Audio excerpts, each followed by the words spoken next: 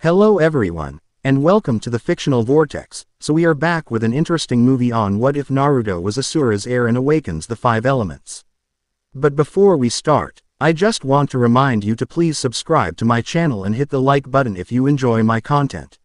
Let's start the story. Prelude. Long before the founding of the hidden villages.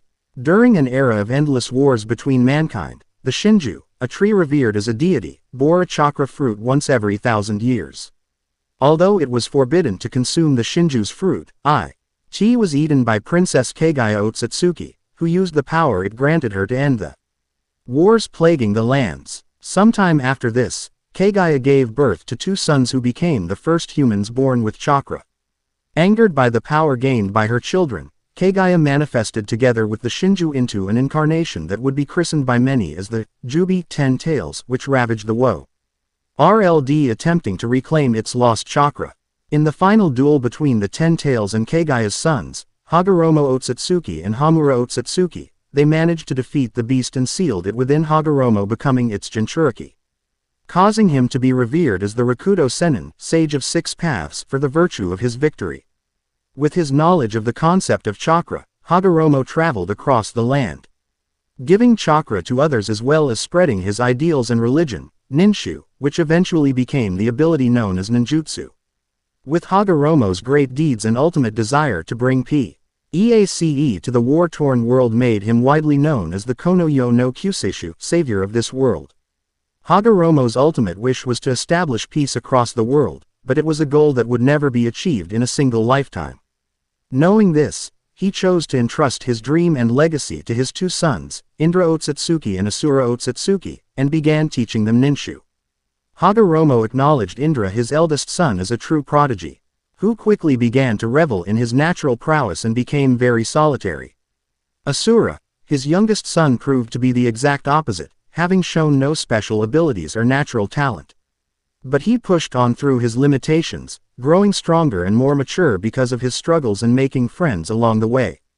Hagoromo acknowledged Asura's chosen path, agreeing that love and cooperation were the true key to peace. Hagoromo, later inspired by Asura, separated the Jubi's chakra within his body and used Banbutsu Sozo, creation of all things, ability to divide it into 9 separate bodies, creating the Biju and giving each of them a name. As a result of extracting them all at once, Hagoromo was left weakened and incapacitated for several months, though the powerful life force of the Jubi husk kept him alive. Sometime after their creation, Hagoromo told the young Biju that they were all still linked to one another despite being separate entities. Hagoromo also told them that they would eventually become one again, yet not as they originally were, and that one shall appear at that time to show them what true power is. Hagoromo even truly used Chibaku Tensai, heavenly body bursting from the earth, to seal the husk of the Jubi in what would become the moon. On his deathbed, Hagoromo chose Asura to be his successor, but Indra, overcome by bitterness and envy as well as being manipulated by a dark figure, fought against his brother, beginning a war between them that would continue through the ages and descendants. Hagoromo seeing that Indra or one of his reincarnations would eventually attempt to take Asura's power for themselves, he left behind a tablet detailing his history in an attempt to make them reconsider. Only those who possess the Rinnegan can fully decipher the contents of the tablet, while a reader with other dojutsu such as the Sharingan can still partially interpret the information. However, unknown to him, the dark force had altered the contents of Hagoromo's tablet so he could manipulate Indra's descendants, the Uchiha clan, through the ages into resurrecting Kagaya and initiating infinite Tsukuyomi anew. Era of the Warring States. The Warring States era is one of the most blood-soaked part of the history of ninja, where shinobi clans were formed from those who learned to wield chakra as a weapon, becoming the opposite of what the Rakuto Sennin's Ninshu taught. Hundreds of clans over the centuries were born or destroyed, many of them over the course of time made elemental Kekkei Genkei or just specialized in one type of element. Such clans were the Yuki clans and their Hyoten Ice Release, or the Susho clans Shoten Crystal Release. I know Gurren may not have a clan, but I found a name that will be fitting for her clan if she did. The most notable clans to master singular elements was the Uchiha clan with their Kaden Fire Release, along with the Sarutobi clan too. The Huzuki Clan mastered Sweden, water release, to an art where they can turn their whole bodies to water if need be. Clans also just mastered Inten, yin release, to master genjutsu such as the Kurama clan to the P. Oint it became a Kekkei Genkai or master the shadows like the Nara clan, some used it to master the mind like the Yamanaka clan. Other clans mastered Yoden, yang release, like the Akamichi to expand their bodies to become giants in battle. Or like the Aburame clan who uses their bodies as hives for their Kikaichu insects. Some clans even had mastered both Onmyouden, yin-yang release, but did not have it mastered to the point of the Raikudo Sennin but enough to use it. There are only 2 known clans that have Dujutsu, them being the Uchiha clan with their Sharingan and the Hyuga clan with their Byakugan. Many believing that the Sharingan was a mutation of the Byakugan because they are the exact opposites of each other. But throughout the war-torn world 2 clans always fought each other, see lands that are cousins but have forgotten so because of hatred of the other. The Senju and Uchiha clans fought each other every time they went into battle for resources, power, or land. Some 5 Sentu rise before the founding of the hidden villages. The Senju clan had been split in 2 with clan members wanting peace and wanting to stop fighting. Those Senju that left the clan eventually settled on an island surrounded by whirlpools off the coast of what would later be known as Hai no Kuni, land of fire, and Yu no Kuni, land of hot water. They then called themselves the Uzumaki after the whirlpools protecting the island. Even though the Senju and now Uzumaki clans were separate, they always stayed close in relationship and through countless marriages. While the Senju were well-rounded as a claw, and the Uzumaki became extremely respected and powerful ninjas and with their use of Fuinjutsu, sealing jutsu. Unknowing to the 2 families, every few generations something unexpected would happen.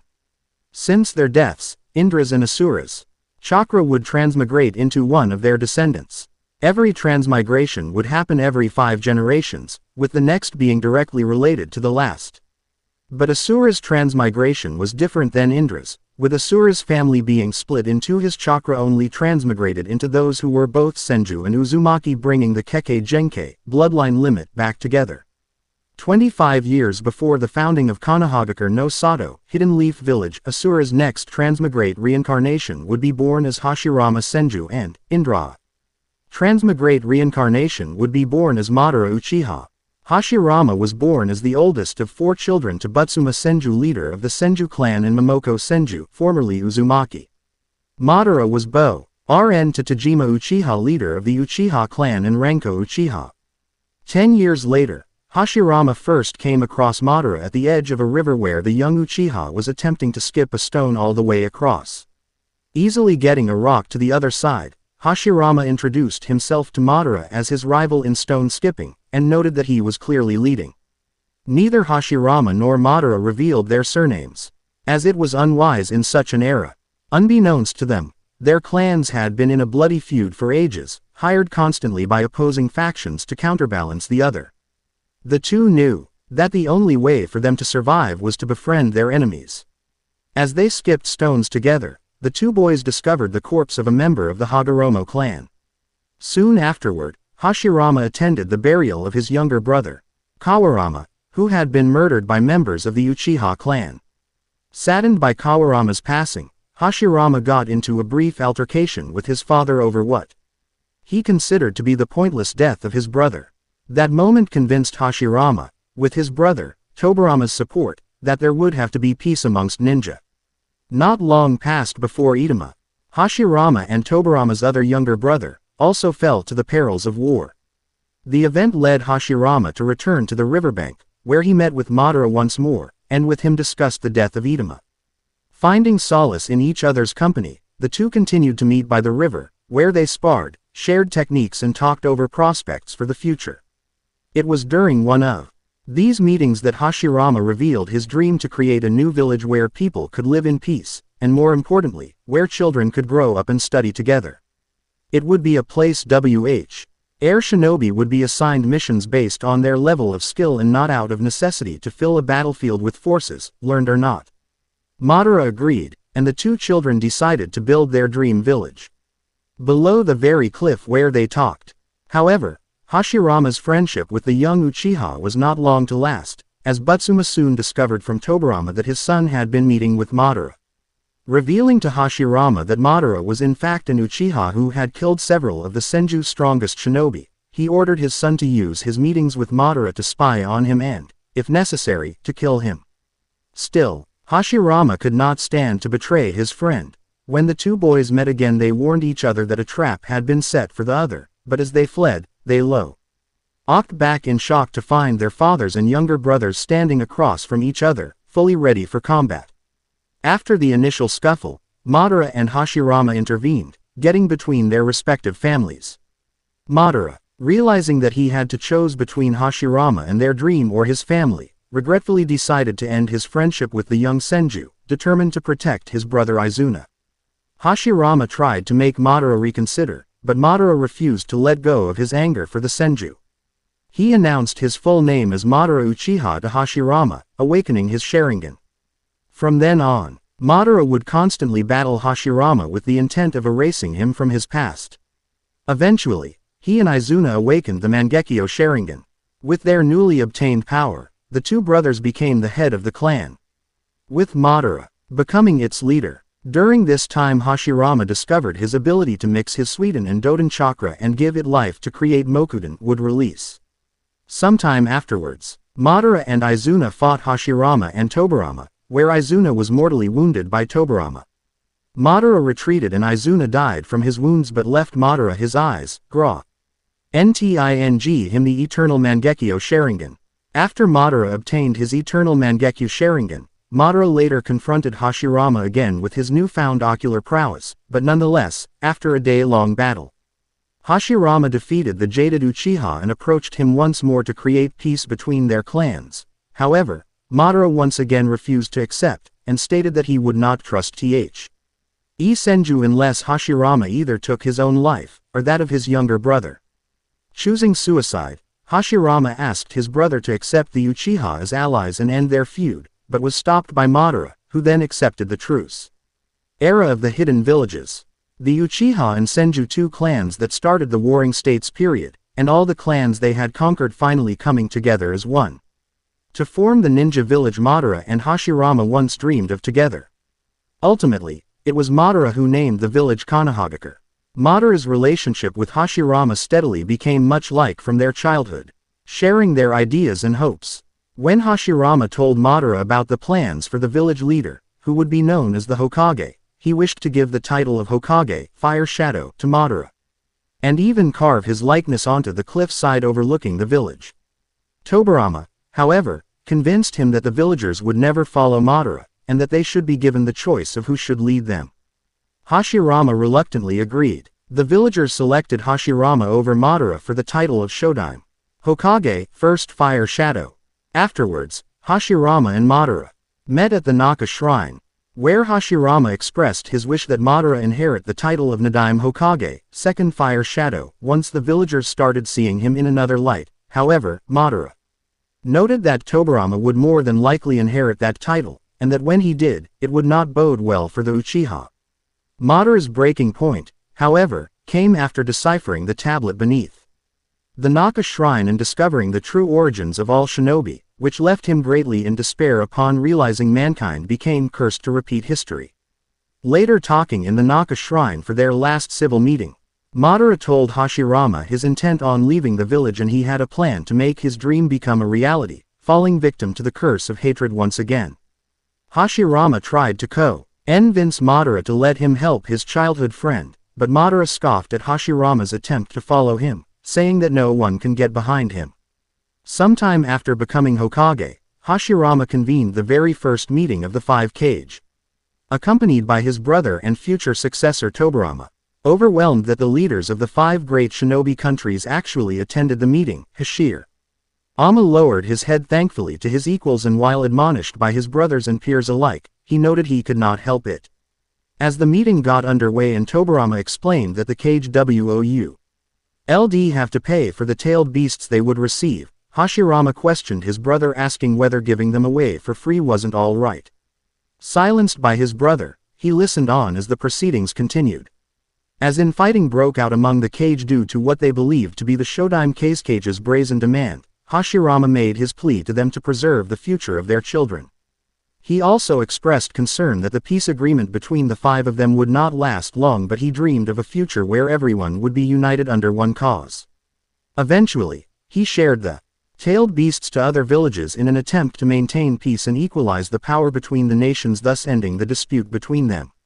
Soon afterwards, Konoha began to prosper as Hashirama and Madara had dreamed it would in childhood, causing other nations to adopt Konoha's shinobi nation system. But Madara, abandoned by his clan, left the village, and sought out Kurama the Kyubi no Kitsune, 9-tailed fox, and subdued it using his Sharingan. He later returned in order to challenge Hashirama in battle, fighting at the site that would later be called the Valley of the End.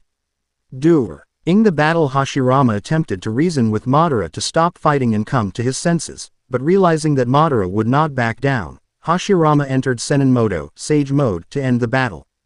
With his augmented power, Hashirama was able to destroy Madara's Susanoo and subdue the 9 tails, forcing Madara to confront Hashirama directly. The battle waged on well into the night, leaving both shinobi battered and exhausted. In a final clash, Madara was the last one standing. Looking back at Madara, Hashirama tried one more time to reason with Madara, noting how far their former shared dream had come. When Madara scoffed at the remarks, Hashirama resolved to finish Madara off, revealing himself behind Madara and stabbing him through the chest. As Madara realized the Hashirama he had clashed with was a clone, Hashirama bitterly accepted that Madara had truly relinquished his ties to their village, and declared that he would always protect it. Madara vowed that one day the village would become shrouded in darkness before finally collapsing. In the aftermath of intense battle, the defeated Madara faked his death and went into hiding, while Hashirama's wife, Mito Uzumaki, me the 9 tails first Jinchuriki, power of a human sacrifice, by sealing the beast within herself. The devastation to the terrain which ensued from this battle were so great that it created an entire land formation that eventually became known as the Valley of the End. Thinking about the future of Konoha, he also trained the young Hiruzen Sarutobi, one of his brother's team members. He lived long enough to meet his first grandchild, Tsunade, and noted that he had spoiled her a great deal, even going as far as to teach her how to gamble. Hashirama died some time after the founding of Konoha, in one of the many wars that were raging during this revolutionary era, but not before passing on the title of Hokage to Tobirama. Sorry it took so long, but I had to make sure I got the first part of the story down before adding it. Also, most of this information was off of just so you know. From now on it will all be written and thought up by me, not CNP. Also, like I said at the top, I am a new writer, so please don't flame me, and if you don't like the pairing then don't read it, move on, and don't make a review about how you don't like it. Chapter 2 Prelude Part 2. So like I said before, I'm a new writer for fan fiction, so I'm trying to understand how it works. I have had a few mishaps happen, but I got it settled and smoothed out for it to work. So now let's move on with the story. Also, I will write down answers or statements for you reviewers. Reviewer answers. Guest. We don't know for sure if the Uzumakis were or were not a part of the Senju clan, because during the Warring States era, to stop their clans from dying out, some merged with each other and most likely took the stronger one's name to bring up their numbers. So 10 to 20 generations down the line, the Senju's Genkai is already bred into the DNA of those clans that joined the Senju clan.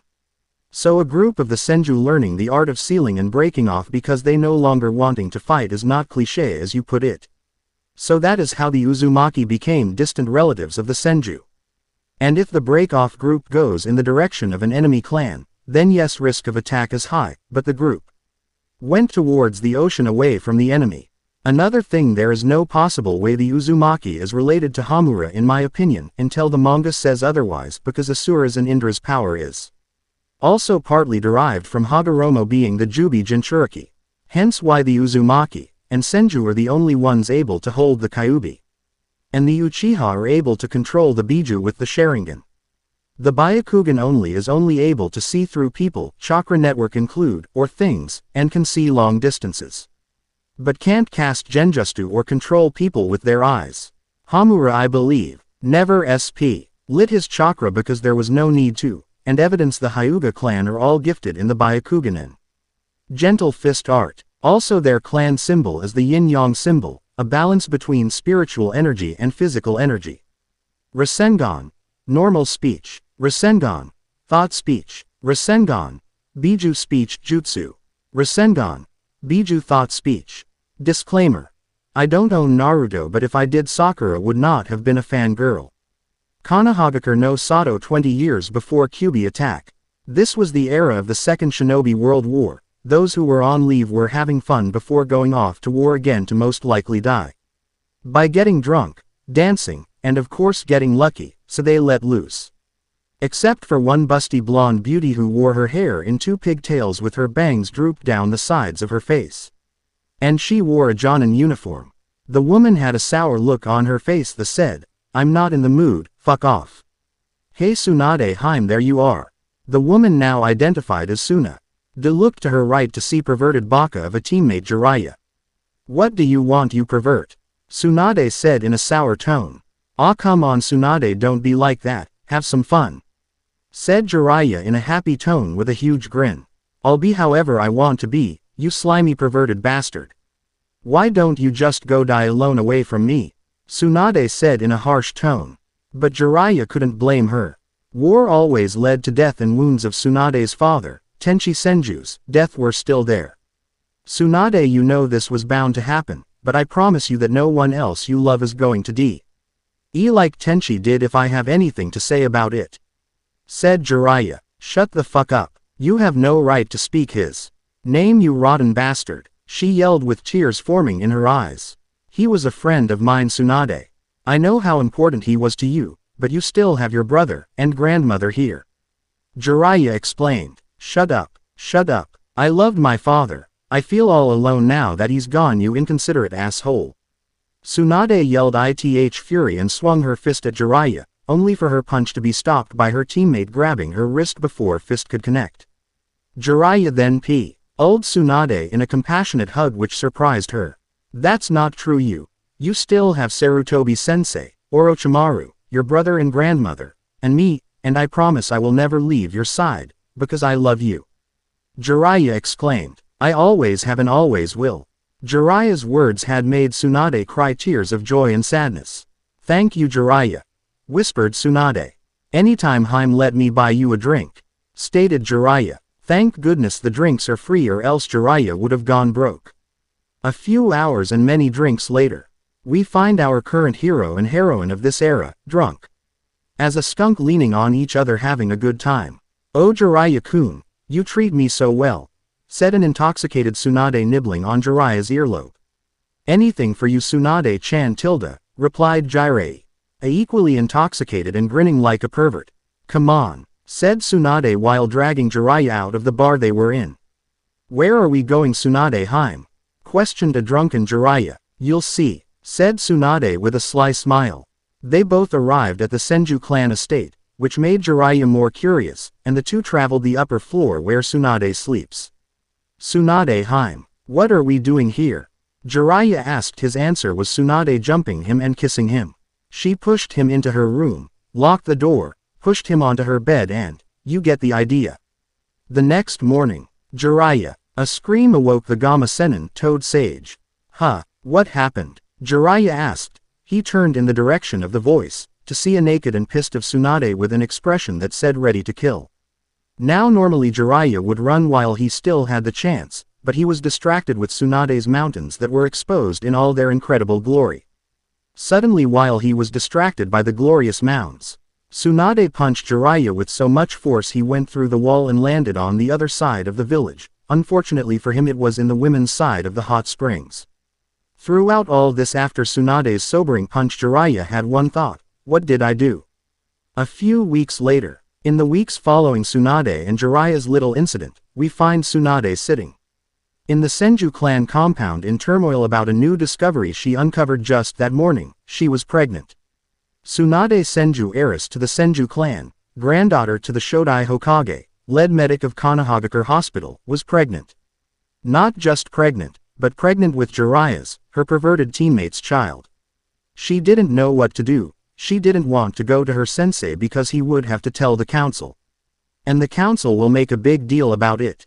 So she went to one person who she could trust, her grandmother Mito Uzumaki. Flashback. Few hours ago. Tsunade was walking rough the Senju compound towards her grandmother's little house in one of the many forests, in the compound where she moved to after her grandfather died, and Tenchi her father became clan head. As she headed for the door she soon came upon it and knocked. Tap, tap, tap. Come in Tsunade, I'm in the kitchen, said the old weak voice of Mito Uzumaki. I presume Mito has the ability to sense chakra and discern whose chakra is whose. Tsunade then walked in, taking her heels off at the door, and headed toward the back of the house where the kitchen was. Hello Mito Ba-chan, Tsunade said, greeting her grandmother with a hug too. Hello Tsunade-chan. What brings you here? Asked Mito in a welcoming, but concerned voice. Can I not come visit my grandmother? Asked Tsunade. Normally that wouldn't be a problem Tsunade-chan, but I sense that your emotions are in turmoil and you never visit me unless you want advice on training, or to vent about that teammate of yours. Stated Mito with amusement, making Tsunade pout. Well, it's about my teammate again. Stated Tsunade with a little venom in her tone.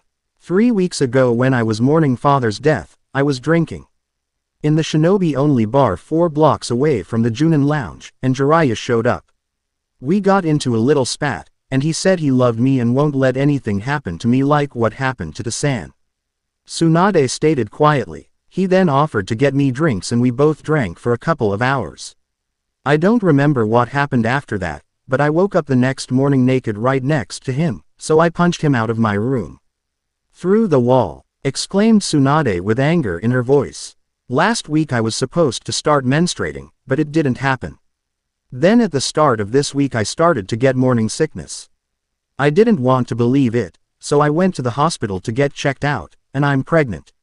Tsunade exclaimed, saddened that her ninja career was going to end now. Mad at Jiraiya for getting her pregnant. What should I do, Ba-chan? War is about to break out with Iwa and Suna, and I can't stay and raise a baby that will most likely become a target if word gets out I'm going to have a child. The hospital will need me along with Jiraiya and Orochimaru if we all go out on missions together. Hysterically stated Tsunade with a frustrated look on her face. Quote, have you talked to Hiruzen about this yet? Questioned Mito. No, I have not said a word to Sarutobi-sensei about it, because he would have to tell the council and that war hawk Danzo about it. And they will make it a big deal. Danzo may or may not try and take the child from me. Soon after, more than likely the whole of Konoha would find out about it, then the rest of the elemental nations. Soon after, my child and me would become a target of assassination for being related to the Senju, especially grandfather. Replied Tsunade, and Mito nodding knowingly. Have the child, when it comes put it in the orphanage till the war is over, then come and claim the child later as yours. Stated Mito wisely. I would say leave it here with his or her great Oba-chan, but alas I am but an old woman living alone with my granddaughter Akunoichi, and my grandson well on his way to becoming a shinobi. Are you sure that's wise, Ba-chan? What would happen if someone found out the baby is mine in the meantime? Asked Tsunade, with concern in her voice. Yes Tsunade, that is the wisest thing to do if you are not here to take care of the child, because it showed you cared enough to offer a home to the child that you yourself could not have provided at the time. And I don't think anyone would find out the child is yours if you take great caution and precaution in hiding him from the world till the time is right. Mito stated wisely, like the wise old lady she is. She knew what it's like to raise a child during wartime, even when it was hard on her when her husband wasn't around to comfort her. Tsunade was thinking it over in her head about the pros of this, her child being safe and being taken care of like it should be. The cons about it is she wouldn't be able to watch her grow up. And wouldn't be able to train or help him or her if she joins the academy and wants to become a ninja. So Tsunade steeled her resolve to protect her child at all costs and eventually come back for him. Then her eyes widened when she remembered something. What do I tell Jiraiya? How do I tell him he got me pregnant, and that I will be put in the orphanage till the war's end? Tsunade asked frantically, wanting to get an answer from Mito. You tell him nothing until the war is over for the protection of future generations of the Senju clan. The less amount of people who know about the child the better. So enemies of the Senju in and out of the village don't send assassins beforehand if they find out prematurely of who the parents are. Replies Mito in a tone that left no more room for argument. Even if Jiraiya is Tobirama's grandson, I cannot let the heir to the Senju clan be a target before he can even talk. Thought Mito. Now do you want some tea, Tsunade-chan? Asked Mito with smile. Flashback end. 9 months later. It has been 9 months since Tsunade talked to her grandmother about what to do about her child. Afterwards she went to her sens. Ada asked for an extended mission away from Jiraiya and the village, which he granted to her because he understood her plight but not knowing the real reason behind it.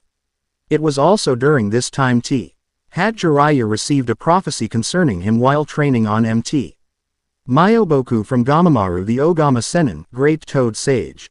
Firstly saying that he would go on to become a talented shinobi, and a pervert without equal. He would also walk across the world as a sage, observing all creation, watching as nature takes its course, and in doing so he would also write a book. The Gama Sennin Aslsot. Old Jiraiya that he would one day have a student with the power to save or destroy the world, and that it would be his actions that would determine which path this student took. It was after Jiraiya found out Tsunade left that he went to his sensei and told him about the prophecy the Toad Sage gave him. Flashback 9 months earlier. Jiraiya was walking through the Senju compound closing in E-clan head house on his way to talk to Tsunade about what happened between them a few weeks before. He was almost there when he sensed a chakra signature to his right coming towards him from the 4sts in the direction of Mito's little house. Jiraiya then honed his senses to see who it was, and found out that it was Mito herself on the way to see him, most likely sensing him too, so he waited for her to meet up with him. It only took a few minutes for her to show, and when she did she started speaking. She's not here. She started to explain. Where did she go? Jiraiya questioned, already knowing he isn't going to like it. Hiruzen gave her an extended mission at her own request. She won't be back for 10 months. Replied Mito, irked that she was interrupted. Why'd she do that? Asked confused Jiraiya, not knowing the real reason like Hiruzen. She needed to get away from the village for a short time, so she can finish coping with the loss of her father. Said Mito. I suggest you not go searching for her either. You know how she gets when she is upset, and I'm sure that Hiruzen won't like that either. Finished Mito, knowing Jiraiya knew how Tsunade gets when upset, and Hiruzen won't like Jiraiya taking off to go after her. I know what you mean. Stated Jiraiya, a shiver going down his spine remembering being punched across the village. Jiraiya then sighed, and after thanking Mito, turned and left the compound, thinking about what he would say to Tsunade the next time he saw her. Which soon led him to thinking about traveling the world like the Toad Sage said he would be doing after visiting his sensei. Hokage office. Jiraiya just arrived outside the window to Hiruzen Sarutobi, the Sandaime Hokage's office, to tell him about the prophecy that he received from the Great Toad Sage. And knocked. Hearing a faint "come in" from the Hokage sitting at his desk doing the bane of all cages, paperwork. Jiraiya opened the window and hopped in, saying, "Hey sensei, how's it going?" Asked Jiraiya, smiling at his sensei. "Ah, Jiraiya-kun, it's nice to see you again. How was your training with the toads?" Asked the Hokage, smiling at Jiraiya. "It was very fulfilling to say the least, sensei. Got started training in Senjutsu chakra, Sage chakra, and received a prophecy from the Ogama Sennin regarding me." Stated Jiraiya in a happy tone before becoming serious. Hiruzen became serious after that statement too and asked, "What is this prophecy you speak of?" Questioned the Hokage, curious about what it would be. "The prophecy the great sage gave me said that I would go on to become a talented shinobi, and a pervert without equal. I would also walk across the world as a sage, observing all creation, watching as nature takes its course, and in doing so I would also write a book. The Gama Sennin also told me that I would one day have a student with the power to save or destroy the world, and that it would be my actions that would determine which path this student took. So it looks like I have to travel the world like the sage said and find this child of prophecy." Said Jiraiya, looking at his sensei with determination in his eyes. Looks like you have a big responsibility and duty ahead of yourself, Jiraiya. Stated the Sandaime. "So am I able to leave on this mission, sensei?" Asked Jiraiya, still in the serious tone. "If what you Me is true, then I see no reason for you not to go on a training trip of sorts for a short time to find this child of prophecy, and find inspiration for that book you were supposed to write, replied the Hokage. Thank you sensei, I will leave within the next few days, so I guess I will see you when you call me back to the village, stated Jiraiya with a smile and jumped back out the window. Naruto. Bai turned in his chair to look out the window towards the village and thought, I hope you do find this child of prophecy Jiraiya, because from what you told me the prophecy says you will change the world. And with that the Sandaime went back to doing his paperwork. Flashback end. Konohagakure no Sato 1 a.m. It was 1 in the morning in Konoha with only a few people out and about, at bars and having fun, most of them inactive shinobi who were on leave from the war that started just a few months ago. With the First Shinobi World War ending with an armistice treaty, it left the 5 great shinobi nations seriously wounded. The treaty led to the last 16 years of peace, until the economic disparity between the countries had become a serious problem. The nations began to form factions, and under the pretext of expanding fair rights, the countries started to use military force to expand their territories. Thus, the war started. First, it was Tsunade trying to expand its territory into what would later be known as Kawa no Kuni, so it would have farm land for crops and water going into the country. Kurigakure soon followed, trying to get parts of the mainland Sumizu no Kuni would have some form of mainland territory. Finally, it was Iwagakure and Konohagakure. Konohagakure invaded Aim no Kuni first, after Konoha Intelligence Division found out after capturing an Iwa spy, that they were going to attack Aim to get to Hai no Kuni's borders and have a foothold for later expanding. It was why Tsunade Senju was moving around the Konoha at 1 in the morning with a bundle in her arms. The bundle in her arms was her baby boy that she had at an undisclosed location with a couple of hired midwives from a town somewhere in Hai no Kuni. Now she was finally in the leaf where she would take her and Jiraiya's baby to the orphanage till she can come back and take care of him. She decided to give her baby after her grandfather, Hashirama. Her baby had blonde hair like her, but it was spiky like his father's. He had cerulean blue eyes like her mother, but had features of his father there. She soon arrived at the orphanage and looked down at Hashirama. I promise I will come back for you, when the war is over. But until then, stay safe here at this nice home where you can make friends so I don't have to live in fear of you being attacked and you won't grow up lonely, Tsunade said with tears rolling down her face. She kissed Hashirama's head as he started crying and put him down on the front step, pulled out a note with his name on it and a short note, take care of him till I return.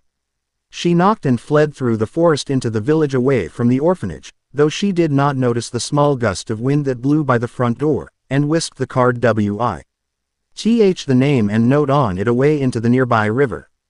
It was at that moment the door opened and a young woman in her early 20s walked out. She then heard the crying baby and looked down. She gasped and picked the baby up into her arms. It's okay little one, you don't have to be afraid, I'm here, said the young woman. The baby stopped crying and opened his eyes for the first time. The child had gorgeous cerulean eyes and he looked up at the woman curiously. Aren't you adorable? She said. Don't worry, I'll take care of you. With this the baby giggled with an adorable smile. The young woman took the infant in her arms inside the orphanage. You have a name, right? The woman asked, only for her response only to be stared at with a confused look. Of course not, I'll call you Minato. Do you like that name? The baby giggled at the name. I guess you do. My name is Haruko, and it's nice to meet you Minato, Haruko said with a smile looking at the giggling baby. Done. Okay, well, it may seem I am dragging this on and whatnot, but I am trying to lead up to the Kyuubi attack and whatnot. Then I will be moving on to Naruto and getting to the main story. Some of you guys will wonder why Tsunade never went back for Minato and stuff like that. But it will be explained in the next chapter. Then I will move on to Naruto and get the story rolling along faster. Metaphorica. LLY I can only go as fast as my brain lets me. Jiraiya will also find out that his grandfather is Tobirama much later on. Chapter 3 Prelude Part 3. Sorry for all the author notes GUYS and thank you guys for your reviews. It is appreciated because it helps me learn how to do this better and it gives me more encouragement to write more. Thank you guys for your input on what I should do. Sadly for some I will be making a civilian, shinobi, and advisory councils. But it will be different than what all the other stories will be like. I'm not going to say because I don't want to ruin it. Danzo no matter how much he has the village's best interest at heart, will be the main evil guy in Konoha along with the advisory council. You know, for orchestrating the Uchiha massacre for no reason other than to get rid of the competition. Now a few of you may not like it and I'm sorry, but I will do the best I can to make it good. Now Orochimaru, that will be something that will totally be new for most of you and probably to some unoriginal, but you will see it when it happens. On another note, I was looking into the manga and anime and discovered something that everyone flipped about in the latest 100 chapters of the manga when they discovered the second Hokage created the Hiraishin no Jutsu. Well, it says in episode 248 of the anime and chapter 502 of the manga that the second also had a version of it. Hence he was the creator of the technique. Reviewer answers. The Irish writer Minato name will still be Minato. It won't be changed after Tsunade finds out he was her son. She would respect the name he was given after she dropped him off. And no, Minato's Senju DNA won't cause a change in the Kyuubi attack. He would still have the same jutsu as canon. I may give him a water and earth affinity like Hashirama, but his wind will be strong like Tobirama's water affinity, but not have wood release, and if I do give it to him it would be something he newly discovered and didn't have time to master or even practice. Hence his last name, Namikaze. Mito will also make a short appearance. But the Mokuden will move on to Naruto. Guessed. Yes, Naruto is a product of incest. Like most people who have Kekkei Genkei and come from clans, they want to keep the bloodline inside the clan so no one else can have it. Look at the Hyuga clan, they marry inside their clan because of the Byakugan, but if a clan member gets married to someone outside the clan, the caged bird seal gets put on them to keep the bloodline gene from spreading to that clan member's descendants. There's also the Uchiha clan, they did the same and married inside the clan to make the Sharingan stronger in members. But think about this, you have 2 kids, then those 2 kids have 2 kids, and it continues for a few generations till you become a great grandparent or farther. The genes you gave to your children almost do not exist in your great grandchildren. Because they are so diluted with the addition of new genes to the pool that if someone 6 generations down the line got together with their great grandparent bine GU, there will be no genetic drawbacks. Besides criticism from civilian populations who know nothing about what people would do for a bloodline. Rasengan, normal speech. Rasengan, thought speech. Rasengan, Biju speech jutsu. Rasengan, Biju thought speech. Disclaimer. I wish it was mine. 12 years before Kyuubi attack. It has been 8 years since the night Tsunade dropped her Minato off at the orphanage and left to fight in the war. The war lasted 6 years. 6 years that saw to the death of thousands of shinobi and kunoichi. But the rise of many heroes and heroines throughout the elemental nations. And saw the death of many others. After Minato was left at the orphanage, Tsunade went to the front lines against Tsunagaku. There she became known as the world's best medic ni. For her use of medic skills and her knowledge to counter Chio the puppet mistress's poison that was used against Konoha forces. It was 4 years later when Tsunade learned from her younger brother that he wanted to become Hokage like their grandfather and surpass him. Tsunade then gave him their grandfather's necklace in the hopes that it would help him achieve his dream. The day after his birthday, Nawaki died in battle after running into an explosive trap. Orochimaru was with him, along with 2 other genin. His body was so heavily mutilated that it was beyond recognition. The necklace was retrieved by Orochimaru and returned to a devastated Tsunade. Tsunade was consoled by Jiraiya and Orochimaru, who were both visually crying at her loss. In the same year, Jiraiya, Tsunade, and Orochimaru would battle the feared leader of Omegakure no Sato, Sanshou no Hanzo the Salamander. It was here that Hanzo would give them a title feared throughout the elemental nations, Densetsu no Sannin, legendary 3 ninja. After the battle, the Sannin met Nagato, Konan, and Yahiko, who wanted to become ninja to bring peace to AIM and then the rest of the world. Jiraiya would stay behind and look after them for a short time. but will eventually be inspired by Nagato in his creation of his first book, Tales of an Utterly Gutsy Ninja. After 3 years Jiraiya left, and returned to the Leaf, never seeing or hearing from those three again. It was after the battle Hanzo, Tsunade went back to the Leaf to advocate for the inclusion of medical ninja to be incorporated into teams th. At were on the battlefield but unable to, as Hiruzen informs her the conflict makes it impossible for them to utilize resources or the time to train such ninja.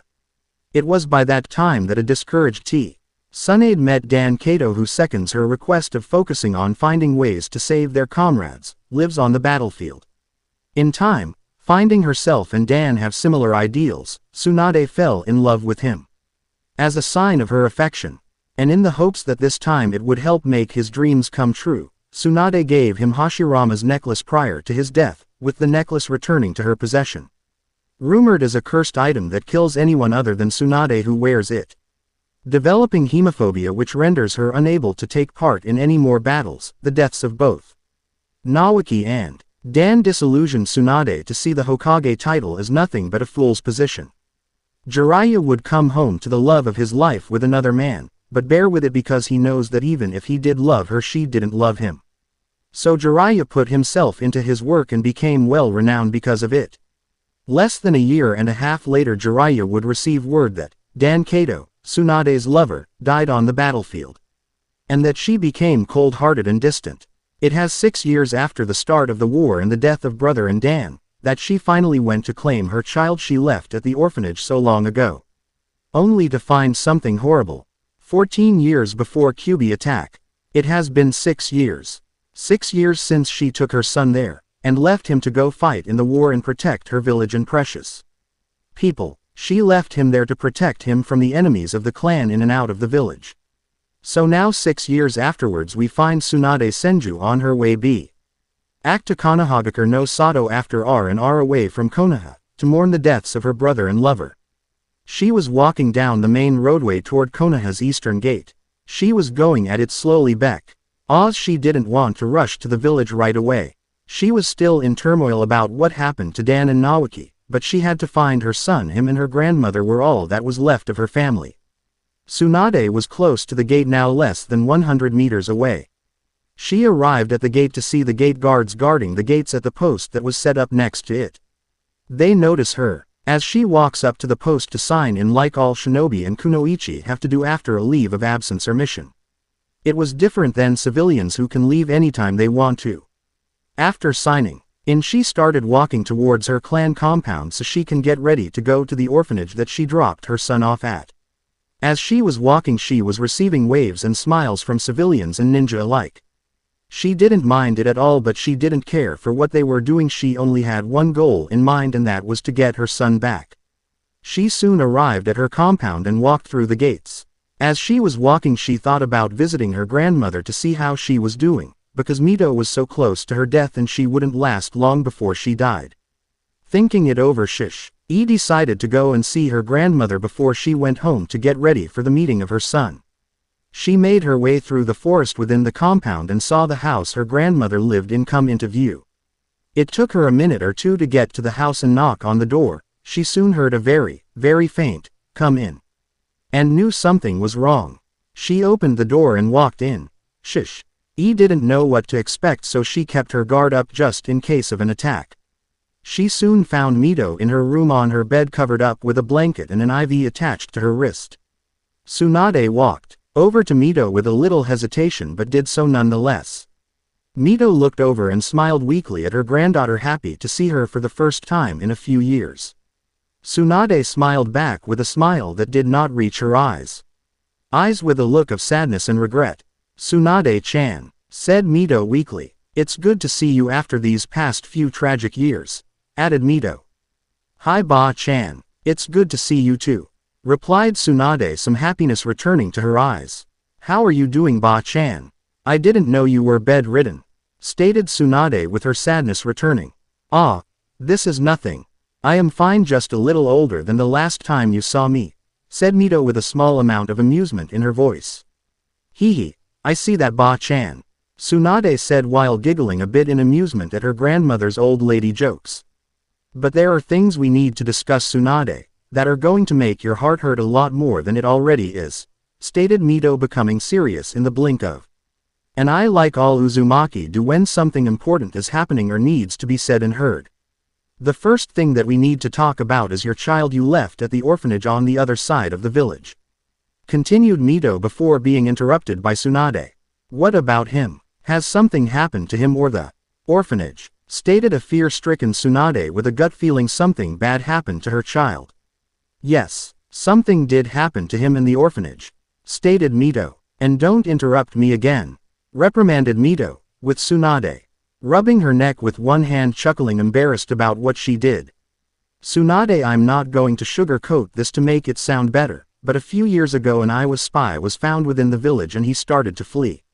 When he fled in the direction of the orphanage, stated a solemn Mito with tears at the corner of her eyes. He neared the orphanage and to get the Konoha shinobi of his tail he threw 5 kunai with explosive tags attached to them at the building. Mito was now in tears, and Tsunade knew from the start something bad happened, and now that she knew she started crying as Mito continued. They did everything the Y could to save as many of the children as possible, but they only got 15 out of the 60 that were there. Mito now had tear tracks running down her cheeks, while Tsunade was sobbing into her hand and couldn't control herself. Mito finally had the courage to continue with the next part of what she was meaning to tell Tsunade. Tsunade, Mito said in all seriousness as she possibly could at he moment while still crying tears of sadness. There is more that you need to know. I am getting old and I have a burden that needs to be passed on to another Uzumaki, said Mito. That Uzumaki was brought here a year ago just before Uzushiogakure, my home village, was attacked and destroyed by a joint operation of Kumo, Iwa, Kiri, and Yugakure. Her name is Kushina Uzumaki, said Mito. There is something you also don't know. But when your grandfather fought Madara Uchiha at the Valley of the End and stopped Madara's control over the Kyuubi, it was not let free but sealed away into a human host. A human host that happens to be me, Mito exclaimed to Tsunade, drawing a gasp of surprise from the weeping women. But why do you have the Kyuubi sealed within you? Why would you want to become its Jinchuriki? Stated Tsunade with shock, and surprised that her grandmother would willingly become a human sacrifice. I sealed the Kyuubi within me to keep it tranquil and to help your grandfat her defend the leaf against the power of the Biju, and Madara's warpath for its destruction, said Mito. But why are you having to do that now of all times when I need you the most? You are the last family I have left here at home in Konoha, exclaimed Tsunade while trying to wrap her head around the thought of not having her grandmother around. I have to do it soon, because if I die the Kyuubi will 2 and 3 years after that it will be reborn back in the place it died at, stated Mito. So if I don't do it the village will be destroyed and Hashirama's dream will be all for naught. Tsunade thought about it, and it did make sense for her grandmother to transfer the Kyuubi to this Kushina girl, for the leaf to still be around after her death. After that thought though she started crying because not only did she lose her son but she will now be losing her grandmother too. Tsunade looked at Mito with eyes that had nothing but sadness in them. She then said, if you have to do it, do it. If it is for Gigi's village then so be it. After you are gone I am going to leave the village for some time. I just won't be able to stay here with all my family gone and no attachment to the village left, said an emotional Tsunade. I know how you feel Tsunade-chan, stated Mito. I lost most of my clan's men and women in this last war with the rest all scattered throughout the elemental nations, and no way of contacting them. The only ones that I know of is you and Kushina-chan. Just remember Tsunade-chan, I will always love you no matter what path you take, Mito said with a small smile. Tsunade smiled back with a small smile to remembering all the good times with her family and grandmother. I love you to Ba-chan, I'm going to miss you when you are gone. I will miss you too and I will be watching over you wherever you go. Remember that, said Mito. Tsunade started to get up to leave, but not before leaning down to kiss her grandmother's head and saying goodbye to her and left not looking back. She would not return to the leaf for the next 15 years. But what she didn't know along with Mito is that her son lives. He was adopted at the age of 1.5 and lived with a civilian family, the Namikaze.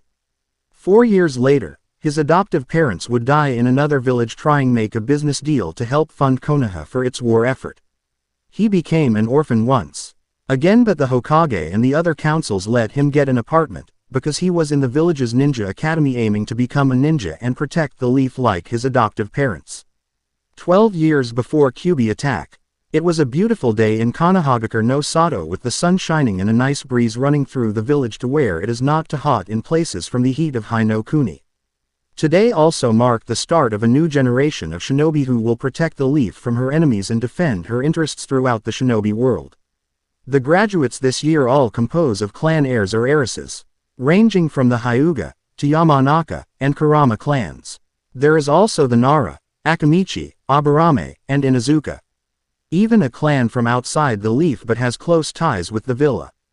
GE has a student here and her name is Kushina Uzumaki, last known clan member of her clan that is thought to be extinct after this last war, excluding her of course. But the most notable is the Uchiha clan, which is the most prestigious clan in the leaf following the Senju clan, whom from what the shinobi world thinks is all but extinct, with the only survivor being Tsunade Senju. But what the world doesn't know, even the Hokage and Tsunade, is that the heir of the Senju clan is not Tsunade, but a boy that goes by the name Minato Namikaze, a boy that is a true prodigy in his own right. The only fair person to be this great a prodigy would have been Orochimaru of the Sannin, a boy who was the supposed dead son of Tsunade Senju and Jiraiya of the Sannin that only she knows about after the death of her grandmother Mito Uzumaki. But today is the Genin graduation day, a day where students of the Ninja Academy passed the final academy exam that their senseis gave them to finally become ninja of Konoha. It was a step closer for Minato to become Hokage like he dreamed about, to earn the respect admiration of all of Konoha no Sato. He didn't know how true those words would ring throughout the ninja world. Kushina also wanted to become the first female Hokage so people won't see her as an outsider or call her names because of her hair, and respect her. This was also the day Jiraiya would meet his son for the first time and not know of it. He would wonder for many years why he felt a connection between him and Minato, but that's for another time. Now we see our current hero and her Oin sitting in a classroom waiting for their teacher Tsubaki Yumino, future father to Iruka Yumino, to say their team assignments for who is on their team and who their sensei is going to be. The names of the students from clans are Shibi Aburame, Hiyashi Hyuga, Su Minazuka, Inoichi Yamanaka, Choza Akamichi, Shikaku Nara, Mebuki Yamanaka, Kushina Uzumaki, Makoto Uchiha, Murakumo Kurama, and Takashi Kohaku. The civilian-born orphans or adopted orphans were Kazashi Haruno, Minato Namikaze, Senju, Tsuki Ichiraku, and a few other irrelevant civilian-born students that have no correlation with the story. Now it has been a few minutes since the class started, and it was starting to get noisy with the class getting restless. But that ended when Tsubaki cleared his throat to get the class's attention, and it worked. All eyes were on him. Alright class, today is your last day as my official students and your first day as ninja of Konoha no Sato, stated Tsubaki, getting choruses of cheers from the class. It took a few minutes for the class to settle down again. Now let's begin with the team assignments that Hokage-sama set for you all. Let's start with Team 1. Team 7 Kushina Uzumaki, Minato Namikaze, Tsuki Ichiraku under Jiraiya of the Sannin. Team 8 Shibi Aburame, Hiyashi Hyuga, Su Minazuka under Kagami Uchiha. Team 9 Mebuki Yamanaka, Kazashi Haruno, Makoto Uchiha under Fuki Kohaku. Team 10 Inoichi Yamanaka, Choza Akamichi, Shikaku Nara under Tojiro Sarutobi. Finished Tsubaki, getting some good reactions but also some disappointed ones also. These will be your teams until you all are either Chunin, one of you becomes a Chunin, or none of you become one at all, stated Tsubaki with seriousness seen only when he's lecturing about the ninja arts and what they are for. So now that that is all out of the way, you will have to wait a little bit for your senseis to get here to take you wherever they want you to meet, said Tsubaki matter-of-factly. This got the class to start talking and being excited. 8-year-olds, they went straight into saying they got the best senseis because are saying that it's no far an orphan, an outsider, and a civilian got Jiraiya of the Sannin as a sensei. Some even went as far as saying that they tricked the Hokage into giving them Jiraiya as their sensei. But hey, they are kids that don't know how the rules work. What these kids don't know is that it is this generation that will change the future for the better, for the next 10 generations of ninja to come. Sorry for the late chapter update. Guys, just took me a while to get the time to do it. But thank you for your support everyone. I also know none of the Sani knew about the fox being transferred, but hey, this is fanfiction. Peace. Chapter 4 QB Attack. Another chapter. People, I know it's odd for a second one to be out so soon. Well, don't let it be. This was to be a part of the last chapter, but I thought it was too long, so split it up, so here you guys go and enjoy. Fixed the problem hopefully. I don't know what the problem was to begin with, so enjoy. Rasengan. Normal speech. Rasengan. Thought speech. Rasengan. Biju. Speech Jutsu. Rasengan. Biju thought speech. Disclaimer. I would be rich if I owned it. 12 years later, 10th day of the 10th month, QB attacks. It has been 12 years since their graduation day and becoming students of Jiraiya of the Sannin. It was after they became teammates that Kushina was kidnapped by Kumo Ninja because of her special chakra. She left behind a trail of her hair for people to follow and find her. The only person out of hundreds of ninja, only one person was able to find her, and that was Minato Namikaze. He found her because he thought her hair was beautiful. It was a FTER that Kushina Uzumaki fell in love with Minato Namikaze, secretly Senju, whom no one knows about, and later married him. Minato also at the age of 18 became the Yondaime Hokage of Konoha over Orochimaru. Now we find ourselves with them in their home in one of the civilian neighborhoods of Konoha with Hiruzen Sarutobi, the Sandaime Hokage, and his wife Bawako Sarutobi. Kushina, said Hiruzen, there's something important that I must explain to you about giving birth as a Jinchuriki. Continued Hiruzen, it was the same way with Mito-sama when she gave birth. The QB's seal almost came completely undone.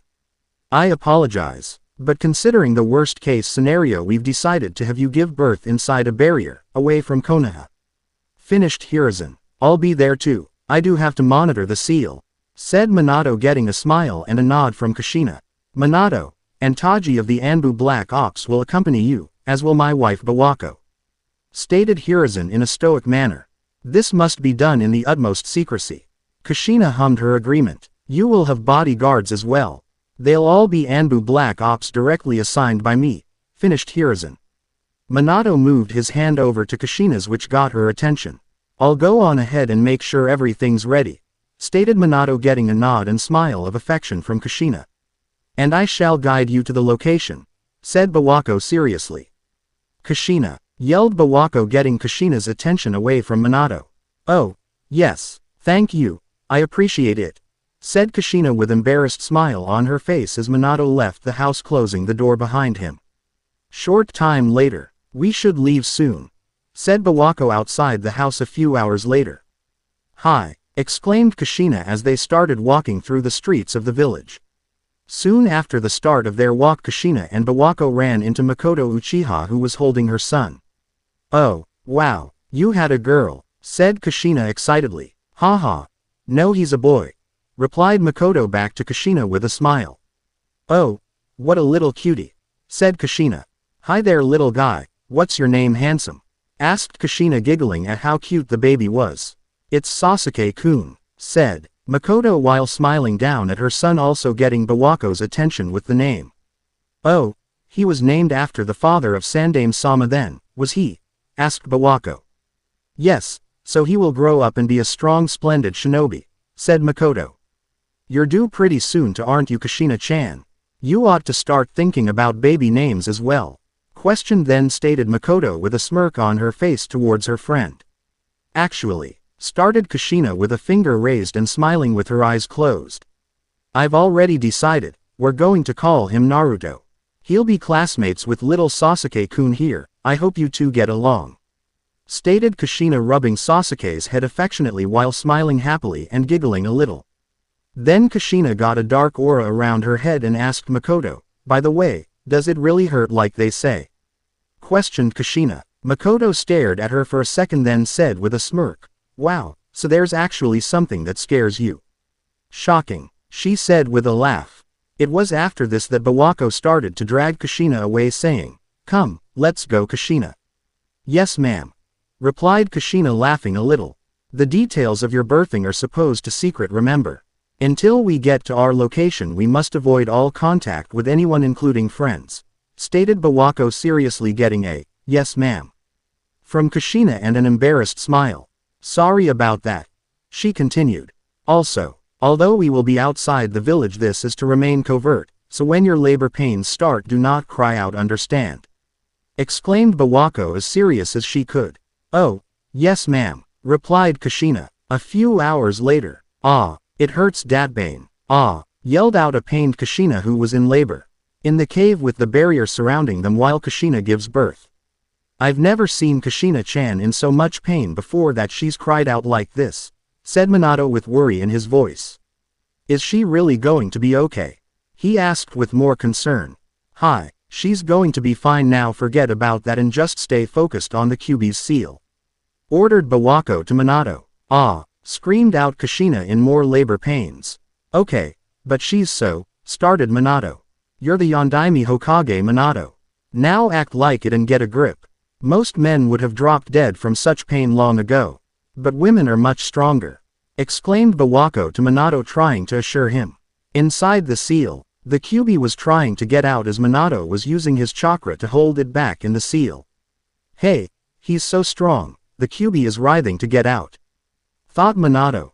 "Hang in there, Kushina-chan," yelled Minato. "Naruto, come out." Outside the cave, and barrier, a figure in a dark cloak with an orange mask with stripes on it was at work killing the Anbu, protecting the cave from the outside. After he finished, he started moving toward the surrounding cliff. As he walked to the cliff, he walked right through the rock like it was tangible. Back inside the cave, things were looking up. "I can see the head now," stated Bawako to Minato and Kushina. "You're almost there, Kushina. Just hang in there, you're doing great," said Taji. While this was going on, the Kyuubi was still trying to get out. "Naruto, hurry up, come out," yelled Minato. "You stay in, Kyuubi," continued Minato. It was a very tense moment with Minato trying to keep the Kyuubi back and Kushina pushing to give birth to Naruto. Then within a minute or two there were the sounds of a baby crying filling the air of the cavern. "Hot water now," exclaimed Bawako urgently. "Got it," replied Taji. All was silent besides baby Naruto crying. Kushina started crying tears of joy because she knew that her baby was here finally after 10 months. "He's really here," said Minato quietly. Minato started to see why tears of joy, also happy that he was a father now. "She did it. I'm a father," exclaimed Minato happily. "Hi, you have a healthy baby boy, Minato," said Bawako with smile on her face as she walked towards Kushina. "Naruto," said Minato happily as Bawako walked close to him with baby Naruto in her hands as he tried grabbing Naruto. "Hands off," said Bawako sternly. "Mother first, father second," stated Bawako matter-of-factly. "So Naruto-kun, we finally meet," said Kushina between breaths. "Now, you will have more time later," said Bawako. Now my child," Bawako said, trying to calm baby Naruto down. While this was going on, Minato put a comforting hand on Kushina to reassure her before speaking. "Kushina, are you feeling all right now?" questioned Minato to Kushina. "I'm okay," replied Kushina back to Minato with smiles on both of their faces. "Thank you," said Minato quietly to Kushina. "Minato," replied Kushina with a smaller happy smile and tears of joy running down her face. "All right," said Minato. "Now I realize what you've just been through, but we need to reseal the Kyuubi." It was at that moment that there was a piercing scream running through the cavern. Minato looked over to see Bawako and Taji fall over dead from an unknown masked assailant. "Bawako-sama, Taji," yelled Minato, looking at the masked assailant who just killed Bawako and Taji and was holding his son captive. "Yondaime Hokage, Minato," said the masked man, "step away from the Jinchuriki, or else this child will die in its first minute," he continued. There was a stare down between them both as Minato thought, how the hell did he get past the barrier? Who is he? Thought Minato as he prepared to attack the masked man holding his son. But while this was going on, the seal on Kushina hold EQB back was deteriorating at a fast rate without the help from Minato repairing the seal, which was causing Kushina tremendous pain and to scream. "Kushina-chan," yelled Minato with a lot of concern for his wife. "No, the Kyuubi's seal is," thought Minato. "Get away from the Jinchuriki. Don't you care about what happens to the brat?" said the masked man as he pulled out a kunai and held it to Naruto's throat. Wait please. Just stay calm, pleaded Minato to the masked man, hoping he can see reason. Speak for yourself. I am as calm as can be, Minato, said the masked man as he threw Naruto into the air and went to stab him with the kunai in his hand, and getting a yell from Kushina. Naruto, yelled Kushina as she watched her child be thrown up into the air and the masked man launch him with the kunai in hand, only to see Minato use his Hiraishin no jutsu to catch Naruto before he can be stabbed. Leave it, the Konoha no Kiroi Senko, yellow flash of the leaf. But what about the next one? Said the masked man while doing a half Hitsuji rammed seal, which ignited explosive tags on the bottom of the blanket covering Naruto. Minato-kun, Naruto, yelled out Kushina as she saw the explosive tags and watched them explode. But before the explosive tags went off, Minato Hiraishin to a safe house that he had set up for such occasions. Thank goodness Naruto wasn't injured, stated Minato with relief. But he felt pain in his right leg, so he looked down and saw that a wooden shrapnel was lodged in his leg. He forced me to use the Hiraishin no jutsu. His target was Kushina, and he succeeded in separating us, thought Minato as he pulled out the wooden shrapnel from his leg and flung it into the air with one last thought before flashing away again. Got to hurry. He soon arrived at a new location, which is most likely his and Kushina's house of residence. While that was happening on the outskirts of Konohagakure no Sato, the masked man took Kushina to a secluded location and bound her in seals to hold her still. All right, what do you want? Asked Kushina while panting, trying to hold back the Kyuubi with what strength she could without losing consciousness. I'm going to extract the Kyuubi from you and destroy Konoha, stated the masked man with his reply to Kushina's question.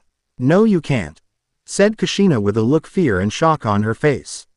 Minato's Jikuken ni Enjutsu, space-time ninjutsu, allows him to move instantly between locations that are marked with jutsu formulas, stated the masked man. Those markings are incorporated into the sealing formula. That way Minato can protect you at all times. But he's far away now. The Kyuubi's seal has weakened due to childbirth. Do you know how long I have waited for this moment?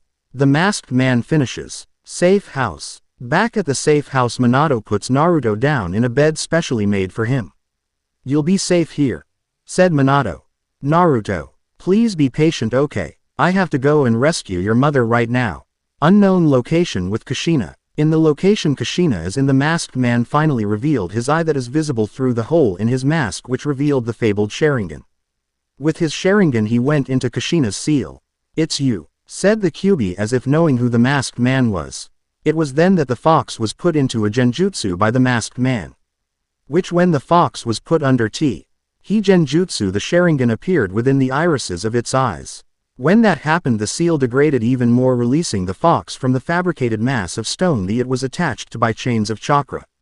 On the outside of the seal a chakra cloak surrounded Kushina, taking the form of a two-tailed fox with the seal completely open and Kushina's eyes rolled back into her head. The masked man put his hand in a half-ram seal, and then said, "Come on out, Kaibi." And with that the fox was released from the seal into the world for the first time in over 60 years. Ruah, howled the fox into the night. With that the chakra cloak left Kushina and she fell to the ground in a heap. Good, now we will head to Konohagakure no Sato, said the masked man, with a hint of glee in his stoic attitude. Wait, said Kushina quietly as she slowly was able to get up on her hands and knees, getting the masked man's attention. You Uzumaki are just amazing. Yo, you don't die right away when the Biju is extracted, stated the masked man. With that statement the Kyuubi slowly turned its eyes to Kushina. You were the Kyuubi's Jinchuriki, so I will let you die by his hand, said the masked man as the fox completely turned and swung his massive paw-like hand down at Kushina's downed form. The fox looked expectantly, but Kushina was no longer there. He looked up with a flash. Minato was standing on top of a tree with Kushina in his arms, bridal style. You really are quick as a flash, said the masked man to Minato. But you're too late, he finished. Looking up into the tree, Minato and Kushina are in. Minato, Naruto, is he all right then? Asked Kushina through labored breaths. Yes, he's fine. He's in a safe place for now, said Minato with a nod. Good, Minato, that masked man, is with the Kyuubi, they're heading to the village. Stop them, stated Kushina through her labored breathing. With that, Minato went into his Hokage mode and flashed away with Kushina in his arms. He flew away. That's fine, let's get to Konohagakure no Sato, said the masked man with a smirk hidden beneath his mask. With Kushina and Minato at the safe house. When Minato flashed away from the Kyuubi and the masked man, he arrived with Kushina in his arms at the safe house that Naruto is currently in. Minato moved over to Naruto with Kushina in his arms, which got her attention. Why? She asked. Never mind, just be with Naruto, said Minato while setting Kushina down next to Naruto. She stared at Naruto with tears welling up in her eyes, while Minato had a solemn look on his face. Naruto, said Kushina as she lightly hugged him close to her. When she did that, Minato solidified his resolve. He walked over to the wardrobe and opened it. On the inside was a white Haori high-collared trench coat with red flames licking the bottom, and the kanji for Yondaime Hokage on the back. He reached in and grabbed it and slipped it on. Thank you, Minato, and good luck, stated Kushina still holding onto Naruto. I'll be right back, said Minato in a voice that showed why he was the Hokage. Konoha. In the village of Konohagakure, it was a typical night, people out and about having fun. Cats out prowling and people out drinking at bars, enjoying being around their family and loved ones, not knowing of what's to come upon the village. They were all ignorant of that fact, but still continued to have a good night. Walking down the center of Konoha, we find Kakashi, Hatake and Maida Guy. Look, why don't we just do rock paper scissors again? Asked Kakashi, talking to the ever eccentric Maida Guy. Oh, come on, there must be something more exciting we can do. And you call yourself my rival, stated Guy as eccentrically serious as possible. We have to get an early start tomorrow, so let's just take a pass on tonight, stated Kakashi with an eye smile. A mission is no excuse. I have all this pent-up energy inside me, so there's no better time than right now for some really rigorous training. Honest to Kami discipline and hard work will lead us to success in future missions, stated Guy, trying to get Kakashi to train with him in his eccentric training. Noticing Kakashi stop, Guy moved in front of him and said, "Are you even listening to me?" "Forget about that for now," said Kakashi. "Do you sense something strange? As if there was suddenly a dark chill in the air?" questioned Kakashi, his recent years in Anbu kicking in. "The only thing that's chilly is your attitude. You must be more hot-blooded," yelled Guy in his unique eccentric way at Kakashi's blatantly casual attitude. Elsewhere in Konoha, in other parts of the leaf, other people were sensing the imminent chill in the air that came from nowhere, from what they know of. At the Uchiha compound, an Uchiha by the name of Itachi, Makoto Uchiha's firstborn son, was watching his younger brother Sasuke outside on the outdoor hallway looking at the moon. "I feel something, omens," said Itachi in worry. This got Sasuke to start crying because of the same feeling that Itachi felt. There, it's okay," stated Itachi, trying to calm his brother down. "What a this strange feeling.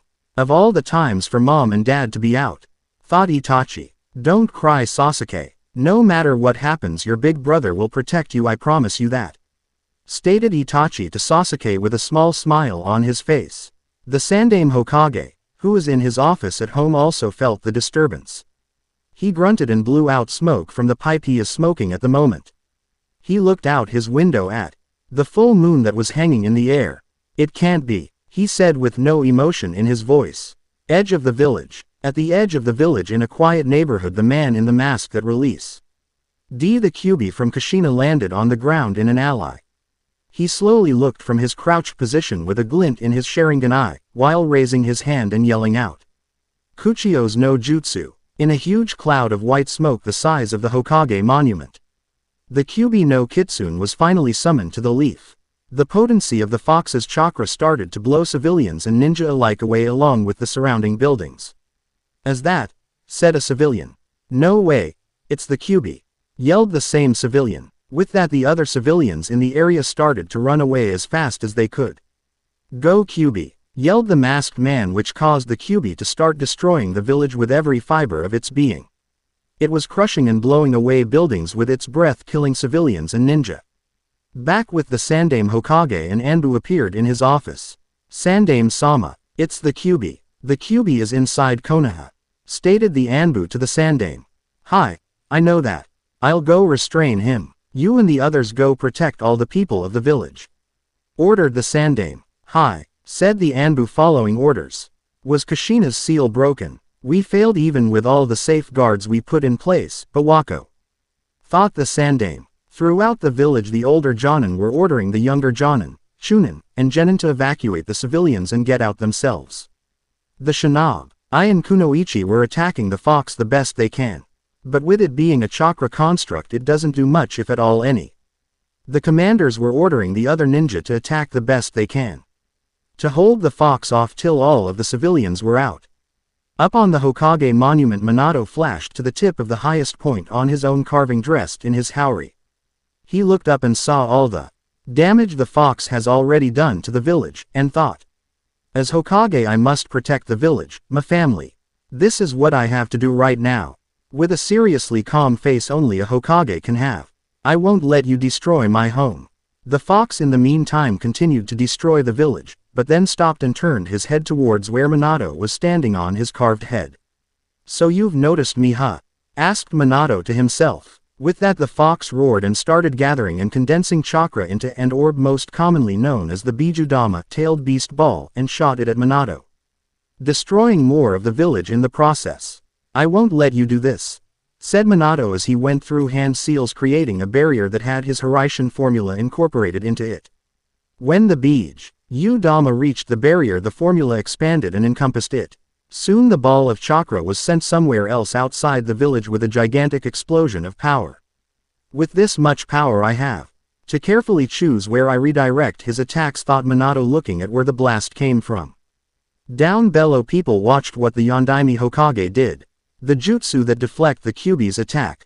That's a Jikuken Kekai, space-time barrier, stated Choza the Akamichi patriarch. It's Minato, said Shikaku Nara the head of the Nara clan. Alright, let's move into, said the Sandaime ordering people to move. I've got to alert Sandaime-sama right away about what's going on, thought Minato, not noticing the masked man from before appear out of nowhere behind him until the last moment. Winging behind him with one of his infamous tri-pronged kunai, Minato hit the man in the head and it went right through. The masked man grabbed Minato's wrist as his hand passed through it. I'm your opponent, said the masked man. And you're done for, he continued as he used his own Jikuken jutsu. Before he could finish, Minato flashed away from the masked man. He got away so fast. Next time I'll take you a lot quicker as soon as we touch, stated the masked man making the half Hitsuji seal. My attack passed right through him, and a moment later he made himself solid and tried to pull me inside of him, thought Minato. What was that jutsu? At that moment the masked man teleported to where Minato had landed, surprising him. Hee, you shall not escape, said the masked man with amusement. He uses a Jikuken jutsu too. So that's how he was able to grab Kushina and move so quickly. He defeated the Anbu Black Ops assigned to Sandaime-sama, got past the highest level classified barrier, and knew the Kyuubi's seal is weakest during childbirth, thought Minato. Even more than that, he undid the Kyuubi's seal and tamed him. He slipped in and out of the village's barrier without triggering any alarms.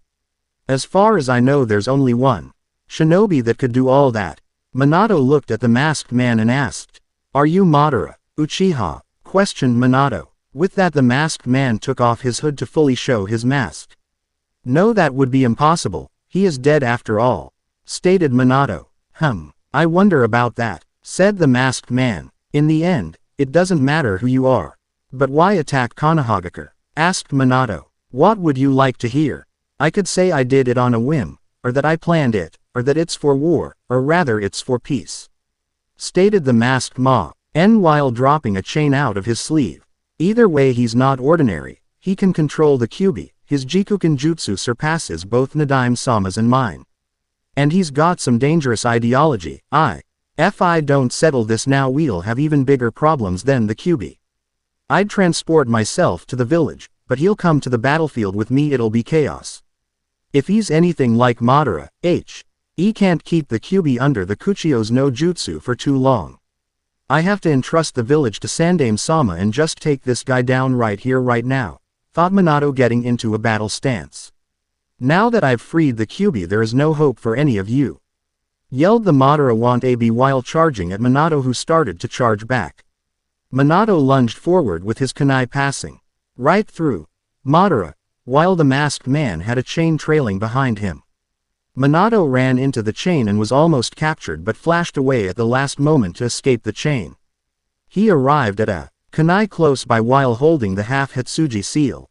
My physical attacks have no effect on him, but he makes himself solid when he attacks me. I have to aim for a mutual strike precisely timed. But he knows that he's vulnerable when he attacks, and considering the time remaining on the Kyuubi's Kuchio's no jutsu, he won't want a likely long battle neither. Whoever attacks an instant quicker than the other will win this battle, thought Minato, while the Madara want-to-be was moving slowly back and forth. Then they charged at each other, with Minato throwing his kunai at the man's head and watching it pass through. The masked man was reaching for Minato at the same time. They were closing in on each other now. As soon as the kunai completely passed through the masked man's head with his hand, only a few inches away from Minato's arm, Minato created a large Rasengan. Just as the masked man was about to touch Minato, he said, "I win." It was at that moment that Minato flashed to the kunai hit Ru through the man's head and slammed the Rasengan into the man's back in a split second. Damn it, he flashed himself to his kunai, thought the masked man in pain. Hiraishin level 2, said Mina, too, as the Rasengan ground deeper into the fake Madara's back, simultaneously planting a Hiraishin seal on his back and destroying the surrounding ground under the man. The man jumped out of the smoke, landing 20 feet away, holding his arm as it disintegrated. "You got me. You really are a slippery one. I never should have let my guard down around you," said the masked man in anger that he had lost. At that moment Minato flashed to the seal on the fake Madara's back and stabbed him with a kunai in the stomach. Hiraishin no jutsu, of course, he must have marked me somewhere, thought the fake Madara. "A contract seal, trying to separate the Kyuubi from me?" stated the fake Madara. "With this the Kyuubi is no longer yours," exclaimed Minato triumphantly. In the village, the Kyuubi let howl at finally being freed from the Sharingan-controlled genjutsu as the Sharingan disappeared from the fox's eyes, reverting back to his slit eyes. Even though the fox was no longer being controlled, he still continued attacking the village, destroying and killing wherever his paw-like hands landed. In one part of the destroyed village, one Iruka Yumino was with his mother and his father Tsubaki Yumino. "Iruka, are you all right?" asked Kiko, Iruka's mother. As soon as she finished speaking, she slumped forward into Iruka's arms. "Mom, what's the matter?" asked Iruka, alarmed at why his mother slumped forward. Then he noticed the cut that went across her back horizontally. "Dad, look, it's Mom, she's been hit," yelled Iruka to his father, who was faced towards the Kyuubi as it destroyed more buildings. "Why didn't you stay at the shelter, Iruka? Leave your mother to me. You hurry up, and get out of here now," said Tsubaki. "No Dad, I'm not just going to run away, and leave you and Mom behind here.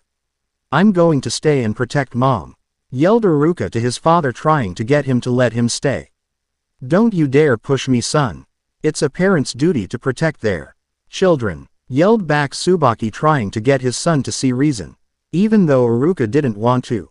A little ways away on top of a building stood the Sandaime Hokage with a platoon of shinobi from Anbu to the regular Jonin. "We have to protect the village. We need to drive the Kyuubi outside of the village walls," ordered the Sandaime Hokage to the ninja behind him. "Hi," was his reply. "Buy me some time so I can ready my jutsu. Do not let up the attack," said the Sandaime, giving his last order. "Hi Sandaime-sama," was his reply, and with that the ninja took off to attack the Kyuubi with all they had. The fox started to knock the ninja out of the air while they jumped to throw kunai with explosive tags. Hiruzen, in the meantime, bit his thumb to draw blood. He swiped the blood on his palm and went through the necessary hand seals. "Kuchio's no jutsu," yelled the Sandaime. "Monkey King Enma." With a puff of smoke, the king of monkeys appeared in all his glory. The Kyuubi so the seal was broken, stated Enma, looking at the Kyuubi as it howled at being attacked. "We'll drive it from the village with the adamantine staff," said Hiruzen to Enma. "Henge transformation, gotcha," exclaimed Enma as he henge D into a big staff-like weapon and flew right up into the air right into Hiruzen's hands. Now Enma, let's go, exclaimed Hiruzen. Hi, replied Enma. Extend, yelled Hiruzen with his palm out, watching the Enma extend towards the fox. With a mighty roar from the fox as Enma in his staff form pushed him out of Konoha, breaking one of the surrounding walls in the process. Good, it has been driven out of the village. Now keep at him one after another, stated the Sandame, watching all the shinobi and kunoichi attack the fox. Minato, where are you? Thought Hiruzen. With Minato, you're worthy of your title Yondaime Hokage. Injuring me and separating the Kyuubi from me, but he will be mine one day. Stated the masked Madara. I shall rule this world, there are plenty of ways to do it. He finished Ed while using his Jikuken jutsu to disappear. Given his tone, he's not joking around, thought Minato as he contemplated what the man said. Back in Konoha, Ruer howled, the fox swatting at the ninja attacking it and crushing them. Hold the attack all of you, wait for the Yondaime Hokage. Yelled a random Jonin. One of the ninja that were knocked out of the air was Tsubaki Yumino. Iruka, said Tsubaki quietly before dying. A few hundred feet away Iruka saw the whole thing and yelled. Let me go, my mom and dad are still fighting back there. As ninja carried him away from the battlefield. In the woods farther away from the battlefield, a group of young shinobi and kunoichi were surrounded by older Jonin. Listen up, you younger ninja, stay away from the Kyuubi, stated a red-eyed man talking to the younger ninja. What do you mean? Questioned a young woman also with red eyes. This is domestic trouble, not a war against other villages. There's no nay, D for all of you to put your lives on the line for this. Replied the red-eyed man. You've got to be kidding, yelled the red-eyed girl. Stop it, Kurenai, just calm down, said a random shinobi standing next to the women now named Kurenai. You are also a ninja. You aren't going to live forever, you know, but my daughter, you're a woman too. Bequeath the will of fire on my future grandchildren, please. Say make that your oath to me, your father, for I do believe in you. Said the red-eyed man with a small smile on his face, shocking Kurenai to her core. In a location on the Hokage monument, Minato Namek, as the Yondaime Hokage, appeared on top of his own carving. He looked out over the village towards the Kyuubi and thought, this is bad. He's going to do that again, said the Sandame from the grove. ND after he fell onto a knee trying to catch his breath. Sandame Sama, yelled a close by shinobi who ran towards the Sandame. Back on the Hokage monument, Minato saw that the Kyuubi was charging up another Bijudama. With that he started to go through the hand seals required for a summoning.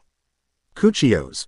Yutai Kuzushi no Jutsu, summoning. Food cart destroyer. And with that Gamabunta, chief of the toads, appeared above the Kyuubi no Kitsune, landing on top of him with Minato on the toad's head. As that, said the Sandame with the shinobi standing next to him finishing for him. The Yondaime Hokage, yelled that ninja, I shall rule this world, was Minato's thoughts of what the fake Madara said. Kushina, forgive me, was Minato's last thought before yelling down to Gamabunta. Hold the Kyuubi just for a little while longer. I'll give it my best. But that's going to be tough even for me, said Gamabunta, forcing the fox down to the ground. I'm going to need a lot of chakra to transport such a large object away, said Minato to himself. With that, Minato built up his chakra to get the amount he needed to transport the fox away, which was currently still building up the Bijudama. Just as the fox closed his large maw over the ball of chakra, he was whisked away from the battlefield by Minato. Minato, he transported the Kyuubi with him, said the Sandame in shock of what his successor did. Over there, yelled one ninja, pointing in the horizon at the large ball of light caused by the Bijudama exploding. With Minato and the fox, where the fox appeared as a now destroyed house that looked like it was beautiful just before the arrival of the fox and his Bijudama. A short ways away, Minato appeared carrying his son, Naruto, and his wife Kushina, panting while crouched. Because of the amount of chakra he used to transport the fox with his Hiraishin no Justu. I must erect a barrier now, said Minato the thought, but I don't have much chakra. I can still do it, Minato, stated Kushina while looking at Minato. She then concentrated on her chakra with a bit of effort, but soon chains made out of chakra shot out of Kushina's back in 5 different directions. The Why burrowed under the ground and wrapped themselves around the Kyuubi and made a net around them so no one can get in. Kushina, yelled Minato as he watched his wife cough up blood, and making baby Naruto start crying. Woke you up, huh? Sorry Naruto, stated Kushina through labored breaths, getting Minato to worry about her. Kushina, said Minato looking at Kushina. I'll take the Kyuubi with me, to my death. Because that way we can reduce the interval between now and when he re-emerges again, said Kushina, tightening the chains more around the fox. It's all I can manage now with the little chakra I have left. But I will be able to save you both. So thank you for everything you've done, stated Kushina with a sad but true smile on her face. Naruto, who obviously doesn't know what's going on, because he is just a baby, started sniffling a little bit with tears at the corners of his eyes. Kushina, you're the one. It was you who made me the Yondaime Hokage, you made me a man, and you made me this baby's father. And, stated Minato in sadness that Kushina was thinking like this, about sacrificing herself. Oh, Minato, please don't give me that sad look. I'm happy because you love me. And what's more, today is the birthday of our beautiful child. But most of all, if I were imagine me alive in our future, the three of us together as a family. I can't really picture us, just being anything but truly happy, said Kushina while Minato took her words in stride and started to cry. I guess if I were allowed just one regret, I wish I could have seen Naruto all grown up, I wish I could. Scene. Kushina tried to finish but was interrupted by Minato. Kushina, there's no need for you to die in order to kill the Kyuubi, preserve what little chakra you have, for your reunion with Naruto, stated Minato to Kushina. I'm going to seal the rest of your chakra inside Naruto, it'll be part of an Hake no Fuin, 8 trigrams seal, and then I will take the Kyuubi with me. Since I'm not a Inchiriki, I will have to use the Shiki Fujin, dead demon consuming seal, stated Minato with conviction, while the fox was looking at Minato with contempt. You can't, if you cast that then you'll, tried to say Kushina, but Minato cut her off. And there's one other thing. I'm only going to seal half of the Kyuubi. It's physically impossible to seal this much power. But it's also strategically unwise. If you take the Kyuubi with you, there will be no Jinchuriki till he re-emerges. This will upset the balance of power between the Biju. With the Shiki Fujin we can at least seal away half of the Kyuubi forever. And the other half of the fox, I'll seal it inside Naruto, with the Hake no Fuin, said Minato, thinking about the future and what Jiraiya told him about the child of prophecy. I know what you're going to say. But remember what Jiraiya-sensei said about world upheaval, and also the calamities that would accompany it. I've become convinced of 2 things today. First, that masked man who attacked, he would bring catastrophe to the world, and second, the one who will stop him is this child. This infant, whose godfather is Jiraiya-sensei, he will open up the future as a Jinchuriki. I know it, somehow I'm sure of it, finished Minato while looking back and forth between Naruto and Kushina. But Minato, said Kushina as the Sandaime Hokage arrived to the scene to Minato Ulreya.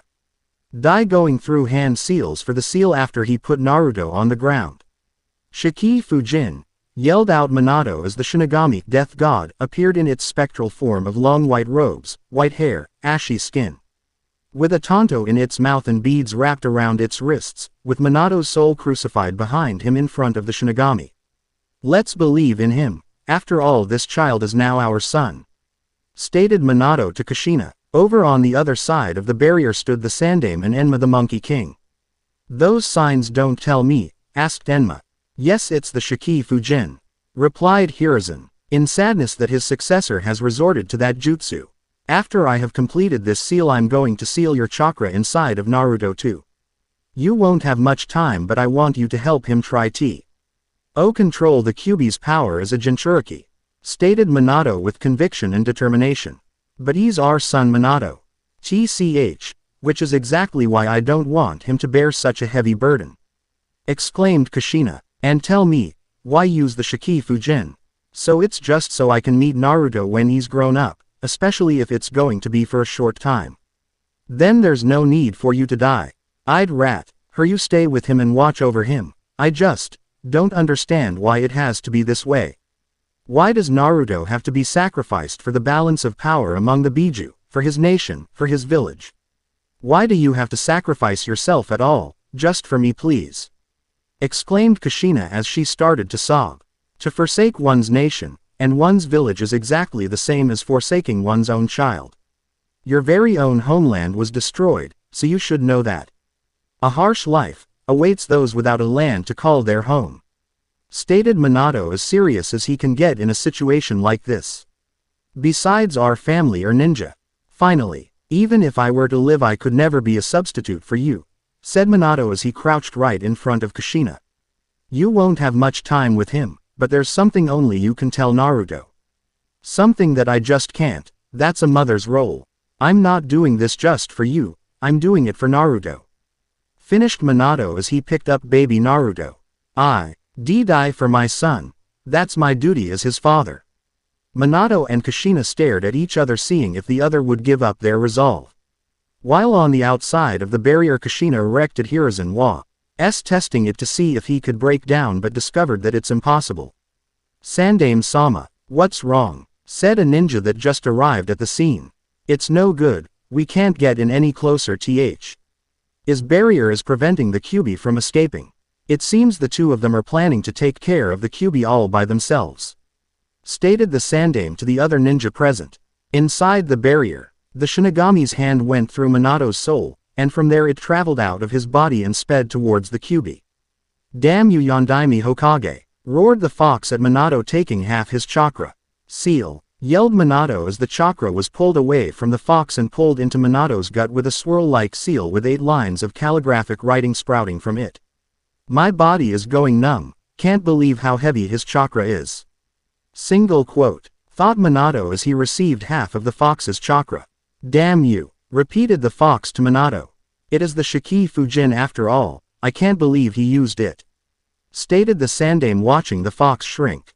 The Kyuubi is still alive though. Couldn't he seal all of it away? It appears smaller, but, said one of the ninja that accompanied the Sandame as Minato summoned an altar. Alright, now for the Hake no Fuin. I'll seal the rest of the Kyuubi inside Naruto, said Minato, putting Naruto on the altar.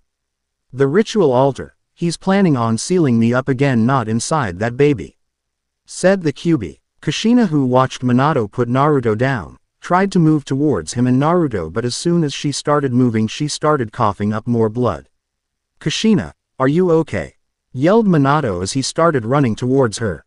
But at that moment when the fox saw Minato move away from Naruto, he thought he had an opportunity to stop himself from being sealed again, so he struck forward. There you are, roared the fox as he struck out at Naruto with his clawed hands.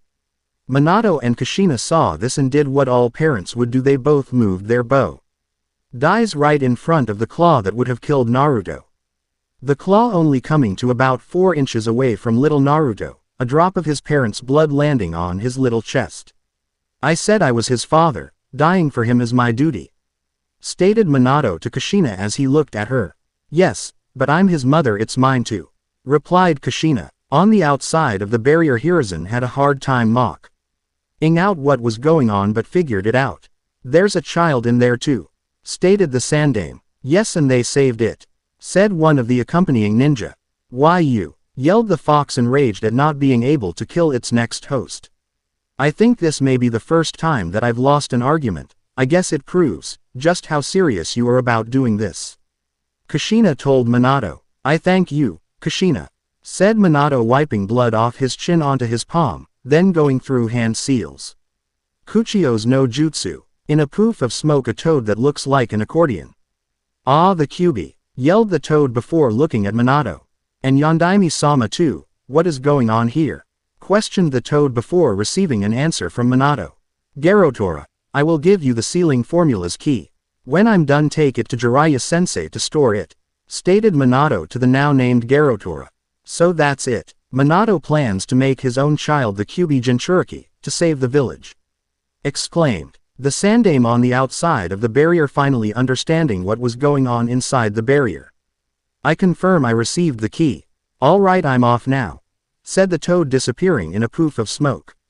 And now we're safe, said Minato as the Shinigami licked the Tonto blade it pulled out of its mouth. Kushina, I'm not going to last much longer, I'll start the Hake no Fuin right now. I still want to put some of my chakra in Naruto. We won't see him for quite a while, so let's tell him what we want to say. Minato said to Kushina, inciting her to start speaking to Naruto. Naruto, don't be a picky eater. Just eat a lot so you grow up big and strong, and make sure you bathe every day, and you stay warm too. Also, don't stay up too late, make sure you get plenty of sleep, don't forget to make friends as well. You don't need a ton of them, okay, just a few is fine as long as they're ones you can really trust.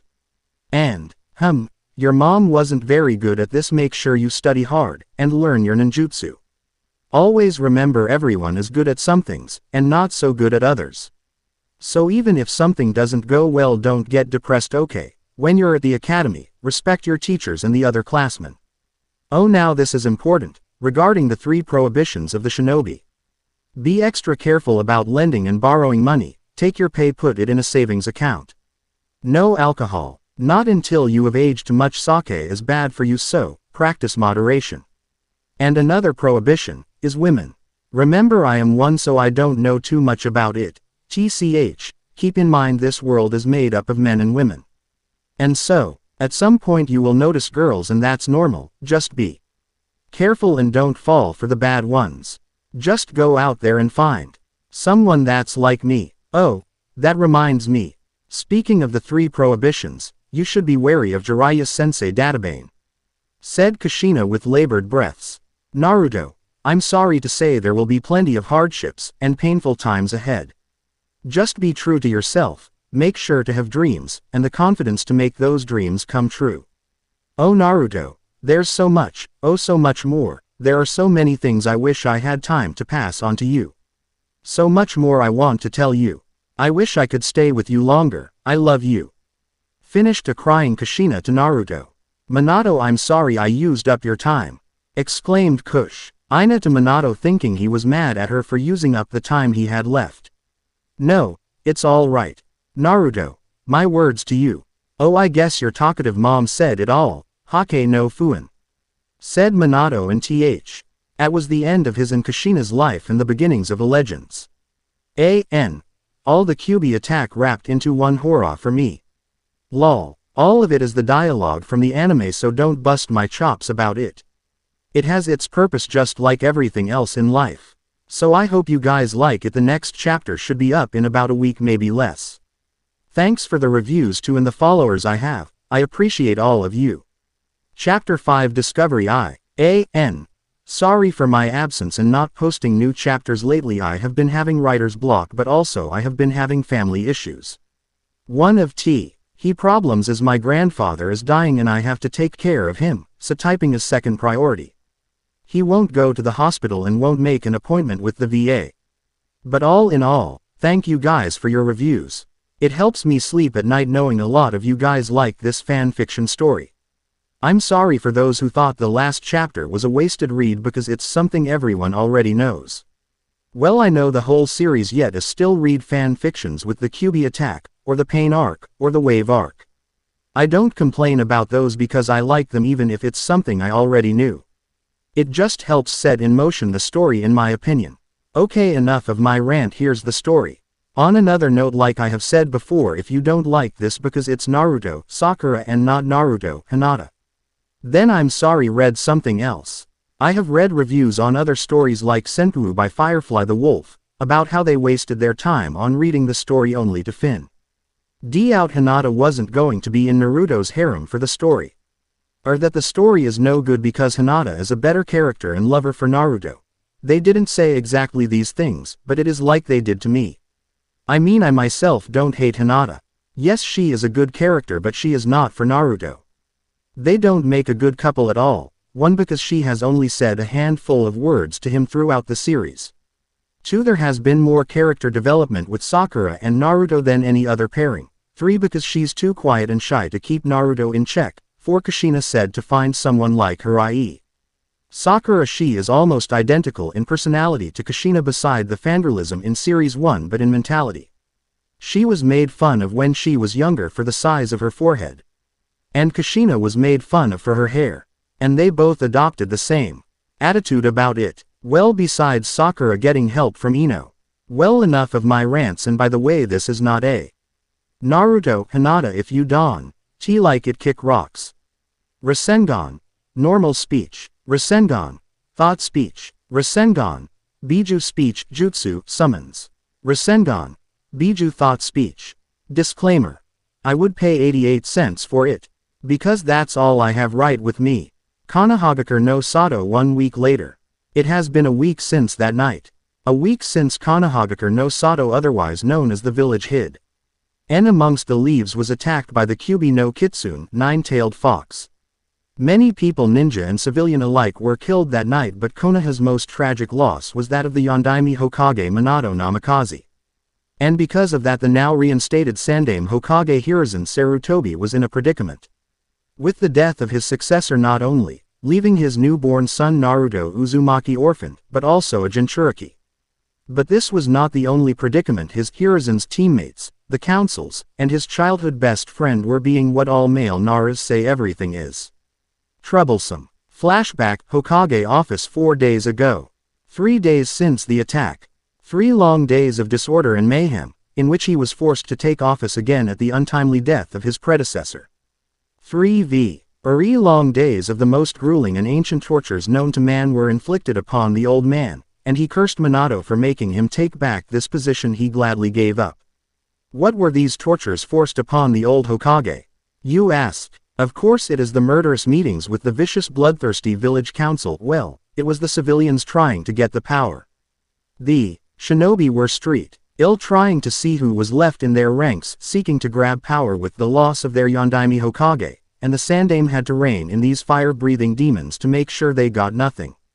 Searching the law books and history of Konoha, he knew so well to make it impossible for them to get anything. And then there was the most heinous of terrors that sent a shiver down any cage's back. It came straight from the 9th circle of hell, and it stayed with them until death or relinquishment of office. Yes, it is none other than the dooming paperwork. He sighed, facing away from the mountains of paper that littered the office. His office once again, as he gazed out the window into the afternoon air to see his destroyed but recuperating village. Despite what many would think, he had been glad to don the robes and hat of office again, but he knew Minato did the right thing. He wished so badly.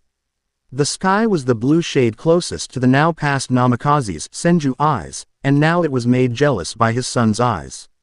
Speaking of the boy, he wished so badly that he could hide him away from the world, protecting the heir of Minato and Kushina from the cruel world, but he couldn't. If he was anything like his parents, he would always be the center of attention, and of course demand much socializing with others. But he couldn't very well put him into an orphanage because he knew he will be neglected after this meeting he has to go to.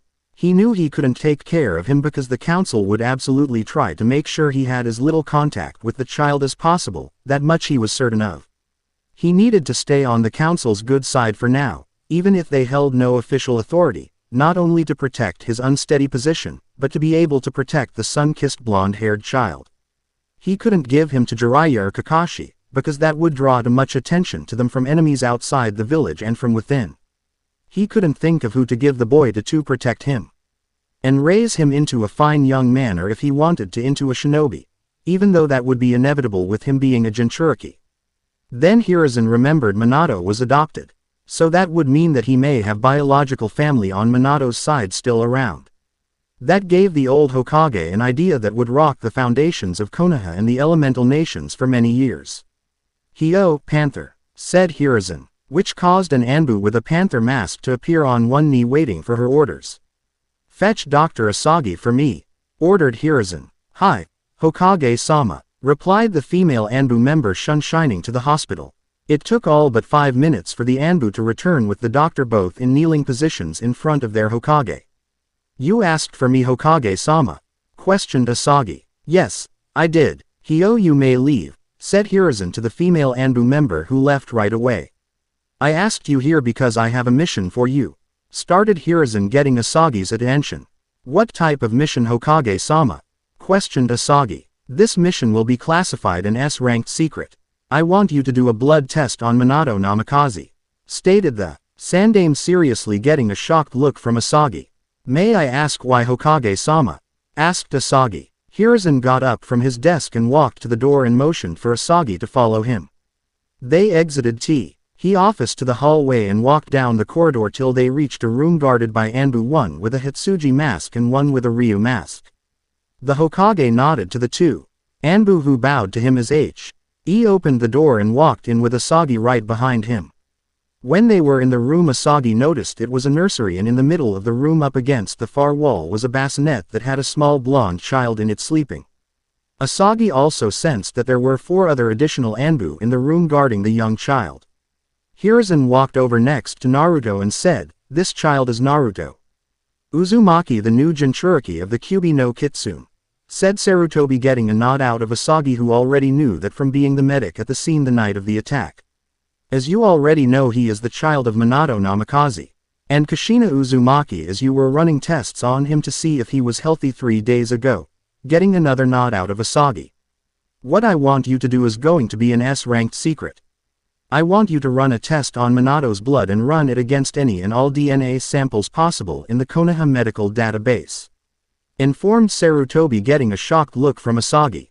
"But sir, the database is a collection of all medical records from around Hino Kuni, which numbers in the millions," stated Asagi, getting a nod from Hiruzen.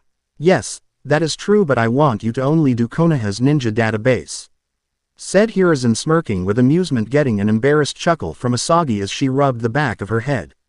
"I knew that," replied Asagi, getting an amused chuckle out the old Hokage. After that short stint of amusement, the Hokage and Asagi got serious once more. They both were looking at baby Naruto, which caused a question to pop into Asagi's head. "Hokage-sama, may I ask why you want me to do this?"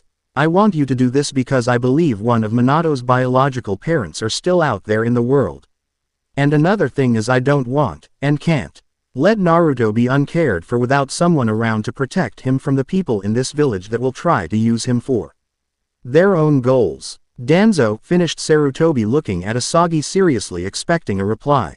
With her Hokage's finished explanation, Asagi got a determined look on her face, bowed to him and said, "Hi, Hokage-sama.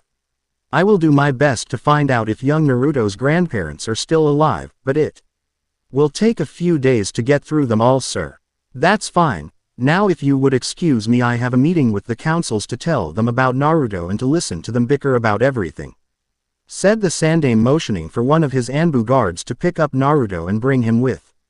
As soon as Hiruzen left the room, Asagi swore silently to Naruto that she would find his family at all costs, and left right after her Hokage to complete her mission. Council chamber with Sarutobi. The walk to the council chambers was long and dark in his mind. Rubbing the bridge of his nose, he collected himself before having to go to yet another meeting, this time bringing news of Naruto to them. He had every viable speech ready, every loophole checked, and ready to answer any question they had. It would be the most prepared battle in his life. As he came close the magnificent building, which at times is the home of the daimyo of Hino Kuni when he is here in Konoha, he saw that his Anbu guard had separated. 2 watching over baby Naruto had moved ahead to the chamber doors while 2 stayed behind to watch over him. Soon all of them were guarding him once again, though one of the Anbu, that was female Tori Bird, was holding the sleeping Naruto gently while rocking him back and forth silently, keeping baby Naruto calm and asleep, his lungs gasping for a little air when he shifted in Tori's arms. Before she continued in a slow pattern, the Hokage smiled gently, running a hand through the already formed small blonde spikes, and they were soft and silky despite their appearance. With a nod to the 4 Anbu, he headed into the room first, knowing other Anbu were well hidden for means of protection. The round table had already been filled with the shinobi clan heads, except the chairs of the Senju, Uzumaki, and Hatake, along with many other respectable jonin, and prominent civilians that made up the village council, and Danzo, the ex-Anbu commander. They all turned to him, either bowing or nodding their heads to show full respect or at least some form of respect. He made his way to his chair, and sat without any prompt with the 4 Anbu behind him, though the on-e with Naruto in her arms was more hidden than the other 3. Sarutobi spoke gravely. "Not many of you know what really happened the night the Kyuubi no Kitsune attacked. So I will give you the bare details. Minato-kun had no other choice than to seal the Kyuubi into a human child, making the boy a Jinchuriki. As his dying request, the Yondaime asked that everyone in Konoha sees this child as a hero. Because he was sacrificed to be the bearer in prison of the Kyuubi, protecting us with his very life. With that Tori stepped forward, showing the room the blonde whisker-marked child. Gasps were heard around the room. And then muttering. Then the opposition came. It came first, naturally, from one of the civilians. Kill it now, before the demon breaks out. Many of the other council members agreed to this point, though several stayed silent, looking at the child with scrutinizing eyes, not so easily swayed by the emotions like their counterparts. The ninja in the room, however, stayed quiet. Many already knew who the boy was. The looks were a dead giveaway. And they knew who the boy's parents were, so that was another giveaway. One of the civilian counselors, a haggard elderly woman, turned to the silent ninja in the room, mainly to their Hokage, and asked in a voice that oddly quieted and gained everyone's attention. What do you think? You are after all the experts on these things. We know nothing of these skills, or what it takes to keep the demon secure in the boy's body. That actually shocked the shinobi that a civilian would come to them for an opinion in something they knew more about, instead of making their rash judgments again. But even more shockingly was when Kazashi Haruno answered the woman matter-of-fact. The boy is human, not the fox, and the seal will hold. The Yondaime would never place a faulty seal on a child. And as once being a shinobi and a long-time friend to Minato, I know that his seal mastery was the best. It rivaled, if not surpassed, his own sensei, Jiraiya the Gamma Sennin. The boy is the only reason we live at this very moment, and we should honor the Yondaime's last wish, and celebrate the rising of a hero, finished Kazashi, getting odds of agreement and appreciation from the shinobi in the room. All the Sandaime Hokage could do was smile appreciatively at Kazashi and send him a nod of thanks. Kazashi nodded back to the Hokage with a small smile also on his face. But the happiness was drained from the shinobi of the room once Danzo decided to put his 2 cents in. Hiruzen, I ask that you give the Jinchuriki to me, so he can become a weapon for the village. Asked Danzo, who got glares from some shinobi and agreements from some of the civilians. Hiruzen looked at Danzo with blank eyes and a stoic face and said, no.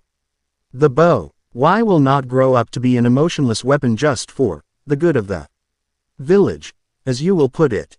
He will grow up to make friends and have a happy life and be seen as the hero the Yondaime asked him to be. Said the Sandaime seriously, glaring at Danzo with a little bit of unrestrained age.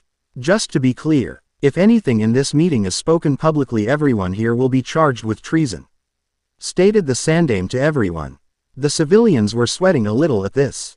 You are all dismissed, said Hiruzen. Flashback end. Sorry for the cliffhanger, it's just that at the NNING of this chapter it says I was taking care of my grandfather. Well, today on August 20th, 2014, my grandfather passed away between 3 to 4 o'clock at the age 67 years old. It has been a very sad day for me.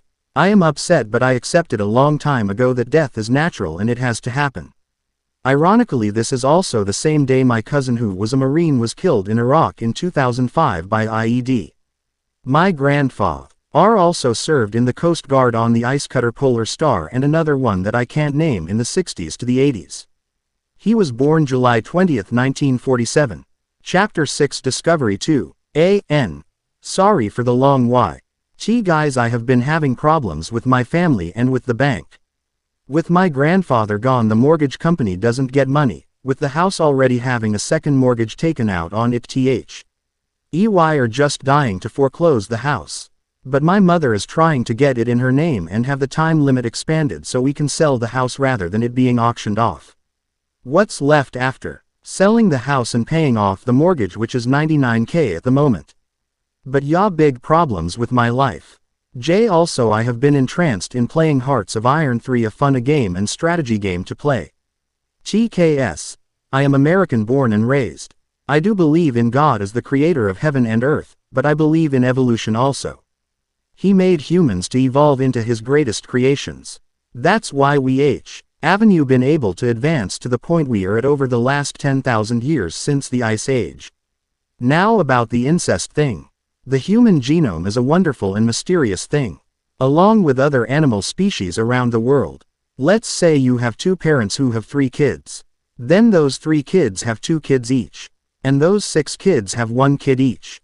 The farther down the line that you get from the origin, L parents, the more those 42 chromosomes from those parents are diluted enough for their descendants, whether they know it or not, can have kids without any genetic drawbacks. That is how humanity works. Because technically if you are 6 or 7 degree cousins, you are not really related to each other. Other than by name or just family ties. That's the same that happens in ninja clans. In Naruto they wait for a few generations. And to keep bloodlines like the Byakugan and Sharingan pure, they would marry into the clans and every so often bring in new genes, so there is no genetic drawbacks. The Senj, Yu and Uzumaki are mysterious to me because they are descendants of Asura, who was given his father's body and life force, so genetic abnormalities are unknown in those clans because of their healing factors. That answer your statement. J. Also the Uzumaki and Senju are pretty much two parts of the same clan. Guessed. If you don't like it, don't read it. And 3 words for you. Go fuck yourself. Yeah, I said it. This story is rated M for mature. Now on with the story. Rasengan.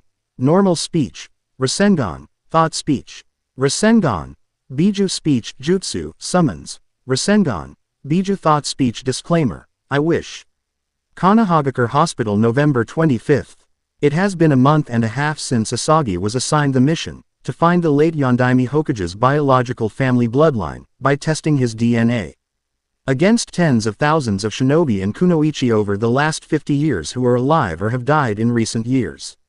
When Asagi started the search, she started with the civilians who have become nin ya 50 years ago and moved through to the shinobi clans year by year. So far she has made it through 49 years, which was during the First Shinobi World War leading up to the Second. Aligning with Minato Namikaze's date of birth. Some of the DNA samples that were stored were not stored properly, so they were deteriorating for quite some time before she found them.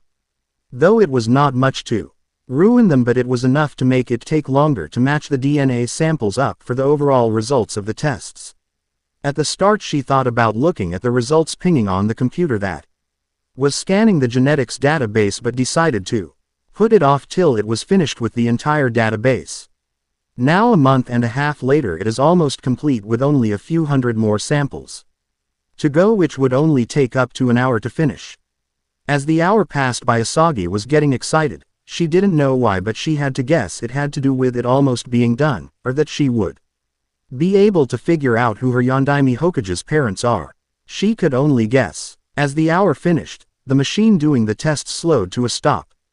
When it stopped, Asagi finally pulled the result sheet with all the results listed on it, full of the matches. She started to look over it and noticed a consistency in the results. They all had the one gene that was the same, but 2 of them stood out the most. She looked through the list that was on the computer screen of those 2 DNA samples, and was even more surprised and dumbfounded. She quickly got up and left the genetics laboratory of the hospital to go report to the Hokage of her findings. Hokage's office. Hiruzen Sarutobi, the Sandaime Hokage, thought that today would be a normal day. A normal day of doing paperwork and dealing with his advisors Homura Mitokado, Kaharu Utatane, and Danzo Shimura. They became even more annoying than before. He chose Minato as the next Hokage, especially now when it comes to the village's Jinchuriki, Naruto Uzumaki. A little over a month ago he ordered his best medic Nin Asagi, aside from Tsunade who isn't here at the moment, to run DNA tests to find out who his successor's parents are. As he continued his work on the paperwork, he heard a few hurried raps on his office door. "Come in," said the Sandaime, taking a puff off the pipe in his mouth. As he was doing that, Asagi barged into the room, panting a little bit from running here but also because she was excited. "Hokage-sama," said Asagi with a bow to her Hokage. "The DNA results have come in," she said a little bit too loudly in her excitement. The Sandaime had a surprised look on his face for a second, then let out a chuckle. "Hee hee, that is wonderful news," exclaimed the Sandaime. "May I see the results?" With that, Asagi handed him the result sheet. Hiruzen looked over it and was absolutely dumbfounded with what he saw. He looked up at Asagi with a serious face and said with no emotion, "Is this accurate?" "Yes, Hokage-sama. The machine used to determine the DNA has an accuracy of 99% match rates. This is as accurate as it can get," stated Asagi with her own serious and emotionless voice. The Hokage looked at the list as he reread the 2 matches marked as highest percent match up for Minato's parents. It read maternal parent 99% match. Tsunade Senju, paternal parent 99% match, Jiraiya. This would explain why Tsunade left all those years ago, and confirmed Hiruzen's suspicions all those years ago. As Hiruzen reread again and again, he also noticed that Jiraiya's genes had some marks that were identical to Tsunade's. But not only hers, all the people listed on here, he figured it was a clan trait, so to speak.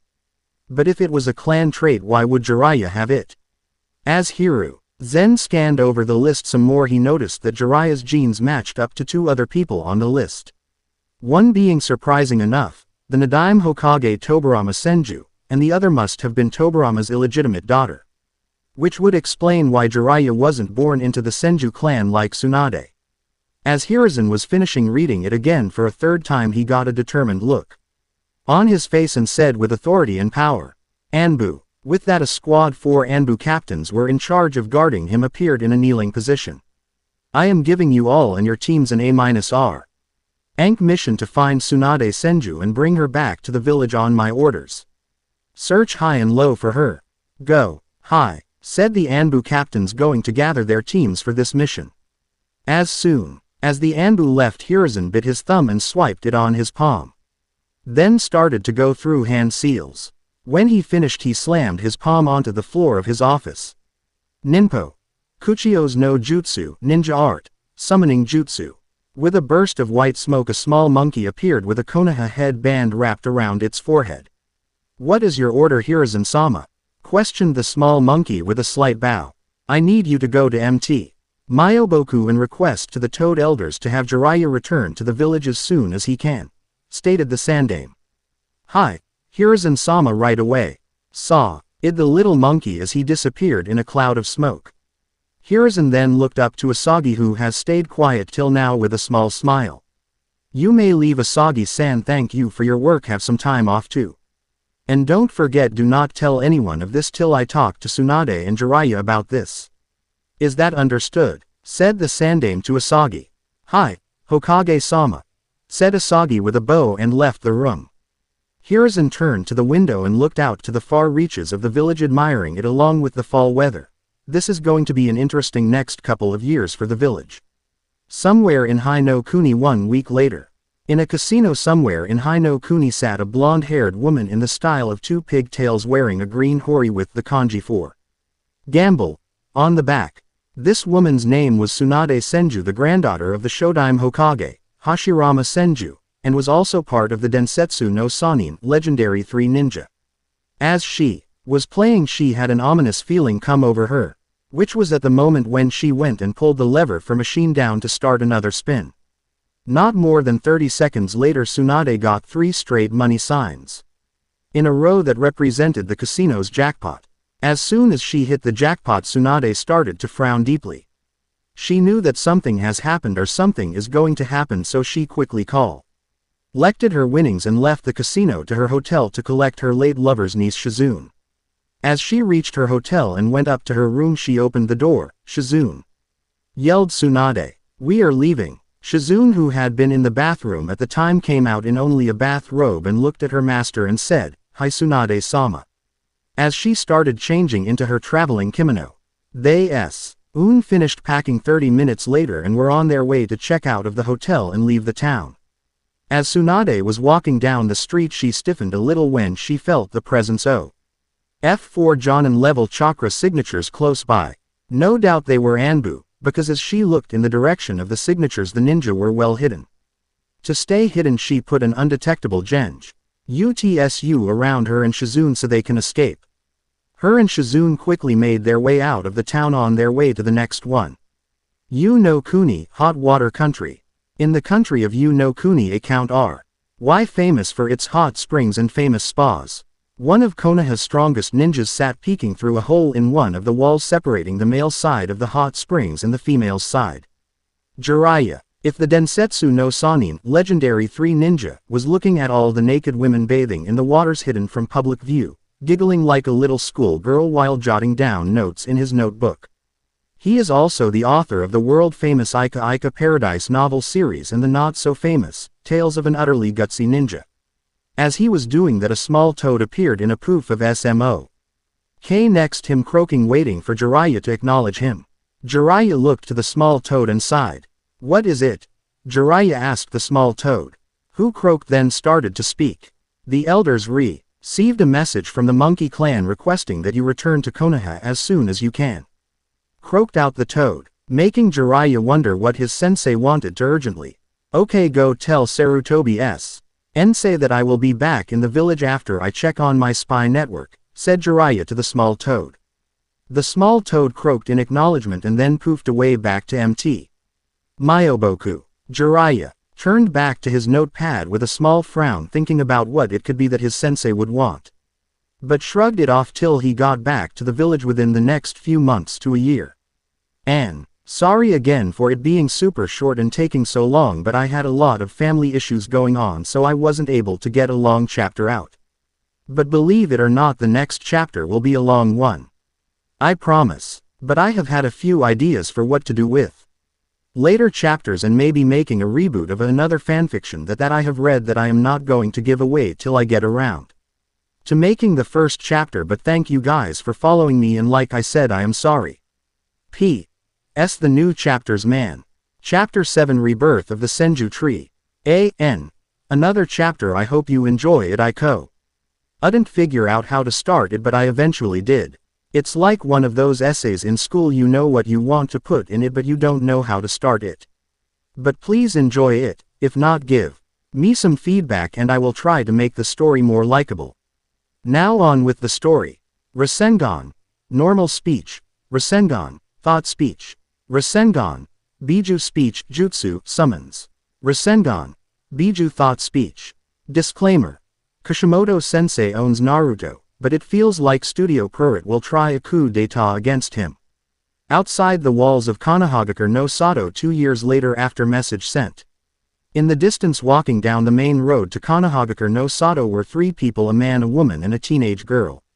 These 3 people were the Gama Sennin Jiraiya, Tsunade Senju the Slug Princess and her apprentice Shizune Kato. But there was also one more child wrapped up in a bundle in Slug Sanin's arms, that child being her grandson Naruto Uzumaki. It has been a year and a half since Jiraiya was in the village after he found out some shocking news that gave him literally every emotion known to mankind and the reason he personally went after Tsunade. Flashback 1 year ago, 1 year after message sent. Hiruzen Sarutobi was sitting in his office doing his routine paperwork that he utterly despised when he felt a presence, then heard a knock on his window and turned to see Jiraiya standing there. He quickly beckoned him inside and retook to doing the paperwork on his desk. Jiraiya opened the window and hopped into the office with a cheesy grin on his face while Hiruzen held a look bordering on no emotion and sadness. "How are you, old man?" asked Jiraiya with a happy tone that matched his grin. Sarutobi took a small glance at Jiraiya. "Sit," he said, pointing at the chair in front of his desk, which promptly made Jiraiya drop his grin into a serious expression while moving to the seat indicated. Sarutobi looked at Jiraiya and asked, "What took you so long to get here?" "Why, oh, you said you would have been back 6 months ago." Jiraiya looked Sarutobi in the eyes. "I was looking into a new group of shinobi that may be a problem in the future," replied Jiraiya. "But I also have a question for you, old man. What was so urgent that you wanted me here other than to fulfill my duties as the spy master of Konohagakure?" questioned Jiraiya with curiosity laced in his voice. He knew it was something serious and very important, but he did have a clue about what. Hiruzen looked at him with his hands held in front of his face and pipe hanging out of the corner of his mouth. The reason I have asked for your immediate arrival per my request is because we have discovered information that was not privy to the village till before I sent for you," started Hiruzen as he looked at Jiraiya with a saddened look that made him look older. "From what we figured out through blood tests of the shinobi past and present, we were able to figure out many things that we otherwise would have never even been informed of. Because it was a clan secret that only the elders of the clan when it was still formed had information of but never let slip for your protection, of enemies outside but also inside the village." Jiraiya continued, Sarutobi looking at Jiraiya, who was confused about what his sensei was saying to him. "What are you on about, old man?" questioned Jiraiya looking at Sarutobi with a confused look on his face. "What I am saying, Jiraiya, is you are part of a clan, the Senju clan to be exact. And that isn't the only thing, you also have a son," stated Hiruzen, looking Jiraiya in the eyes as they widened with surprise. "I have a kid. How come I didn't know about this? Who did I have a brat with in the village? The only person I know of that I slept with in the village, was Tsunade," replied Jiraiya as his eyes went wide with shock and disbelief as he looked at his sensei with his wide eyes. Then the gears in his head started to turn and he recalled the memories of Tsunade leaving for that mission all of a sudden for that undisclosed amount of time. While recalling that, his eyes widened more in realization. She was pregnant when she left on that mission all those years ago, wasn't she? Asked Jiraiya, looking at Hiruzen with a serious look on his face.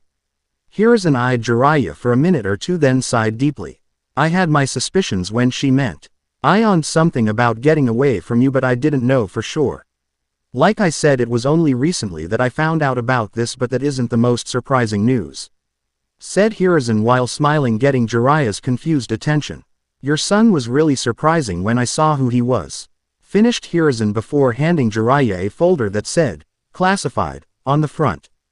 Jiraiya looked at it for a second, then looked closer at the name on the folder. His eyes widened and he let out a gasp and dropped the folder onto the floor. Jiraiya raised his eyes to look at his sensei with his still wide eyes. Minato was my son?" questioned Jiraiya with tears prickling the corners of his eyes. Hiruzen looked at Jiraiya with a soft smile and said, "Yes, he was. Minato Namikaze, the Yondaime Hokage, was the son of Jiraiya Senju and Tsunade Senju, and was the heir to the clan, but now it lies upon another," said Hiruzen, getting a cheesy grin from Jiraiya, then a serious look. Quote, "Do you know why Tsunade never told me about him? I mean, I know I was young and still immature, but if I would have known about him, then I would have straightened out to take care of him," stated Jiraiya with some anger in his voice. Hiruzen thought this over and explained it to his dense and on occasionally forgetful student. "His age, Jiraiya. Look at his age. What was happening around the time he was born?" asked Hiruzen. Jiraiya did the math and blushed with embarrassment at forgetting the war at the time. "It says in the folder that he was adopted right before the climax of the war by the Namikaze clan. But the orphanage that was there no longer stands and looks like it was burnt to a crisp because of the war. So from that information alone I would assume that she went to retrieve Minato after the war but found the burnt-out orphanage instead. That, adding already to the death of her brother and her lover during the war, must have sent her over the edge and made her leave the village and not tell you about him. For her thinking Minato was dead gave her no reason to tell you," sagely deduced Hiruzen about the information collected and adding it all together. Jiraiya went deep into thought after hearing that and did agree that if she learning of Minato's supposed death, then there would have been no reason to tell him. But it still hurt that she would do that to him and not tell him about it. Then he remembered something his sensei said a few minutes ago about an heir replacing Minato. Then remembering Minato with that red-haired woman Kushina Uzumaki, who was also the Jinchuriki of the Kyuubi no Kitsune. Who named him their child's? What was his name? Naruto, after the character in his book that never sold well as godfather. Well, that will be weird. Being Naruto's godfather and grandfather would seriously confuse some people. What are we going to do, sensei? With Minato gaining enemies throughout the world, we can't say that Naruto is his kid, but we also can't come out and say that me and Tsunade are Minato's parents either till the kid gets old enough and things have calmed down more. Here at home, questioned Jiraiya, getting frustrated that things can't go smoothly like a normal family should go. Hiruzen closed his eyes and thought about what they could do and came to a conclusion that would suit Naruto the best it can, so he won't have to be lonely for the rest of his life. You are right, Jiraiya, but don't forget Minato also made young Naruto into the Kyuubi Jinchuriki. Not only for the protection of the village, but also to protect Naruto himself. The villagers undoubtedly know about young Naruto being the Jinchuriki, because of my tardiness to the situation, and those loose-mouthed chunin with me from that night, along with my advisors telling the entire council about it.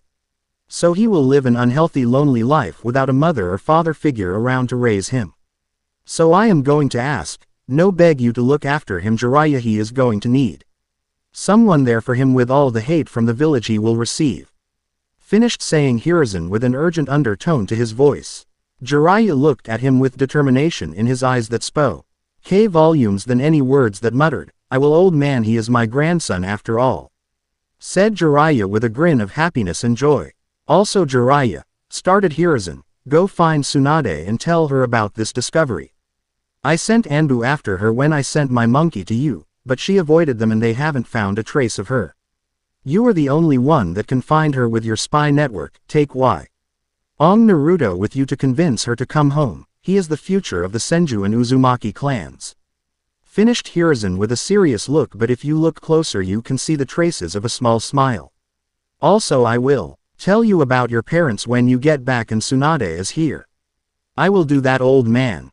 I will be back within the year with Tsunade, even if I have to drag her back kicking and screaming if I have to, replied Jiraiya, getting up and moving towards the door, getting ready to head to the room where his grandson was surrounded by the Sandaime Hokage's most trusted Anbu, including one Kakashi Hatake. I will see you when I get back, sensei, and hopefully things will get better for us all, said Jiraiya, waving behind him to his sensei, who just smiled and thought, good luck Jiraiya. You are going to need it for when you run into Tsunade. Crater City 6 months later. It has been 6 months since Jiraiya left the Hidden Leaf Village to go on his journey looking for his long-lost Amit and hopefully soon to be lovers for the sake of their grandchild. Speaking of grandchild, Naruto Uzumaki was a nice wake-up call to the duties of parenthood Jiraiya missed out on for his own son. Most nights young Naruto would sleep soundly and all through the night. But there have been some occasions where Naruto would not sleep at all and would cry for hours on end for no reason to Jiraiya at all. Though some nights are moody like this during the days, Naruto is the most well-behaved and quiet child he has ever had the experience at meeting. Naruto also seemed very curious with the world around him, as most toddlers are. During the 3rd month of the travel, Jiraiya took some time to teach Naruto some things he should have started learning a little over 5 months ago before he even arrived in the village. Like walking, which Naruto picked up and was very proficient at within the first week of him learning it. Soon after that he started teaching him how to speak. Jiraiya taught him how to say his own name, and that Jiraiya was his Oji-san and that they were looking for his Naruto's Oba-chan so they can head home. Though Jiraiya wasn't expecting Naruto understand any of what he was talking about. That was all about to change the day they finally found Tsunade in one of the casinos. Jiraiya with Naruto all bundled up in his arms from the cold weather that recently grew. PPED all of High no Kuni for the coming winter, were walking down the main drag of Crater City. The festival was the liveliest here, like with all villages that hold festivals like this. Jiraiya was looking for a good place to eat that would suit him and give him some time to also feed Naruto before finding a hotel to rest before searching again for Tsunade.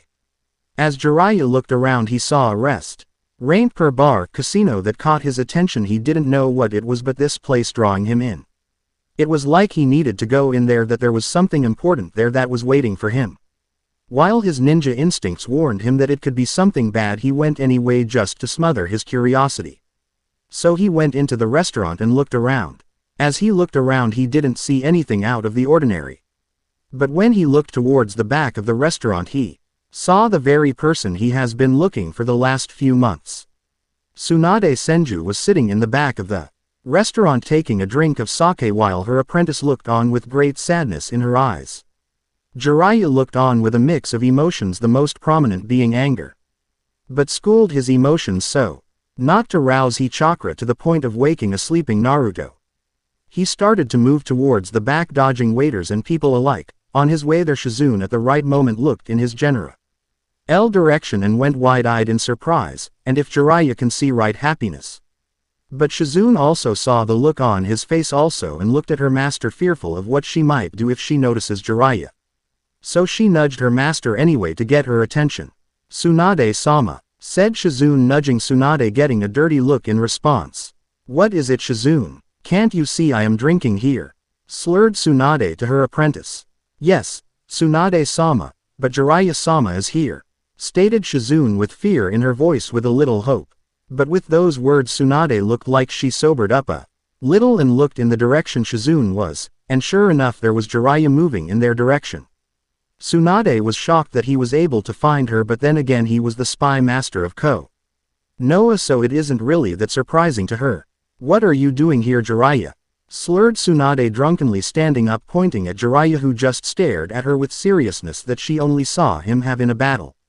Jiraiya arrived at their table and sat down next to Shizune across from Tsunade and stared at her before speaking.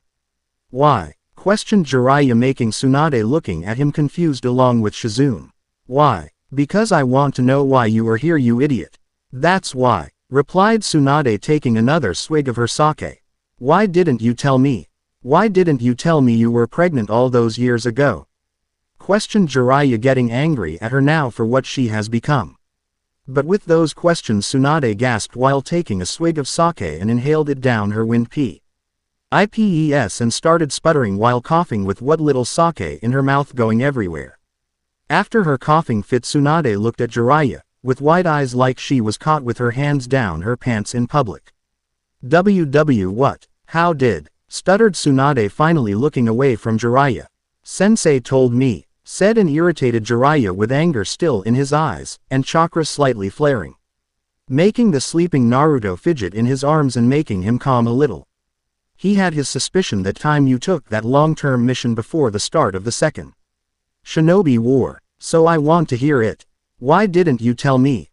questioned Jiraiya, again staring down Tsunade with an intense gaze. Tsunade, not looking at Jiraiya, remembered the burnt-out building that once was an orphanage but wasn't any longer, and so decided to tell Jiraiya her reasons. "The reason why I left the village was because I didn't trust the people within it, and didn't need the attention of the other nations at the time either. So I asked Sensei for a long-term leave disguised as a mission and went into hiding," stated Tsunade. "After our son was born, the war broke out. To protect him, I put him in an orphanage till the war was over and later come and claim him as my rightful child. But after you went on your journey the toads sent you on, I had already lost my brother and at the time my lover Dan to that pathetic curse of wanting to be Hokage," continued Tsunade, being moved to tears in her still drunken state, but she still pushed forward nonetheless. "So when the war ended, I went to go and retrieve our child from the orphanage like I planned, but when I arrived at the burnt-out shell of the former orphanage, I lost all hope of ever being happy. So I came back to Konoha and collected Shizune here," she said, pointing towards Shizune, who was looking at Jiraiya's arms with curiosity. "And left the village and never turned back or thought of the place where my entire family died to protect it. And received nothing but more pain and sorrow in return," finished Tsunade, breaking down finally after all the memories and lose she has just now had to remember. Jiraiya looked at her with an understanding expression. He had pondered on the state of their clan while on his journey to find her, and he was a bit saddened that it is mostly non-existent, with a few still with the name, but most married outside the clan, with the rest of the population of the village mostly the non-clan families. Though a full-blood senju is rare like him, Tsunade, and their now deceased son, but also their now 2-year-old grandson. There are still many in the village that are descendants of full-blood or half-blooded senjus, so all is not lost for the clan. Still staring at her, Jiraiya spoke in a small voice, "Yo. You were wrong, by the way, our child did survive that fire," said Jiraiya, making Tsunade snap her eyes towards Jiraiya to look at him. But with her still being inebriated, and being part Uzumaki, she had a temper that made her seem brash at times, which caused her to lash out in anger. "Don't fucking lie to me, Jiraiya," yelled Tsunade, making a couple of the waiters and other occupants in the restaurant move away from the Sanin. Jiraiya, out of fear of Naruto waking, reached over the small table, and quickly put his hand over Tsunade's mouth, firmly quieting her from yelling at him some more. "I am not lying to you, Tsunade. I saw the file and the blood test results. Not knowing it, I ended up training him as my apprentice," finished Jiraiya, smiling at Tsunade, who went wide-eyed at that and shaking her head back and forth, jarring Jiraiya's hand from her mouth. "OORSS son, CC can't be," started Tsunade, but was cut off by Jiraiya. "Oh, but he was adopted right after you left him at the orphanage and was given the name Minato, one of the attendants there in Namikaze, from his adoptive family. He grew up wanting to be Hokage, and met the love of his life, Kushina Uzumaki, who also had his dream. He eventually married her and was offered the position of Hokage not long after the Third Shinobi War ended, after saving the Northeastern Army from destruction at the hands of Iwa," stated Jiraiya, smiling all the while. Our son is Minato Namikaze, the Yondaime Hokage of Konohagakure no Sato. Finished Jiraiya with pride at his apprentice and son. Tsunade meanwhile he was saying this started to sob with happiness and sadness while holding a green crystal-like necklace that she wore around her neck. Shizune on the other hand was still intrigued with the bundle of blank. Jiraiya was still holding in his arms, so she decided to voice her curiosity. Jiraiya-sama, who's the little one you have in your hands? Questioned Shizune, still continuously looking at little Naruto. Jiraiya looked at Shizune with a pained expression on his face. I assume you guys heard what happened to Konoha? Questioned Jiraiya, getting a saddened nod from Shizune and a teary-eyed nod from Tsunade. Jiraiya nodded in acknowledgement to that and looked around him to make sure people still have kept their distance from them, but to make sure no one was able to listen in. Jiraiya handed he sleeping Naruto to Shizune and pulled out some pre-made seal tags and shuffled through them and found the silencing seal he was looking for and activated it. With that done, Jiraiya continued their conversation, now able to do so without any prying ears for this more top-secret info. Minato was an honorable and kind man. Everything he did was for a reason that was not without questions. He didn't seal the Kyuubi no Kitsune into just anyone's child, if he wasn't willing to do it to his own. Said Jiraiya, getting stunned looks from Shizune and Tsunade. That child in Shizune's arms, Tsunade, is our grandson, our family and the future of the Senju clan. Finished Jiraiya, making Tsunade stare at the sleeping bundle in Shizune's arms. Shizune looked towards her master, who was looking at Naruto in her arms. Shizune made a motion to see if Tsunade wanted to hold Naruto. Tsunade, seeing that, tentatively reached over the table to get a hold of Naruto, cradled the sleeping child in her arms. With Naruto being moved around more often than he is used to, he started to fuss and wake up. He slowly opened his cerulean blue eyes and looked up at Tsunade. He let out a cute little yawn that made Shizune cover her mouth and giggle a little as he continued to look at Tsunade. Losing interest, he started to look around and then spotted Jiraiya, who was smiling at the display of Tsunade holding him. That lady holding you there is your Oba-chan, Naruto, said Jiraiya, nodding towards Tsunade. Naruto turned, looked back at Tsunade and stared at her while smiling and making noise like he was trying to speak. And then they were surprised by what they heard Naruto say. Ba-shan, Ba-shan, Ba-shan, started to repeat Naruto over and over again, not being able to pronounce the C correctly. Ut also having grabbed a hold of one of Tsunade's bangs, and was playfully tugging on it. Jiraiya smiled brightly at the display, and laughed loudly. That's right, little man, she's your Ba-chan. She's coming back home with us, right, Tsunade? Sternly said Jiraiya, looking at Tsunade. Shizune also looked at Tsunade with hope-filled eyes that they may finally be able to go home and stay there soon. Ada, on the other hand, barely paid attention because she was staring at Naruto intensely. He reminded her so much of the baby boy she left on the orphanage steps so long ago for his protection. Now he has found out that her son lived and grew up to be a Hokage, and had his own kid that was right now in her arms. Not only that, her son died protecting Konoha against the Kyuubi no Kitsune and sealed that very beast into his son. If her sensei didn't ever run those blood tests by wanting Naruto here to have family to be around, then he would have grown up in a very lonely environment that would emotionally scare him for his whole life. And with him being a Jinchuriki no less, he would be hated by the entire village without any love in his life and would eventually despise the village and want to destroy it. She would not let that happen, no she could not. Stealing her gaze onto Jiraiya with sheer determination in her eyes that already told him what he wanted to know. Nodding, Jiraiya spoke with a smirk. All right then. We will spend a week here before we set out around Fire Country paying your debts, Tsunade, then we make way towards Konoha. Said Jiraiya, getting a glare from Tsunade and an understanding nod from Shizune. Jiraiya laughed a little at that and grinned. Don't worry, it will all be covered so you won't have the loan sharks out after you. Meanwhile, Naruto was giggling why at Shizune, making funny faces at him while he still played with Tsunade's hair. Flashback end. Present. After the hassle with paying off all the loan sharks for Tsunade and draining a considerable amount of Ryo out of his bank account, Jiraiya, Shizune, and Tsunade, with Naruto sitting on her shoulders, playing with her hair and babbling to himself, were on the main road leading up to Konoha. So, How do you think the people will react to seeing him again and with us no less? Questioned Tsunade, looking over at Jiraiya, who just snorted. Don't worry about what they think. They are not important for Naruto at the moment. We are the important ones, we are his family, and all he needs right now is our love. Finished Jiraiya, getting a slow nod from Tsunade. They soon arrived at the gates of the village and walked up to the gatehouse to sign in so they can head towards their sensei's office. While signing in, the Chunin looked at Naruto, who was still on Tsunade's shoulders, with a small sign of disgust, but tried wholeheartedly to ignore him. Jiraiya and Tsunade glared at the man, releasing a small amount of killing intent, making the man cower from the increased pressure of chakra directed at him. With that done with some satisfaction, Jiraiya and Tsunade with Shizune, Naruto made their way through the village towards the administration building where the Hokage office was located. In the way, they noticed most of the population of civilians were ignoring them for the fact Naruto was in their presence.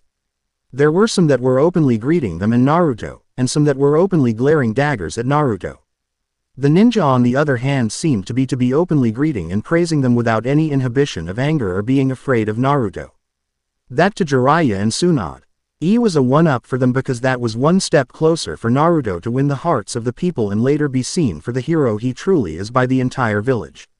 Administration building, Hokage office. In the Hokage office, Hiruzen received word that Jiraiya had arrived back in the village with Tsunade and Shizune, so decided to use his spying glass ball to see the reaction of the villagers towards young Naruto. The looks from the civilians didn't surprise him, except for those few who were openly greeting them. But the ones from the ninja were the most heartwarming, because even after what the fox did to the village and their comrades, they aren't taking their pain and anger out on young Naruto. After a little while watching them walk towards his office, he stopped channeling the chakra he as using to the ball and put it away and waited for Jiraiya and Tsunade. It didn't take long for them to arrive when Hiruzen heard a knock on his door. Come in, said Hiruzen, watching the door open, and in stepped Jiraiya with Tsunade and Shizune coming in after him. Ah, Tsunade, Shizune, good to see you again after all these years, said Hiruzen with a smile on his face, getting a small smile and bow from Shizune and a scowl from Tsunade, who reluctantly nodded her agreement. I am glad to see you to sensei, but I am not too happy to be back in this village that has taken so much from me. Aid Tsunade, getting an agreeing nod from Hiruzen. I can't feel the pain you feel, but I do give my condolences like I have always done, replied Hiruzen, looking at Tsunade.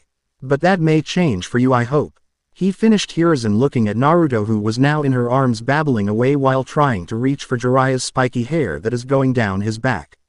So what happens now? Asked Tsunade, looking at her sensei with a questioning look.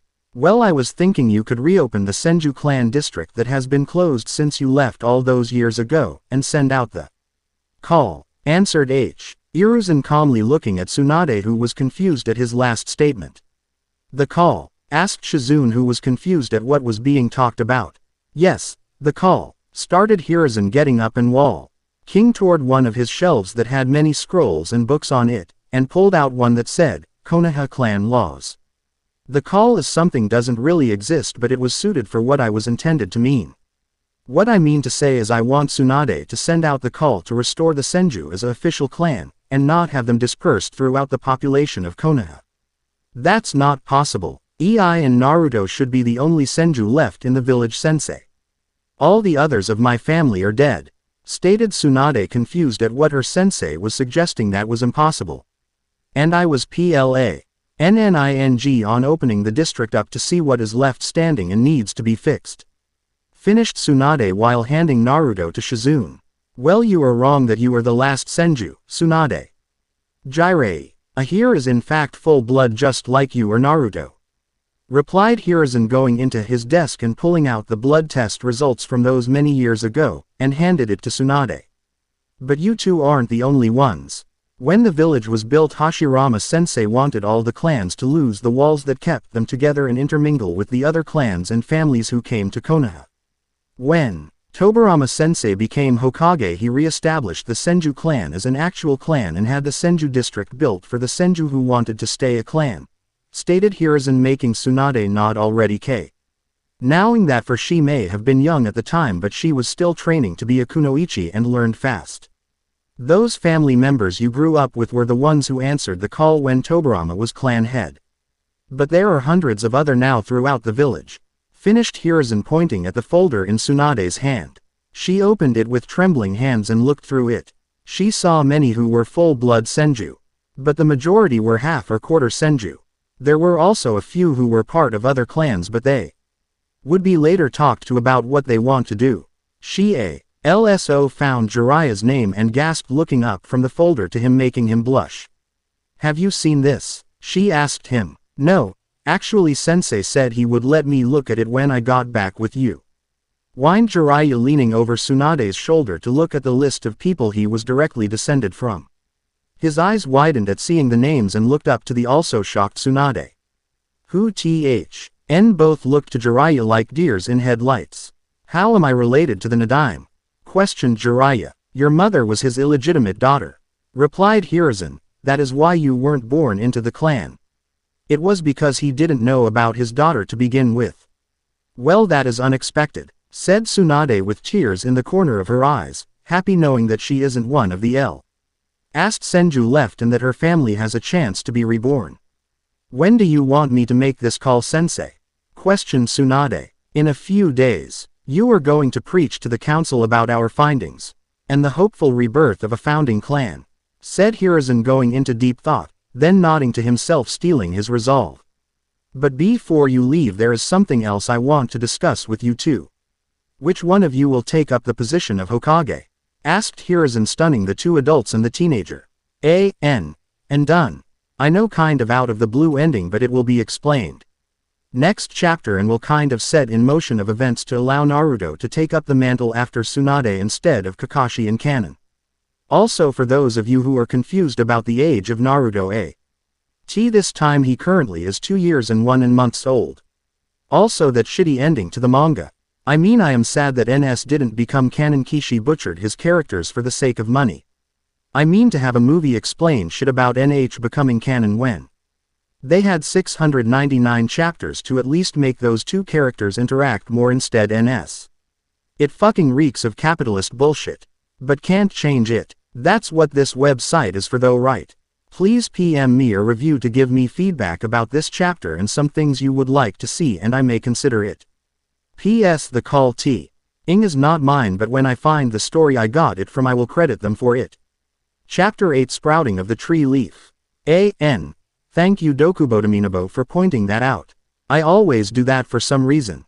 I think the reason is because I am used to writing statements, which you are supposed to use exclamation points for. I also believe they are supposed to be used for when people talk. The T was until I read up on what it was meant for, and like you said, that was yelling. Lol, but I will eventually fix that, so it won't seem like they are yelling at the top of their lungs. Also, thanks for reviews and the ideas, my acquaintances. It is really reassuring that I have all your guys' support for the story.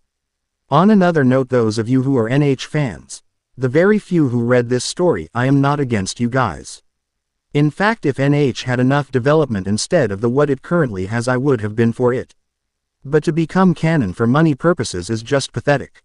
I have seen tweets and translations from the producer of Naruto, and he has said that the true ending of Naruto was 699. And that 700 was planned 3 months ago when the trailer for the new movie came out.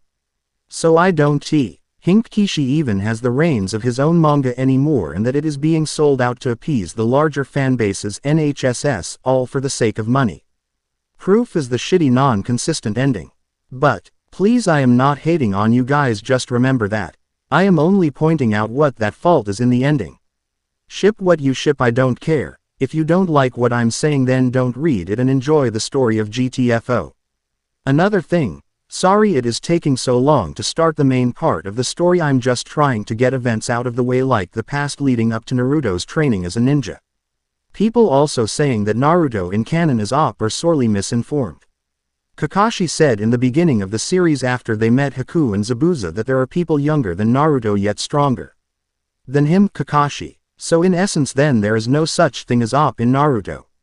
Last thing, I swear some of you did mention I am going to make Naruto OP like I answered in the paragraph above. Like I said, there really isn't a such thing as overpowered in Naruto. But I was thinking about the canon Naruto. We all know that Naruto is an idiot in the manga, right?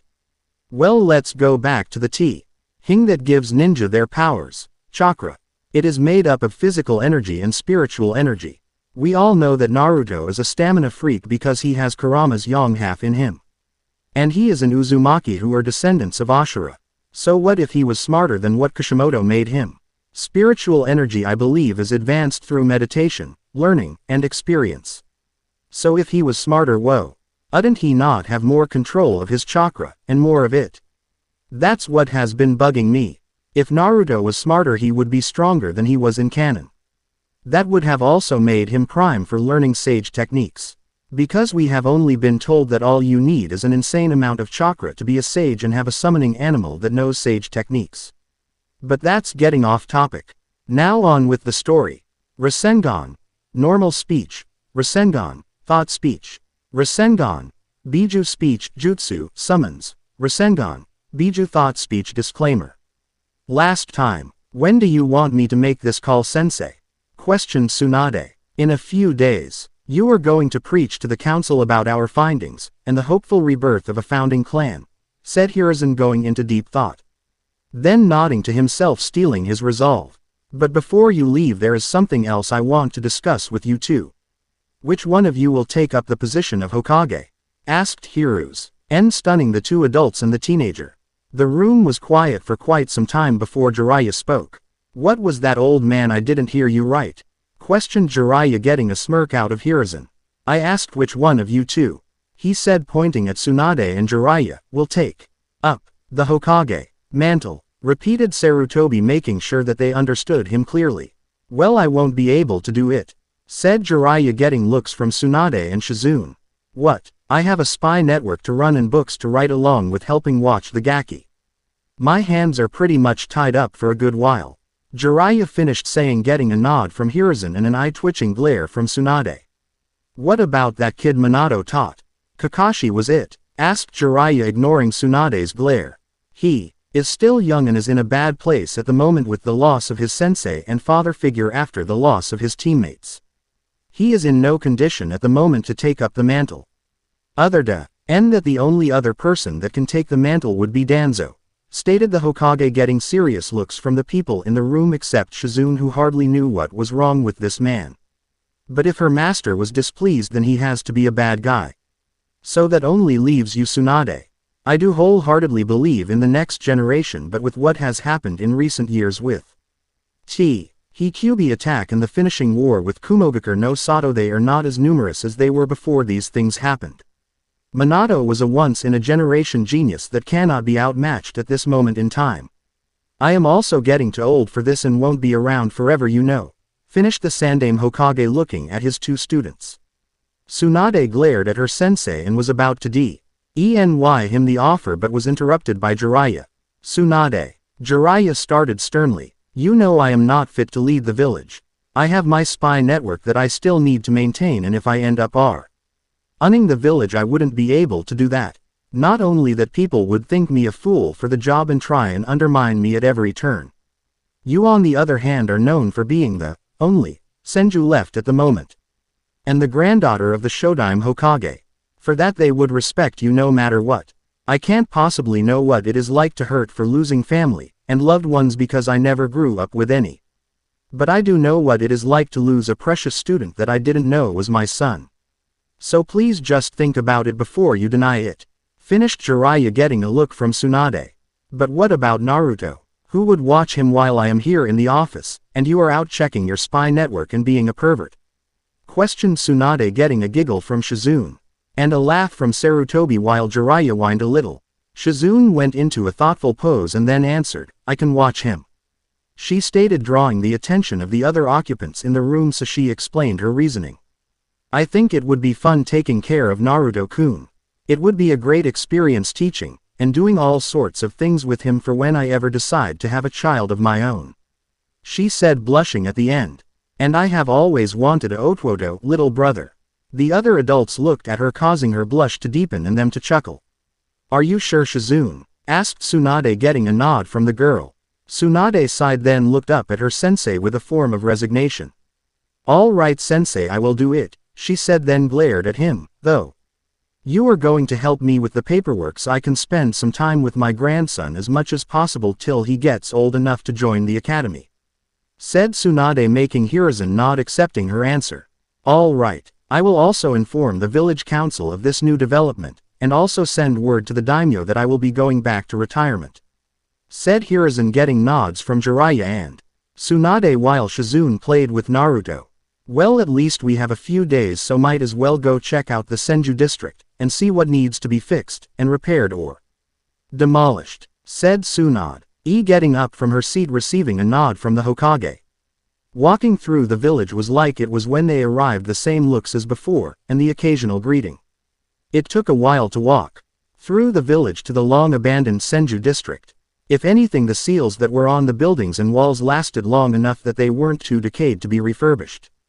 Granted, they Heir put in place a few decades ago when Tobirama had the district built, but seals require constant maintenance. The last person that was actually proficient enough in seals that was here last was Mit.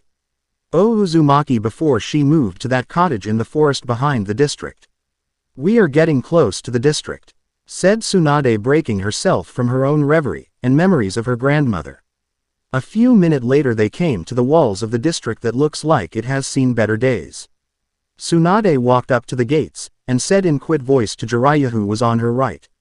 When the district was built, Tobirama Oji made it a fact he only wanted clan members to be able to enter the district for the purpose of secrecy and protection from our enemies, stated Tsunade, getting a nod of understanding from Jiraiya, who listened to her as she continued. He was so adamant on the safety of the clan he had Nito Ba-chan help him devise blood seals for the gate and the jutsu library. That wasn't shared with the rest of Konoha. He made it so intricately complex that not even the best infiltrator specialist could get into the district. Even if they had Senju DNA, they would have had to be flesh and blood Senju for it to work. It's kind of like a summoning contract. You need blood, fingerprints, and signature to open the gate and library. She finished, knowing Jiraiya understood what she was talking about. But she hesitated. Jiraiya, wondering why she was hesitating, spoke his wonderment. "Well, why don't you?" Then he remembered she had hemophobia, or fear of blood. He sighed. "Damn," said Jiraiya, looking at Tsunade. "Is there a way we can open the gates without you freaking out?" questioned Jiraiya, getting a look from Tsunade. She thought about it for a few minutes. "The is only one way," she said, trailing off, holding out her right palm to Jiraiya. "You have to do it. Make a cut on my hand, dab my fingers in it, and press my palm onto the gates," she finished.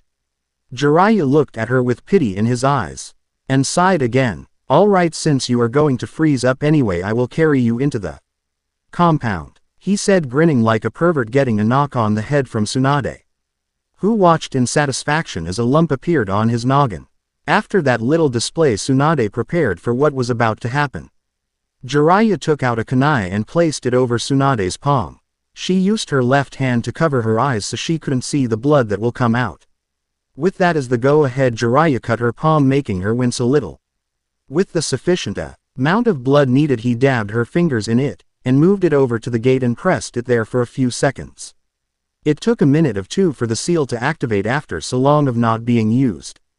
With the activation, sealing kanji and symbols spread out over the surface of the gate and glowed a bright blue. It died down after a few seconds from unlocking the rest of the compound. With the gate now unlocked, Jiraiya removed Tsunade's hand from the gate and started to wipe the blood off her hands. To completely clean her hand, he used a mild water jutsu to clean the rest of the blood off. With it done, Tsunade subconsciously healed her wound as Jiraiya cleaned her hand. When he was done, she removed her other hand from her eyes, albeit trembling a little. She turned to look at Jiraiya, who was still staring at her. "Thank you," she said, and pushed the gates open and walked in.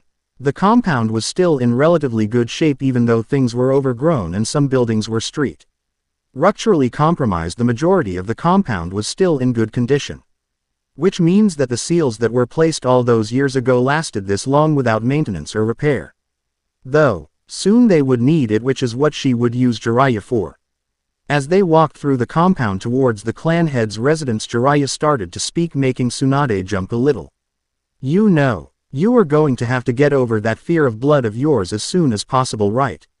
I don't think the elders would take too kindly to their soon-to-be new Hokage having a fear as tedious as that. He finished, glancing over to Tsunade, getting a glare in return. I am sorry, I can't help it, snapped Tsunade, making Jiraiya flinch little as she raised her voice. Every time I see blood I remember things I want to forget, she said, her voice quieting. Jiraiya threw caution to the wind and moved close to Tsunade and grabbed her hand and squeezed it lightly.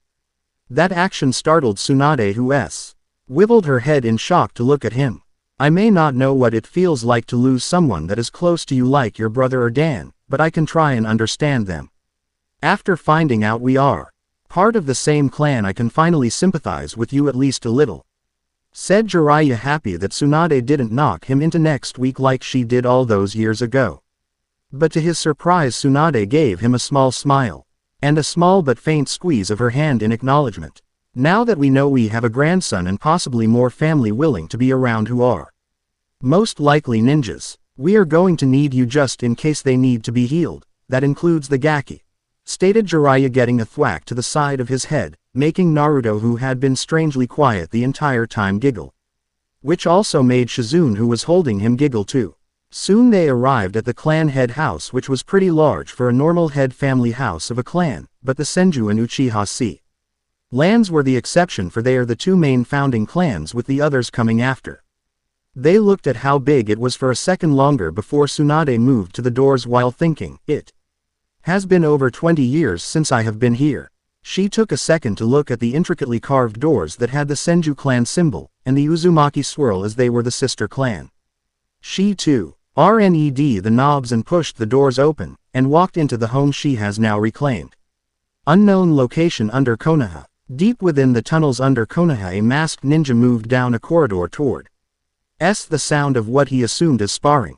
On his way there he passed room after room that was filled with children ranging from age 5 to 10. Most of these kids became orphans after the Kyuubi attack, while some of them were either already here or they were taken from other lands for the purpose of being spies and then later discarded. The masked ninja assumed it was his lord's way of keeping those that were born in Konoha or the land of fire safe from enemy hands, for if one of the foreigners got caught it will not lead back to Konoha.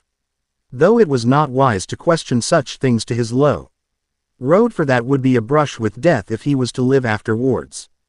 The masked ninja soon made it to an open circular room that had many bridges crisscrossing up and down towards the seeming endless bottom.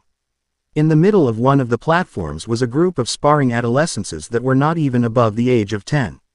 As the ninja drew closer, the man sitting on a throne-like chair obscured by the darkness put his hand up, stopping the sparring, with which those who participated kneeled down in front of the man on the throne. After the sparring was halted, the masked man moved towards the her one man as quickly as possible in fear of upsetting him. What is it? Questioned the man on the throne. Jiraiya is back with the Jinchuriki Danzo-sama. He has also brought back Tsunade Senju also, answered the masked man to the now identified Danzo. Danzo impassively looked at his masked ninja with no emotion showing, signaling years of experience as a shinobi. Did you find out what for? Asked Danzo. Hi, Danzo-sama. She has returned to take care of the Jinchuriki, but that is all I was able to gather, for the Toad Sanin put up a barrier to hide his true intentions, said the ninja to his master. What are you up to, Hiruzen? Why bring her back now of all times?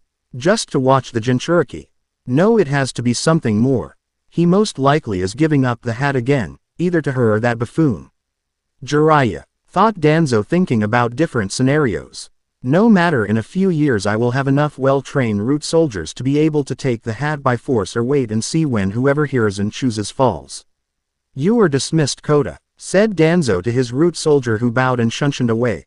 Soon we shall see whose ideals will be stronger for the tree that is Konoha. Hiruzen, thought Danzo as he stood up with his cane and bandaged right arm and face and clacked away down the opposite side of the platform his soldier came from. 3 days later, council room. 3 days later, after Jiraiya returned to the village with Suand, word had already spread throughout the village by the gossipers who were looking for something juicy to gossip about. They were now the talk of the town. They also talked about that kid, as they have dubbed Naruto. Mostly everyone didn't mention young Naruto whenever they saw Jiraiya, Tsunade or Shizune walking around with him. But those who did usually either got angry and bitter at the thought of Naruto, or they pitied him for what people say about him. That normally happened when they were walking around with him. Most of the time, since they were back, Jiraiya, Tsunade, and Shizune spent most of their time either watching Naruto or cleaning up the dirty house that they were now staying in.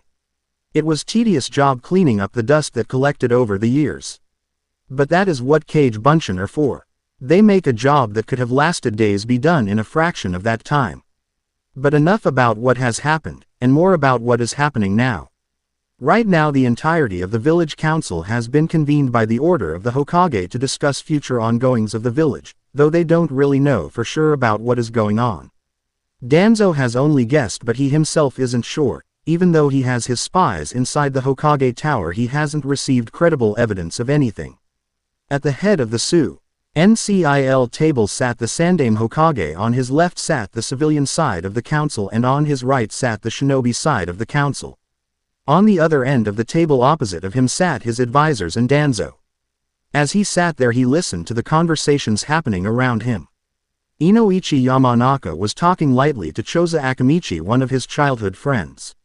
Fugaku Uchiha sat quietly just like Hiyashi Hyuga. Shibi Aburame sat there silently, also listening to the people around him. Sume Inuzuka was laughing boisterously while talking to Takashi Kohaku. Shikaku looked like he was sleeping. As always, but being a trained ninja, one would know he is faking it. Many of the jonin in the room talked quietly with one another, along with the civilians in the room. After his little eavesdropping, Hiruzen cleared his throat to make everyone look at him. When they were all paying attention, he finally spoke. Thank you all for coming this early in the week for this meeting instead of at the end like it normally is. But things that were once shrouded in darkness have now come to light. He started cryptically, getting piqued interest from everyone, even Shikaku, who opened one of his eyes. As you are all aware, Jiraiya returned to the village with Tsunade a few days ago, and some of you may be wondering why. He went to continue, but the council room doors opened and in walked the person of Tsunade Senju, carrying a stack of folders, Jiraiya, and Shizune, who has Naruto in her arms. Ah, Tsunade, I just started to talk about you returning to the Leaf, said the Sandaime, smiling at Tsunade, who walked over to her clan seat that was right next to the Uzumaki clan seat that is still empty. Yeah, whatever sensei, replied Tsunade with a yawn, soling when Naruto started to giggle at that. Jiraiya chuckled to receiving a glare from Tsunade in return. Hiruzen smiled at the display and continued what he was saying. As I was saying, Tsunade just returned to the village because of some things that were never known and over time forgotten. Said Sarutobi, make people curious about what needs to be said. Sarutobi looked at Tsunade and asked, would you mind continuing, Tsunade, since it is about your clan after all? That one question everyone's curiosity was piqued greater, causing Shikaku to actually sit up and pay attention. Tsunade sighed, noticing everyone's looks towards her because it involved her clan. From what I have learned from Sarutobi-sensei, in a bid to find a blood relative of Naruto Uzumaki, he had the then head medic ninja Asagi do a village-wide blood test on past to present shinobi, and Kunoichi started Tsunade, earning a pregnant silence instead of any commotion. Due in part of people taking interest in what their village leader has done for the past 2 years. Within a month and a half of the start of the village-wide test, all the results were comprised into a list. Tsunade said, handing out the folders she brought. From this list it was found out that Naruto Uzumaki was my grandson. With that there was an eruption from one of the civilians. You must be mistaken. That brat couldn't be your grandson, yelled the random merchant Ernie. In a glare from some of his fellow civilian council members and all of the ninja in the room bar Fugaku, who sat stoically. He most certainly is my grandson. The machine that determined this was one that I designed long ago, so I know that it works like it is supposed, said Tsunade, raising her voice at the merchant. As I was saying before the interruption, Tsunade glared at the civilian once more. It was found out Naruto Uzumaki was my grandson, but that is not all. That list was also comprised of many other people around the village with Senju DNA, she said, getting shocked looks from man. Why, people who then scrambled to grab their folders that were passed around, and they looked at the people's names that were alive who were part Senju. How is this possible? Asked Inoichi Yamanaka. I thought you were the last Senju alive. Well, you and your grandson now. Why are they spread out throughout Konoha? He continued to question, getting some nods from his peers at wondering the same thing. Which is to where the Sandaime stepped in to fill the gaps. Back when the village was founded by Madara Uchiha and Hashirama Senju. Hashirama Sensei all but disbanded the clan. Shortly after his passing, the Nadaime Hokage Tobarama Senju reformed the clan and had their district built. Hiruzen said, answering part of everyone's question. With the call to reform the clan, only 30% answered it. Which were the older generation and some of the younger. But with the breakout of the First Shinobi World War, most of the clan that reformed perished because they were a prime target to take out. So over the years of the war, the clan dwindled to only a handful, which included Tsunade, her brother Nawaki, and her grandmother Mito Uzumaki. Finished the Hokage, getting a nod of understanding from Shikaku, who looked shocked for once in his life. The other people in the room were stunned as well. Some of the civilian side of the council were looking at the names with Ryo bags in the IRIs for knowing some of the people on here and hoping to manipulate them to get at the Senju treasures. The Jonin were also shocked because some of their names were on the list along with hundreds of others. Most of the clans didn't have any member with Senju DNA, but the one who did thought about the possibilities of having family members who was a Senju and essentially getting a few marriage contracts for more ties to the clan. Fugaku though looked stoic, but if you looked closer at his visage you could see a slight smirk. The Uchiha's rivals are going to be reborn. This is going to be fun. If you don't mind me asking, Tsunade-sama, who was your son? Questioned Choza, who had many people wondering to except a few who already knew. I am not going to say for the protection of my grandson, but to those who already know. If I hear one word of people finding out, outside this council chambers, I will not hesitate to kill you. Answered Tsunade, looking at the people who she could tell already knew, most notably the advisors Homura Mitokado, Kaharu Udatane, and Danzo Shimura. During that one, Kazashi Haruno was looking at the list and noticed Jiraiya's name there, so he decided to ask a question in order to satisfy his curiosity. Suan-sama, why is Jiraiya-sama's name on this list too? He got a look from the council members around him, who to a look at their folders to noticing that fact. Tsunade was going to answer, but Jiraiya beat her to it. Like Tsunade being the granddaughter of the Shodaime Hokage, I am the son of the illegitimate daughter of the Nadaime Hokage. Said Jiraiya with a small blush while scratching the back of his head. And Naruto's grandfather. That last part caught everyone off guard, though incest wasn't really frowned upon for the ninja clans since they do it all the time. Especially the Uchiha and Hyuga, to keep their bloodlines pure. The civilians had various reactions. Some looked on in disgust, the rest looked unfazed because they knew ninja clans do it all the time. Everyone though, no matter the morality of how wrong it was, even Sum was envious that Jiraiya bagged Tsunade, the most beautiful woman in Hai no Kuni. The Hokage cleared Hai's throat, getting the attention back on him. Yes, now what is it you plan to do, Tsunade? Questioned the old Hokage, getting Tsunade's attention. Tsunade thought about how she was going to say it, nodding as she concluded her thoughts. I, Tsunade Senju, the current head of the Senju clan, hereby place the call for all those who have Senju blood, bar those who are of others' clans, if they wish it. As such, to claim their right by blood to join the Senju as a clan once more. Said Tsunade to the clan's heads, Jonin, and civilians to either look on in shock or nod their heads in acknowledgement of the call. Once the meeting ends, messenger ninja will be sent out en masse to inform those of whom are on the list. Said the old Hokage, getting some highs from those assembled. Now on to the last but not least matter at hand. May I ask what that would be, Hokage-sama? Asked Hiashi Hyuga, who has been one of the less vocal of this meeting till now. Ah, it is good you asked, Hyuga-san. Said the Hokage, looking around. As of 3 days ago I decided to retire again and have chosen a new successor. Said the Hokage, getting indignant yells from his advisors. What is the meaning of this, Hiruzen? Why are we, your advisors, finding this out now? Yelled Homura. Yes, Hiruzen, what has brought this on all of a sudden? Questioned Kaharu in a cold tone that made some of the clan heads and ninja there frown at her disrespect of the Hokage. Was that a serious question, or has old age made you lose your eyesight? Eyes are you, Homaru, and Danzo are in or close to our 60s. We are getting too old to be the ones trying to protect the village anymore. We have already done our duty for the protection of the village like Hashirama-sensei, and Tobirama-sensei has wanted us to do. We have lived far longer than most of our old friends and comrades from our younger years, and I would like nothing more than to retire once more and enjoy the rest of my life with my family," replied Heir Uzen to his advisors, who just scowled at him. "Now the person who will succeed me is Tsunade." "What?" yelled Kaharu, standing up in a quick motion, knocking her chair back and causing the Anbu hidden in the room jump down into defensive positions to the sides of the room, prepared to attack if necessary. "How could you choose someone who hasn't been in the village for over 20 years for the Hokage position? What about Jiraiya? He has at least been loyal." She was cut off by a blast of killing intent from Jiraiya and Hiruzen together, making her start to sweat and shake from the pure pressure from it. It was Jiraiya who spoke first. "I can't do it. The reason being is I have a spy network that needs tending to, and it can't be managed by someone else for the fact that I am the only Nay who is trusted by the people whom I employ.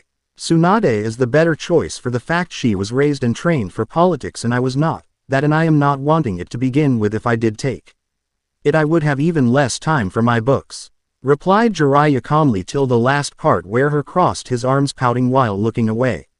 Also getting nods of agreement from all the guys including Sum. Danzo the entire time stayed quiet, for he knew that it would have either been Jiraiya or Tsunade eventually once he found out that Tsunade was back in the village. "So it has come to this. You have won this round, Hiruzen, but I will get what I want if it is the last thing I do." "Then it is settled then," replied the Hokage loudly. "I will announce my second retirement to the whole village in the coming days and announce the call of all of those who are willing with Senju blood to reform the clan," said Hiruzen. "You are all dismissed." With that, all the people started to get up and head towards the door except Jiraiya, Tsunade and Shizune, who has been holding Naruto, who fell asleep sprawled out in her arms in a dramatic fashion, making the Hokage chuckle at how adorable and innocent the little tyke was. "So what now?" asked Jiraiya, who stooped next to his sensei. "Tsunade and me are going to get her acquainted with the Hokage position before the announcement in a week. While Shizune helps take care of Naruto, I want you to keep an eye on your spy network to see if there is any response from the other nations to the reformation of the Senju clan. Chances are they are not going to take it lightly. In some places, in others they would be sending envoys for marriage contracts and treaties with a reborn noble clan to get some influence in the village," replied Hiruzen, getting a growl out of Tsunade, who knew that was going to happen whether she liked it or not, but she would be damned if they asked for her grandson's hand in marriage. She wants him to grow up and choose who he wants to love like she and his father did. "Is that all, sensei?" asked Tsunade, getting a nod. She said, "I guess I will see you in a few days. I will also be getting some of the people who no doubt will know they are on the list to help me renovate the rest of the houses and stores that are in the Senju district, and maybe let some of the public get to open stores there too," said Tsunade as she got up and took Naruto from Shizune, who curled up in Suon's arms seeking warmth, getting a small smile from Tsunade. "Come on Shizune, let's get Naru-chan home and finish cleaning the house so we can get ready for the flood of people that is soon to arrive to help out and pick homes for themselves or their families," told Tsunade, getting a "Hi Tsunade-sama" in return. Sarutobi sighed. "Things are not going to get easier, are they?" he asked rhetorically, getting Jiraiya's reply anyway. "No it isn't, sensei. No it isn't. And done. This is the fastest I believe I have uploaded a chapter, bar from me splitting one of the chapters and uploading them the same day. But I will apologize for my inconstancy in some parts of the story. It was not my intention. I am just not one of those writers that look over my work every time I get on. I just start where I left off and go with the flow of what is in my head. Also sorry for my ANs, they are annoying to read, I know, but it helps me get stuff off my chest sometimes. Also please be patient, I am getting to the part where it will be all about Naruto, which will be next chapter. He will also meet Sasuke and Sakura in the next one or the one after. I also may make the chapter longer. I know I have been making them 5,000 or less, but I promise I will make the net one a lot longer. Review, PM, but please no flames, I hate them and will never acknowledge those who do it. Chapter 9, Setting Up the Future. Thank you guys for the reviews and input, you guys are awesome. Some of you guys are wary about me bringing back the Uzumaki also. But we have to remember we only know that the clan was attacked and the survivors scattered to the wind. It never states how many survived or how were born since the Second Shinobi War. I am not doing the same with the Uzumaki like I did with the Senju. It will be different. Also, a few of you believe that me giving Naruto all 5 elements right off the bat is going to make him super god-like powerful early on. No, that is not the case. His main Kekkei Genkai will be Mokuden because he would feel closer to his GGG grandfather. Some people asked if Naruto will get chakra chains. I have thought about it, but I won't know for sure if I do just yet. If I do give them to him, he will have to learn to use them not right off the bat like Karen did. I also may give Naruto other Kekkei Genkai later on when he gets older, for the fact of with him being so in tune with nature it should not be impossible. Some also said that Naruto having all 5 nature affinities is impossible without the Rinnegan, or close to what that person said. No, it is not impossible because Naruto has all 5 affinities in Data Book 4. I'm sorry for putting that person on the spot, but I understand what he means when he doesn't want to see it in my story because it is overused. Or people make it so easy for Naruto to learn like a computer and not have any faults. Naruto will have faults, trust me. His personality will be the same or close to it as manga, but he won't be attention-seeking like he was in canon. He will be, though, trying to seek acknowledgement from the population of the village. I also won't be making Naruto use the shadow clone spam technique from the manga so early on. The most he will probably use at that age would be 2 or 3. For the fact of he is a damn kid, his brain is still developing, don't need brain damage. Also, to bring out the Mokuden, I have an idea of what I want to do, and trust me, it is not like what people do to make Naruto unlock a Kekkei Genkai. And sorry if I disappoint you guys for doing this stuff. Please don't stop reading. I assure you a lot of the stuff I will be doing will be totally different than what other authors do. If you guys are Naruto fanfic authors, no insults intended to you at all. Now on with the story. Rasengan, normal speech. Rasengan, thought speech. Rasengan, Biju speech, jutsu, summons. Rasengan, Biju thought speech. Disclaimer. Naruto I do not own. Masashi Kishimoto, who does? Last time. Is that all, sensei? Asked Tsunade, getting a nod. She said, I guess I will see you in a few days. I will also be getting some of the people who no doubt will know they are on the list to help me renovate the rest of the houses and stores that are in the Senju district, and maybe let some of the public get to open stores there too. Said Tsunade as she got up and took Naruto from Shizune, who curled up in Suon's arms seeking warmth, getting a small smile from Tsunade.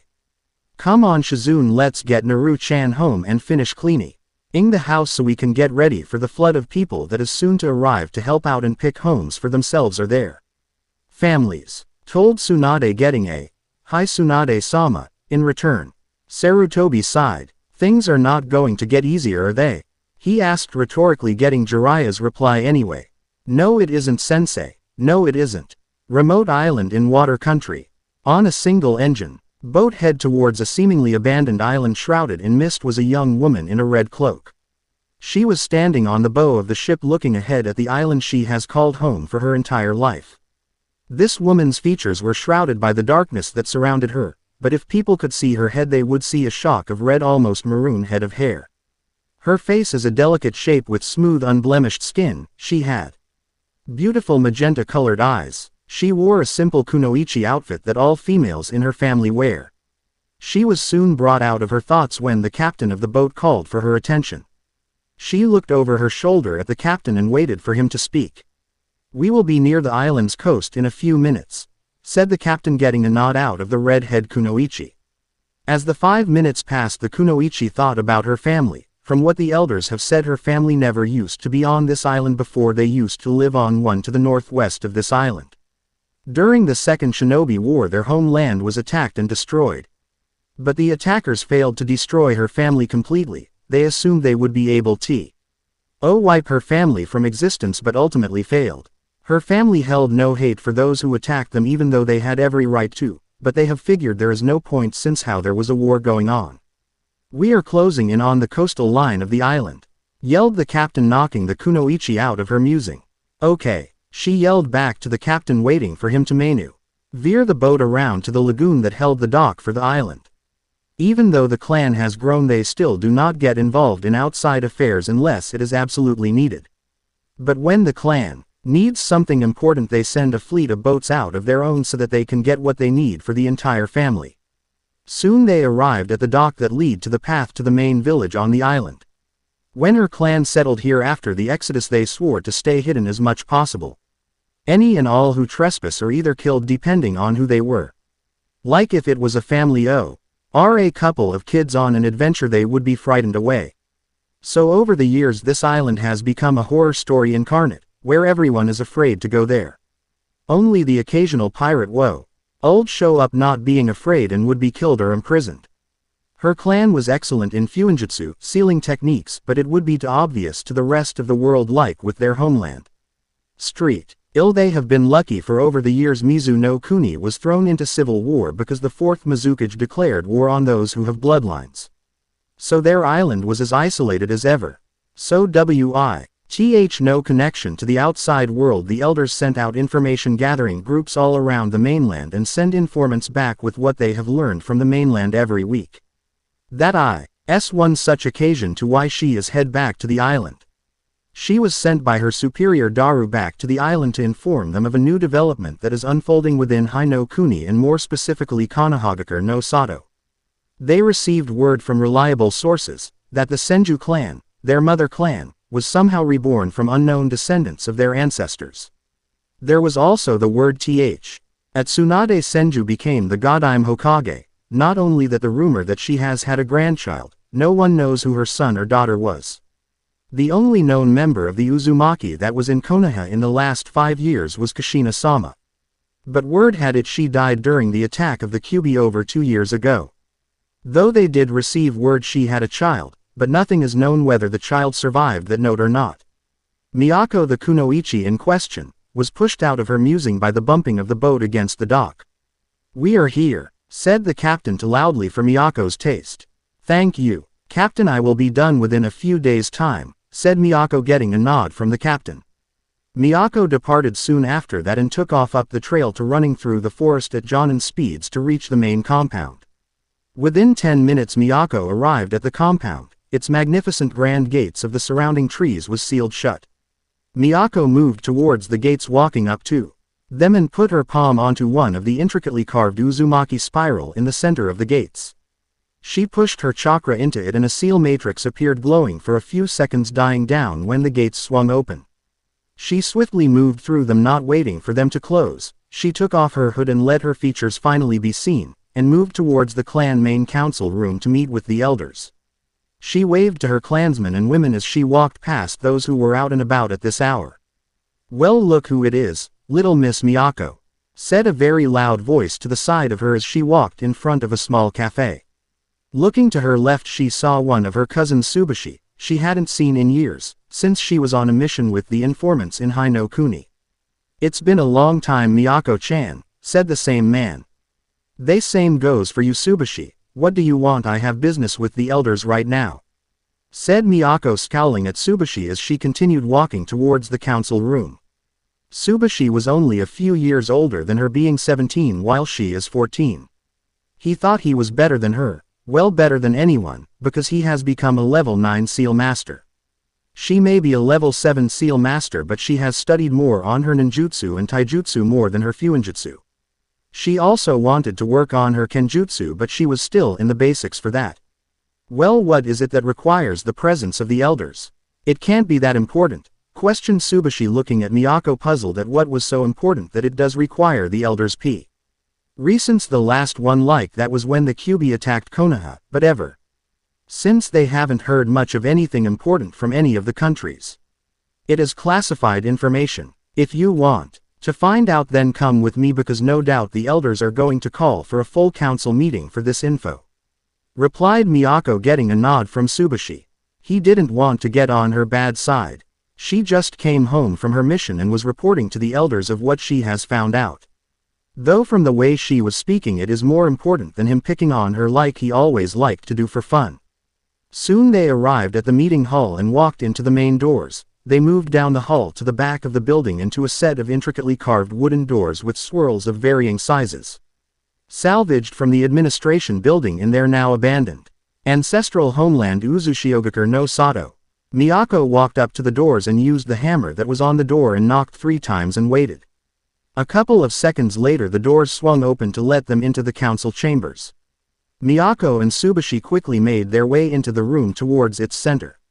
They both bowed to the 3 elders that were there, and waited to be acknowledged by them. The elder in the center was a male with long white hair going down past his shoulders with a mustache and beard that were both just as white and long. He had coal-black, beady eyes that held a warmth that you wouldn't expect from his stoic features. He wore an inner red kimono with a blue one on top with intricate gold swirls on it. His name was Keisuke the Terrible, from his days during the First Shinobi World War, who battled alongside the Nadaime Hokage in battles against Kurigakure. The Kiri ninja gave him the T moniker for the fact he was able to take out hundreds of Kiri's shinobi with a single seal. The elder on his left was a woman who had fading red hair that was slowly turning the same color white as her male counterpart. Though she wore a dark red kimono with gold trim and intricate swirls too. She had almond-shaped red almost pink eyes, with delicate features with a small amount of wrinkles since she isn't as old as her male counterpart. Her name was Seika. She fought in the Exodus battle and was one of the few ninja to escape that fateful battle that decided the fate of her family. She was Ned in her clan's kenjutsu to the point she could rival the 7 swordsmen of Kurigakure. The elder on the right was a younger woman. She had darker red hair than her female companion because she wasn't as old. Yes, she was getting there, but she wasn't at the point that her hair started to turn white. She wore an identical kimono as Seika, but hers was gold with red intricate swirls. Her name was Momoko. She is one of the few historians in the entire clan, while others are more worried about the ninja arts than history. After assessing the 2 youngsters who came to meet them, the elders decided to voice their curiosity. Or at least Keisuke did. What brings you here, Miyako-chan? I thought you were on an information retrieval mission in Hai no Kuni, asked Keisuke, getting small nods from the 2 women next to him. Miyako jumped a little at finally being addressed and stood up looking at her current leaders. I was Keisuke-sama, I just brought important news for the elders to hear, said Miyako, looking straight into Keisuke's eyes. Well, get on with it then, said Keisuke. And get on with it Miyako did. She explained that Tsunade Senju was retrieved by her teammate Jiraiya and that they had a kid together some time in the past and now they have a grandchild. From there she explained that Tsunade was made the Nadaime Hokage, and that she sent out a call to all those within Konoha who had Senju DNA to reform the clan, and that it is the Jinchuriki that is the heir to the clan. The elders sat and listened to what the young Kunoichi had to say about what she and her squad had learned. And most of it was actually surprising. When Tobirama reformed the clan, the elders of the Uzumaki at the time knew that not all the Senju answered the call. But they didn't expect this many.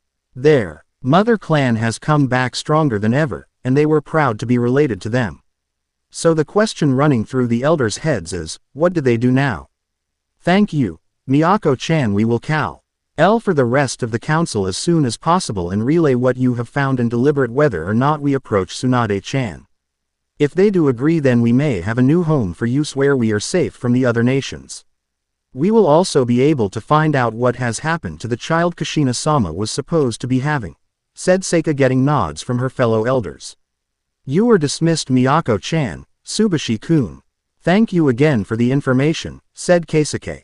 With that, Miyako and Tsubashi left the chamber. So what do you think of the information, Keisuke? Asked Momoko, looking towards her other companions, mainly Keisuke, of who she asked. The news is actually perfect for us. This island is getting too small for us. We can't go back to Uzu because even if it doesn't look at, the rest of the world is watching it constantly, and we would only be exploited in other countries for our fuinjutsu and then most likely be killed. But with Konoha, we have a chance with people who share the same blood as us. We can finally, after the hundreds of years of the separation between our families, can finally be one again. And with Konoha being our long-standing allies before the destruction of our home, we may have a better chance there than anywhere else, finished Keisuke, getting nods from the others. Now we need to send the word out to the other council members and say what they decide before we approach Tsunade-chan, replied Momoko. The next day, The next day saw the arrival of 7 council members from various settlements around the island. They were all moving towards the council chambers, going to the meeting that is being held to decide the fate of what they were going to do. Soon the council chambers was filled with all the people who make the decisions of the clan with the elders. Keisuke was sitting at the head of a long table that was set up for the delegates, who all had the Uzumaki famous red hair and had various kimonos on, but all decorated with their clan swirl on them. To his immediate left and right were Seika and Momoko, and from there the delegates. "Thank you all for coming," said Keisuke, getting the attention of the surrounding council men and women. "We have called you here, for we have received news from the mainland that will surprise all of you," continued Keisuke. "The Senju clan has been reformed within Konoha." With Hat said people looked at Keisuke like he grew a second head. "What do you mean the Senju clan has been reformed? I thought Tsunade-sama was the last Senju?" questioned Rikoku, delegate of a southern settlement, getting nods of agreement from the rest of the council except the elders. "She was the last known one. Not many of you know the history of our mother clan, but at the founding of the Hida-en villages, Hashirama-sama disbanded the Senju, hoping to knock down the borders between clans. That failed. After Hashirama's death during the First Shinobi War, Tobirama-sama reformed the clan, state Keisuke, looking around the room at the people there. When he reformed the clan, not everyone came back, only the older generation did. So the ones who didn't were forgotten about, and soon they grew in number while the reformed Senju dwindled to only Tsunade. The rumor has it she also has a grandson. No one has figured out who her son or daughter was, so we need to get more information on that," finished Keisuke, who was receiving confused looks and some looks of understanding. "So what about it? What is the plan?" asked Rikoku. "I'm with the Baka. What is this all about?" asked Hikari, one of the delegates, getting an indignant yell from Rikoku. "I will start," said Seika, gaining everyone's attention on to her old bones. "As you all know, this island we are on is getting too small for us to be on it. And we can't go back to our ancestral homeland for fear of being attacked by our enemies again. So our only hope is to go to a place where people share the same blood as us, a place where we actually helped found a place where we won't be extorted for our techniques like in other countries. So we should decide what to do. Are we going to stay here or do we move to Konoha? That simple," finished Seika. The people around looked at each other in a pregnant silence before someone broke it. Why not? We should move there. It would be better than this island in the middle of the ocean. We would also be with family there too. We would also have a purpose other than our own survival in this world, protecting a home," said Kuroba as she shrugged her shoulders. But with that statement, if she could read minds, she would have heard all her companions agreeing with her. "Though the question is, will Konoha accept us?" asked Yomi as he looked towards the elders. "That has yet to be seen. We will send out Miyako and her team in a few years with a scroll with the official Uzu royalty stamp to Konoha to convince Tsunade we are still here and it is not fake," said Keisuke, getting nods from his clansmen and women. "Things should get very interesting in the elemental nations. Oh, I also wonder how that old monkey has been doing," thought Keisuke with a smirk. Konohagakure no Sato, Hidden Leaf Village. Konohagakure no Sato, the strongest village in the ninja world, founded by Hashirama Senju and Madara Uchiha. Their families, after 1,000 years of their fighting, united under one banner and formed Konoha. After the village's founding, other villages started to form and copy the Hidden Leaf's example. Shortly after that, the First Shinobi World War broke out over land grabs from the other countries, which caused the deaths of untold thousands of shinobi and civilians alike. Two of the most prominent deaths were the deaths of Hashirama Senju and his brother Tobirama Senju.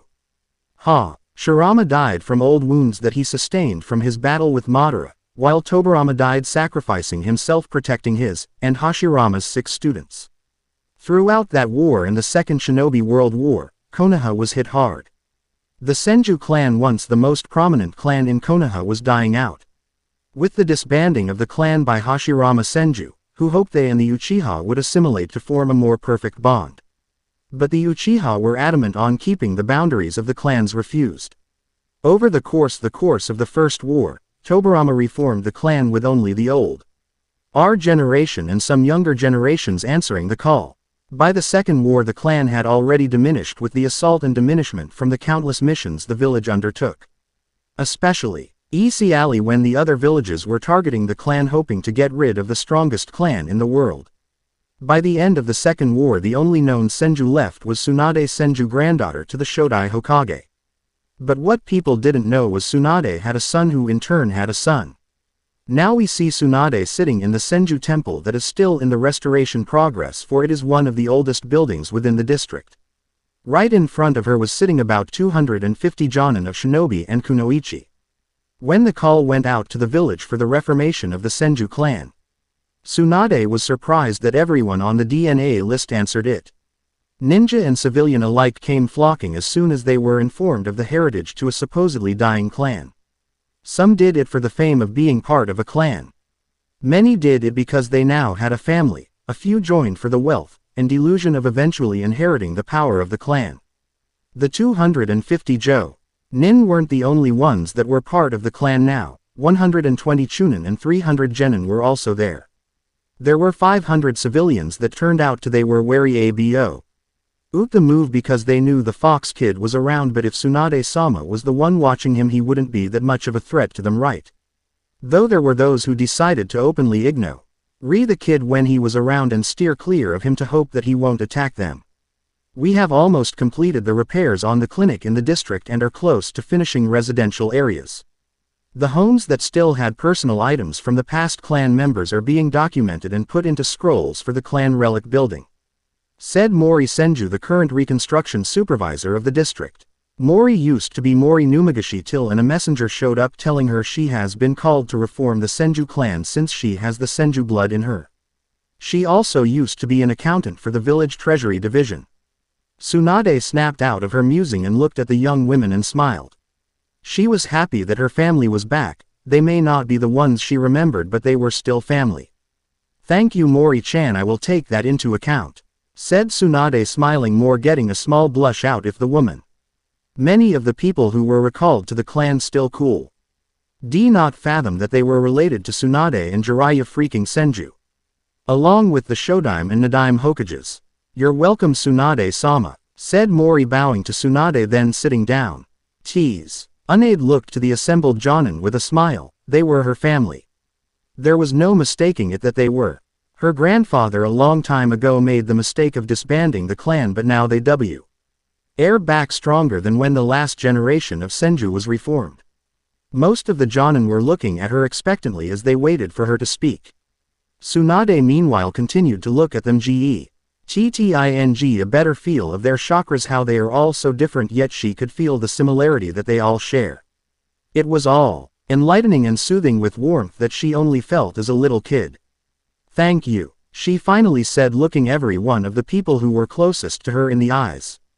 Thank you. For what, Tsunade-sama? Asked a random jonin named Hashiro, getting nods from his fellow family. Tsunade could only smile more as she said, thank you, for bringing my family, no, our family back from the brink of extinction. Said Tsunade as tears started to form at the corners of her eyes. All the ninja around could only smile and bow to her as Hashiro answered for them all. It has been our honor, Tsunade-sama, he said. Tsunade schooled her emotions while wiping the tears out of her eyes before they fell, and schooled her emotions. She looked at all of them and said, you are all dismissed. The next meeting will be held in a few days when the market is finished. And, with that all the ninja got up and left, leaving Tsunade alone. Tsunade looked down at the tea that was on the table in front of her and thought about her grandson. He has grown a lot since they arrived in the village. Speaking of Naruto. Where is he anyway? She thought, wondering. One Tree Hill Park. Come on Shizune-chan, let's get to the park faster, yelled a little blonde boy as he ran. Ahaya. D of Shizune Kato, apprentice to Tsunade and adoptive daughter. Okay Naruto-kun, we can get there faster, said Shizune with a giggle and a smile as she sped after Naruto as he ran towards the park. They soon arrived at the park where a lot of kids were currently playing with their friends and being watched by their parents. When they walked through the gates, some of the parents noticed them but didn't say anything. They were afraid of Naruto, but they wanted to see if he was a danger, like the rumors from the hardcore Naruto haters on the civilian council have passed around. So they Chi watched him start playing with their children, though some of the parents didn't want to risk it and called their children over and told them not to play with the young Senju. And a very small Amaun. Chi showed open disdain for Naruto but said nothing except calling their kids and leaving glaring at Naruto. Shizune, being a trained ninja, noticed all of the looks or glares that were being directed at her Otuto. Most of them she smiled at, but the ones that were glaring at Naruto she frowned at and glared at them. She knew people were afraid of her Otuto but also knew people really hated him. She also knew that people would not openly harm Naruto if they wanted to keep their lives. Naruto still had Anbu around him at all times for the fact he is the Jinchuriki of the Kyuubi. So he was a special case for the Anbu to watch over. Shizune roamed her eyes around the park and smiled a gentle smile when she saw Naruto playing with two of the clan heirs, Shikamaru Nara and Choji Akamichi. When Naruto arrived with Shizune to the park, he was ecstatic. He was finally able to play with kids his own age. He met some of the kids from his new family, but they all seemed to avoid him most of the time, but a few play with him. As he played with the other kids, he was observant in the fact that the parents were watching him. Some were even glaring at him. Why were they glaring at him? He didn't know he was only 2. What would you expect? Naruto soon settled to playing with a guy named Shikamaru or something, and Choji. They played for about an hour before Shikamaru's mother and Choji's mother came and picked them up. He was sad afterwards because he is now playing alone, but he understood that they had to leave. So he decided to wander off towards the forest behind the playground. He was happy. What he didn't know was the plants around him were actually greener and more healthy looking than the rest of the village. New leaves even started budding from the branches of some trees. He is young and hasn't gotten control of his chakra yet, so it is flowing out like a waterfall. So his presence is strong, that's what that means. Soon Shizune came searching for him and found him. She, with her skills of observation, noticed the trees and plants all around, how they are greener than the ones farther towards the playground, and noted it for later. Come on Naruto-kun, let's go home, yell Shizune, getting Naruto's attention, who ran to her. She took his hand and led him back to the park and out the gates of the park. Later that night, Shizune was thinking over what she saw in the forest when she went to look for Naruto and contemplated it. She saw what the leaves looked like. They were greener than any she had seen before, and they live in Konoha no Sato, which is located in Hai no Kuni, one of the greenest countries in the world, which tells you something when she has seen something greener.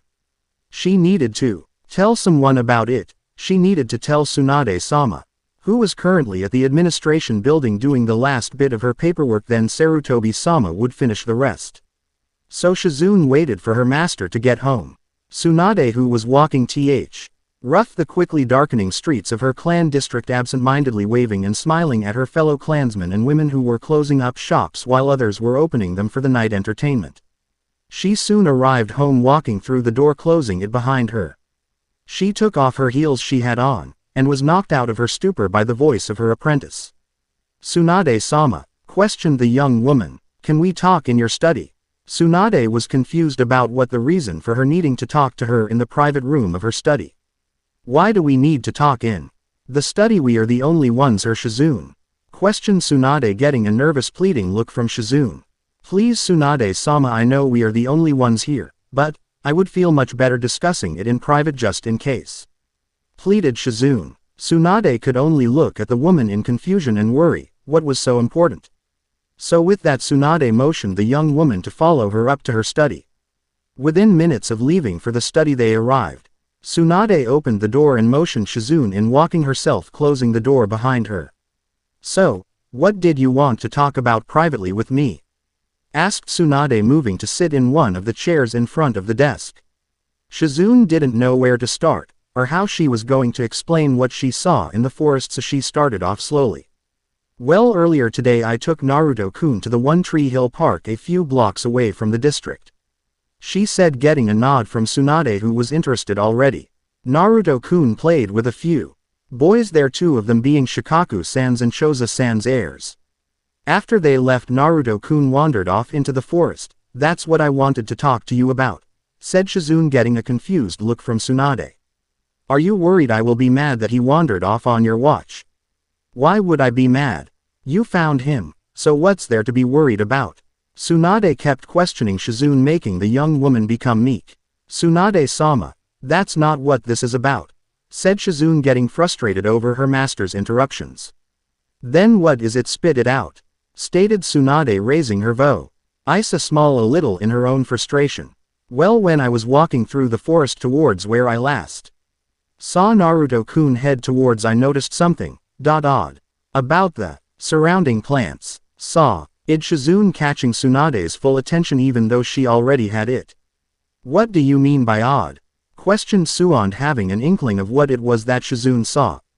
Well, Shizune started shyly, the leaves of the plants were greener, said Shizune, looking to see if Tsunade was surprised. What she got was different than what she expected. Tsunade was calm about it with a stoic look on her face. Though Shizune obviously didn't know of the war going on in her master's head. What? How is that possible? How has he awakened it? The only known person that has awakened it has been Hashirama Jiji. But for Naruto to possess that Kekkei Genkai, while being the Jinchuriki of the Kyuubi, the only other person that has it is a generic copy of the bloodline. But for Naruto to show signs of it at the age of 2 no less is just astounding.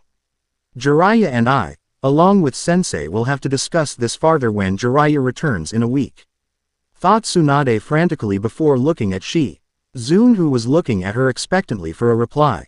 Tsunade smiled at Shizune before saying, "Thank you for the information, Shizune. You may go about your business now. I will go check up on Naruto-kun and see how he is doing."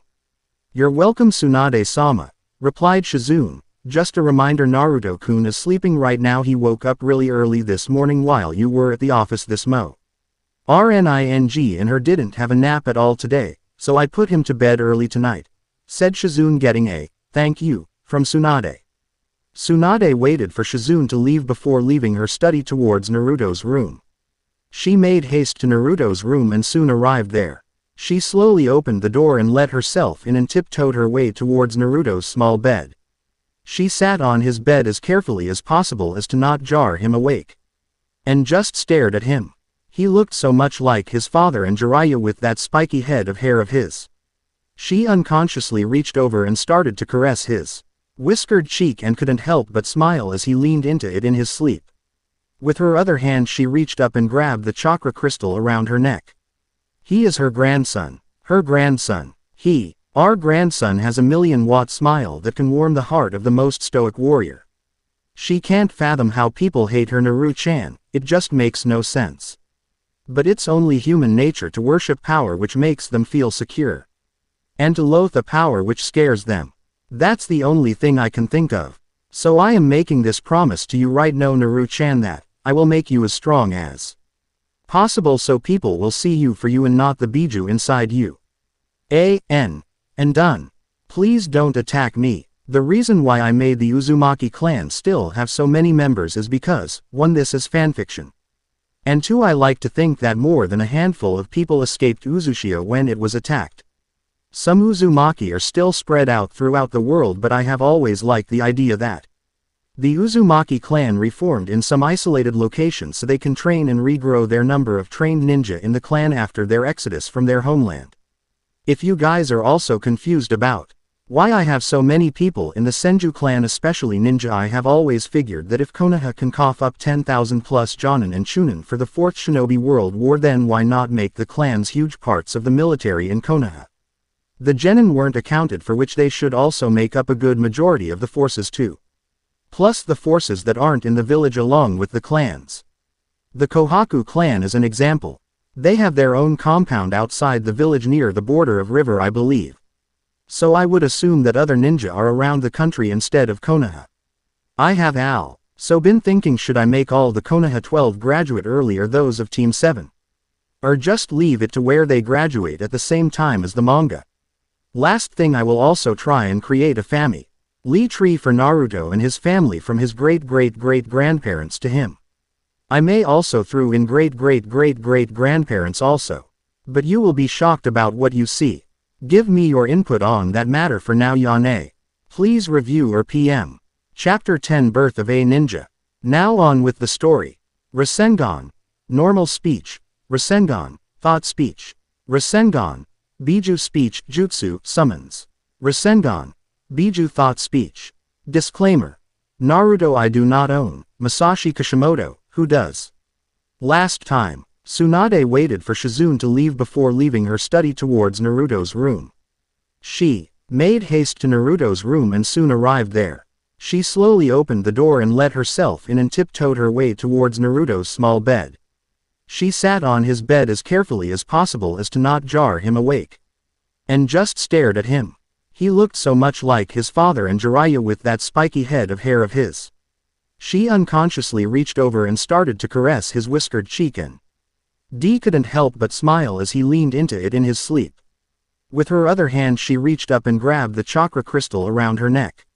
He is her grandson. Her grandson. Her grandson has a lion-watt smile that can warm the heart of the most stoic warrior. She can't fathom how people hate her Naru-chan, it just makes no sense. But it's only human nature to worship power which makes them feel secure. And to loathe a power which scares them. That's the only thing I can think of. So I am making this promise to you right now Naru-chan that I will make you as strong as possible so people will see you for you and not the Biju inside you. 2.5 years later. It has been a few years since Tsunade made the call to reform the Senju clan. It took less than a year for the reformed land to settle into their new homes in the Senju district.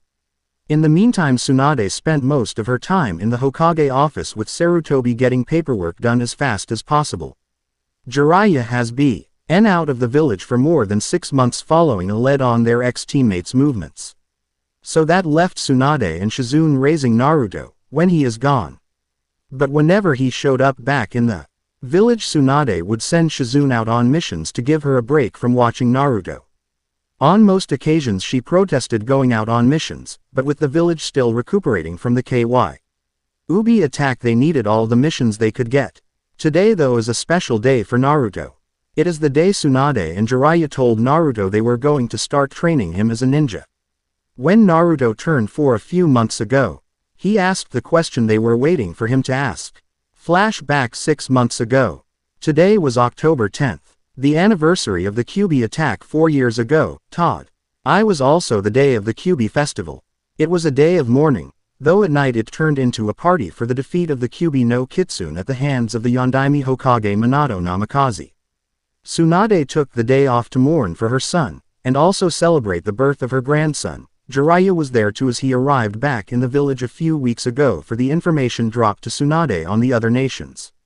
They woke Naruto up and gave him a nice breakfast, of eggs, bacon, pancakes, rice, toast and milk.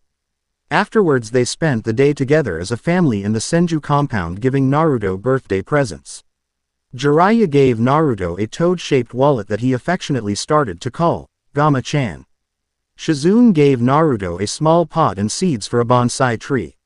Tsunade had a hard time thinking of what to give Naruto for his birthday, but she thought back to what Shizune said about Naruto maybe possessing his great-grandfather's bloodline, so reluctantly gave him her family's most treasured and valuable heirloom, her grandfather's chakra crystal necklace. When Shizune and Jiraiya saw her give the cursed necklace that took Tsunade's brother and Shizune's uncle from her, they were beyond shocked. They assumed that she would never part with it after those two's deaths. But Tsunade just told them that this time, she had a feeling it would different than all those years ago. She also told Naruto the significance of the necklace she gave him. He then swore he would treasure it with his life. After the day of spending their time in the compound, Tsunade and Jiraiya, along with Shizune, took Naruto out to the festival. They moved from stand to stand tasting the foods that were available and playing the games that were there also. It was also here that they all learned of Naruto's godlike good luck. He won at every game they played at, while Tsunade was the complete opposite of him, where she lost at every one of them. Jiraiya and Shizune were shocked at that fact, while Tsunade begrudgingly accepted that her grandson was a lucky little gaki.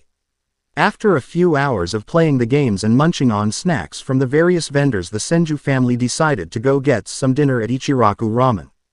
"Welcome to Ichiraku Ramen, what can I get you?" questioned the ramen chief Tsuki Ichiraku, who didn't look up from the ramen he was making for the other customers that were in his stand at the moment. "Well Tsuki, I goose your favorite sensei would like a chicken ramen," said Jiraiya with a grin plastered on his face. At hearing his old sensei's voice, Chuki turned around and looked towards where the voice came from. He took notice of his sensei and smiled broadly at his sensei. "Ah, Jiraiya-sensei. It's good to see you after all these years." "Is that all?" stated the ramen chief, who looked at the party of four with a curious gaze. He noticed Tsunade and Shizune, but when he looked at Naruto he froze. Looking at Naruto was like looking at the Yondaime Hokage when he was younger. Chuki looked back over to Jiraiya, who was looking at him with a knowing look. "Is this his boy?" asked Chuki, getting a nod from Jiraiya. "Yes, Naruto is his boy, and my grandson," said Jiraiya, getting some curious looks from the people at the ramen stand. Chuki knew from Minato that he was expecting a child with his wife Kushina. But he didn't expect that Naruto would be Tsunade's and Jiraiya's grandchild. So that left one question for him. Who is Jiraiya's and Tsunade's child, Minato or Kushina? A question he was about to ask. "Jiraiya-sensei, may I ask who is your child, him or her?" asked Chuki to his sensei, who glared at the other people in the stand for eavesdropping on their conversation. Jiraiya looked back at Chuki with a smile and was about to answer, only to be interrupted by Tsunade. "It is him. We will tell you the rest on another date, but right now it is time for food so we can get back to the festival," said Tsunade, getting an understanding nod and smile out of Chuki, who glanced at the other people in the stand. "What would you like, Hokage-sama?" asked Chuki, waiting to get her order as he has already gotten Jiraiya's. "I would take a miso ramen, and for Naruto, Shizune will have a vegetable ramen," said Tsunade, who looked at Shizune, getting a nod of agreement from her. Naruto gave a similar nod. He just wanted food. Because he was still hungry even after all the food he ate from the stands. Soon they all received their bowls of ramen and started eating. Jiraiya, Tsunade, and Shizune ate at a more sated pace. Naruto ate like he wasn't going to get any more for the rest of his life. After he was finished with his first bowl, with a loud sigh he asked his grandparents for another bowl. They agreed, to their later dismay. 6 more bowls later, Naruto was finally finished eating. "Ba-chan, Oji-san, can I become a ninja?" asked Naruto out of the blue, catching Jiraiya and Tsunade off guard. It was Tsunade who was first to speak. "Naru-chan, that is a very serious thing to ask. What brought that on?" she questioned him while looking at him in the eyes. Naruto thought about it for a second before answering her. "I want people to look at me the way they look at you, Oji-san, and Sarutobi Gigi.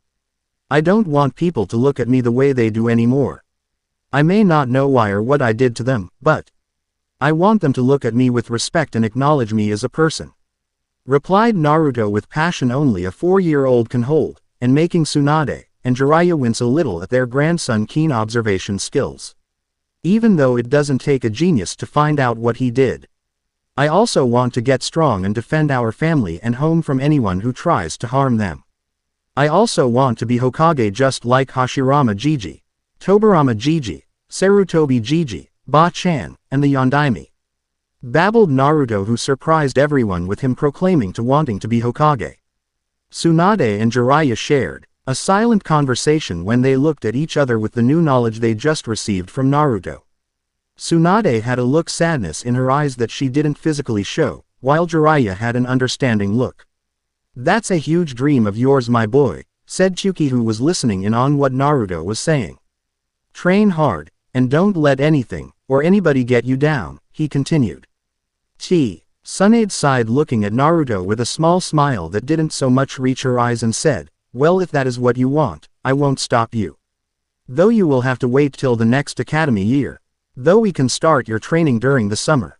"That sounds good. What do you think, Naruto?" asked Jiraiya, also looking at Naruto. Naruto looked up at Jiraiya and Tsunade with a big grin on his face. "That would be awesome, Ba-chan, Oji-san. I am going to become the best ninja there is," loudly yelled Naruto, causing everyone in the ramen bar to wince a little. "Not so loud, Gaki, aid Jiraiya as he smacked Naruto upside the head with enough force to move his head forward and causing him to glare at Jiraiya, rubbing his head while Tsunade and Shizune giggled, and Chuki chuckled. "More ramen," yelled our favorite blonde hero, making everyone sweat drop at his antics. Though what people didn't notice was the plants in and around Konoha seemed to grow more life and flora. Flashback end. Today's the day, yelled our favorite blonde hero as he jumped up out of his bed running around his room getting clothes to go take a shower. Today is the day Ba-chan and OG-san are going to start my ninja training, so I better be at my best today, Naruto said, moving into his bathroom and jumping in the shower. 10 minutes later he was finished and heading downstairs into the long hallway inside the Senju clan head house. He moved towards the kitchen where he can hear humming and dishes being moved around. When he walked through the kitchen door he saw Shizune cooking breakfast. "Shizune ne-chan," yelled Naruto quite loudly, startling the poor girl, making her eat and drop the pan she just used to cook with in the sink that was full of soapy water, making water go everywhere. "Naruto-kun, holy kami, don't scare me like that," said Shizune, sending a mock glare towards Naruto. Rubbing his head while grinning, Naruto said, "Sorry ne-chan, I didn't mean to startle you like that. I am just excited for today is the day I start my training to become a ninja like you, Ba-chan, and OG-san." "That's wonderful, Ototo. Come sit down and eat while I go rouse Tsunade-sama and Jiraiya-sama for breakfast," said Shizune, walking past Naruto after she made him a plate and set it at the table for him. "Thank you ne-chan, you're the best," exclaimed our blonde hero, who ate his food with gusto, making Shizune giggle a little at his actions. Less than 20 minutes later Tsunade and Jiraiya both came into the kitchen, one looking disgruntled and the other looking happy and cheery. "Good morning Ba-chan, OG-san," yelled Naruto, making Tsunade wince at Naruto's loud voice and Jiraiya to chuckle. "Not so loud Gaki, that hurts my head," said Tsunade, as she sat down at the table and put her head down, holding it in her hands. "What's wrong Ba-chan? Why do you look like you are sick?" questioned Naruto, getting concerned that his grandmother is sick and can't train him today. "She's okay Naruto, she is just a little hungover is all," replied Jiraiya, getting a blank look from Naruto, who just stared at him. That only made Jiraiya sigh at his grandson's naivety. "She drank too much alcohol last night and her body is cleansing itself now. That is why she looks sick," informed Jiraiya, making Naruto nod his head in understanding, but also making him curious. "Why would she drink it if it makes her like this if she drinks it too much?" asked the ever-innocent Naruto. "Well, I can't really explain it in words, maybe when you become a ninja you will be able to find out," said Jiraiya, making Naruto frown at that but accepting it nonetheless. "Okay OG-san, can I ask when we are going to start training?" asked Naruto, looking at Jiraiya intently, waiting for an answer. "As soon as your grandmother actually wakes up," said Jiraiya, nudging Tsunade her side with his elbow, making her groan and look at Jiraiya through narrowed eyes. Quote, "Why don't you go out and start and I will come and join you in a little bit," said Tsunade, turning her head as Shizune put a cup of coffee in front of Tsunade, who sat her head, took a sip of it and laid her head back down. "Well, you heard her Naruto, hurry up and finish and head outside and we can do warm-ups," Jiraiya told Naruto, who enthusiastically got down from the table and ran outside, making Shizune giggle and Jiraiya to chuckle. Training grounds 10 minutes later. When Jiraiya arrived at the training grounds, Naruto sitting on the ground waiting patiently for him to get outside to start his training. "Alright Naruto, we are going to start off with a little exercise to get you warmed up, but we can't do a whole lot with you being so young and your body being underdeveloped. Start." Jiraiya getting a nod out of Naruto as he stood up. With that, Naruto started stretching as instructed by Jiraiya to warm his muscles, what little there is up. After the warm-ups were finished, Jiraiya instructed Naruto to do as many push-ups as he can. From that amount he is to establish his baseline from there. It was the same with sit-ups, establishing a baseline and build from there. Naruto all this was surprisingly not winded or tired one bit. So Jiraiya had him run around the training ground a few times to see if he will get tired, and it was working. "Alright, take a rest Naruto," yelled Jiraiya to Naruto, who just finished another lap running around the training grounds. "How did I do so far OG-san?" asked Naruto, who took a canteen from Jiraiya that he brought and drank from it. "You did good Naruto, though we aren't going to be working like that very often for the reasons I stated earlier about stunting your growth. But now let's move on, we are going to unlock your chakra now," stated Jiraiya, getting a blank stare from Naruto. Jiraiya sighed. "Maybe we should have started off with studying first," thought Jiraiya. Chakra is the energy inside all living things, Naruto. Chakra is created when two other forms of energy, known collectively as one stamina, are molded together. Physical energy is collected from each and every one of the body's cells and can be increased through training, stimulants, and exercise. Spiritual energy is derived from the mind's consciousness and can be increased through studying, meditation, and experience, explained Jiraiya. Do you understand, Naruto? Asked Jiraiya. Naruto thought over what Jiraiya said before replying, yeah, chakra is created when physical and spiritual energies are combined and boom chakra.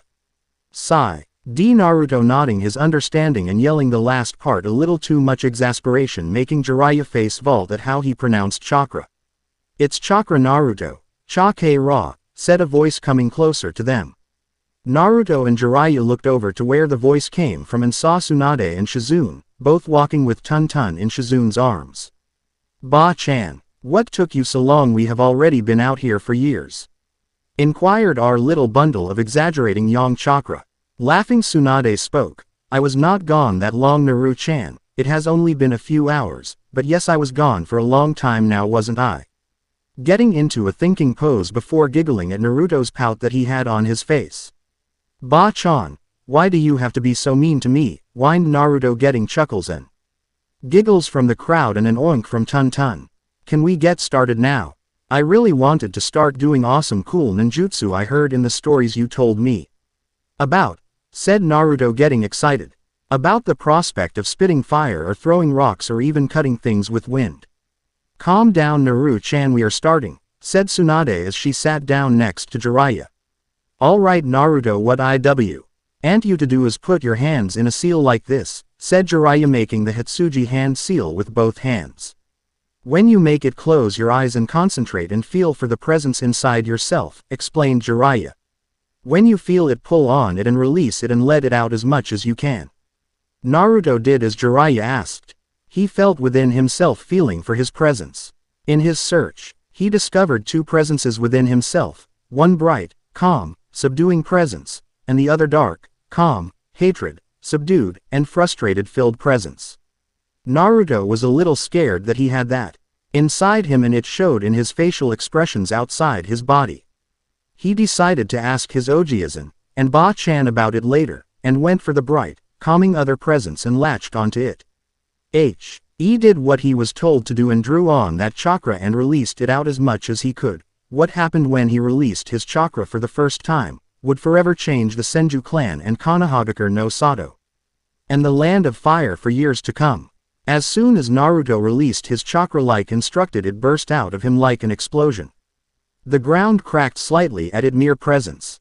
It was coming off of Naruto in waves. It was so powerful that it was causing the wind to blow around them. But what shocked the group and the rest of the Senju in the clan compound is that trees, grass, plants in general were starting to sprout anywhere and everywhere. Already existing trees and plants started to grow bigger or sprout new leaves and stems. Flowers started form blossom sooner than they should have after the spring ended and summer began. While this was going on, Naruto was oblivious to what was going on around him, only concentrating on what his grandfather told him to do. But soon Naruto was starting to get tired from all the exertion of releasing such a dense and powerful amount of chakra. Within a couple of seconds the flow of chakra stopped and Naruto fell down unconscious. All three of the people present sat in shock. Tsunade and Shizune suspected he may have had Mokuden as a Kekkei Genkai, but to actually witness the power of such a coveted bloodline in her grandson that her grandfather was known for just made her mind do an automatic shutdown and reboot. Then the thought hit her, if the bloodline is this strong now, how strong will it be when he actually gets control of it? Tsunade shuddered at the power her grandson holds with his newfound Kekkei Genkai, and the fox within his gut. The another shuddering thought hit her, he is going to have a horde of fangirls after him for sure. Single quote. 3 months later. It has been 3 months since the confirmation that Naruto has the famed Mokuden Kekkei Genkai of his great-grandfather. Jiraiya was a little irked that Tsunade didn't tell him about the possibility Naruto may have it. But he let it go after a while when Tsunade offered him to stick it to her, much to Naruto's confusion about what that meant. But after that he saw his grandfather really happy, and cheery like he always got many times in the past after he got mad at his grandma, and then the next day he was happier than a little kid sitting in a candy shop. Naruto may not have known what happened, but he was happy either way because he was training to be a ninja. Every day he would work out like his grandfather told him to do when they first started his training. He also learned how to read and write, which he soaked up like a sponge in a small puddle of water.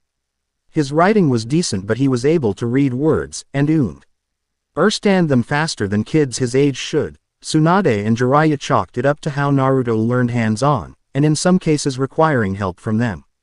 Jiraiya and Tsunade also started teaching Naruto control his chakra with the leaf concentration, balancing, and spinning. To their amazement, Naruto seemed to take after his father and Tsunade in having near-perfect control of his chakra. They were stumped though. Naruto should have very poor control of his chakra to where he would need some serious control exercises to get his Jonin-sized chakra reserves under control before he got older. Naruto, when you felt for your chakra, what did it feel like? Please explain the best you can, asked Jiraiya after Naruto finished adding 5 leaves for the leaf concentration exercise. Naruto though, UGHT about it for a minute or two after stopping from the leaf concentration technique and finally spoke. Well, it was a calm, bright, subduing feeling when I drew on my chakra, said Naruto, getting a thoughtful look out of Jiraiya. That could explain why his chakra is easy to control, thought Jiraiya. Jiraiya OG-san, there is something else I felt when I felt for my chakra, said Naruto, drawing Jiraiya's attention once more. What did this chakra feel like, Naruto? Questioned Jiraiya. Well, it felt dark, full of anger, frustration, yet it was calm and relaxed.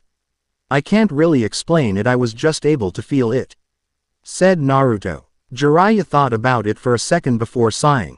I can't tell you what that chakra is until a later date, but I have a feeling you are a sensor type. A well-tuned sensor type that can read emotions instead of just chakra, explained Jiraiya, making Naruto start jumping around, ecstatic that he will be a great ninja one day. To calm Naruto down, Jiraiya did the only thing that could. Calm down, Gaki, yelled Jiraiya as he hit the blonde upside the head, getting an indignant yell from said blonde. Now, what I want you to do is try and feel for my chakra and emotions if you can, said Jiraiya, motioning for Naruto to do as he asked. Naruto stood up and put his hand in the Hitsuji seal again and concentrated on feeling Jiraiya's chakra and emotions. As he stretched out his senses, he was able to feel Jiraiya's chakra. It was like a fast-moving stream running through his body.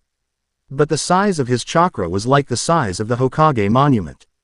He didn't understand the emotions Jiraiya was feeling because he couldn't describe them. That is something he had to work on, he thought. So what am I feeling? Asked Jiraiya, getting Naruto's attention from his thoughts.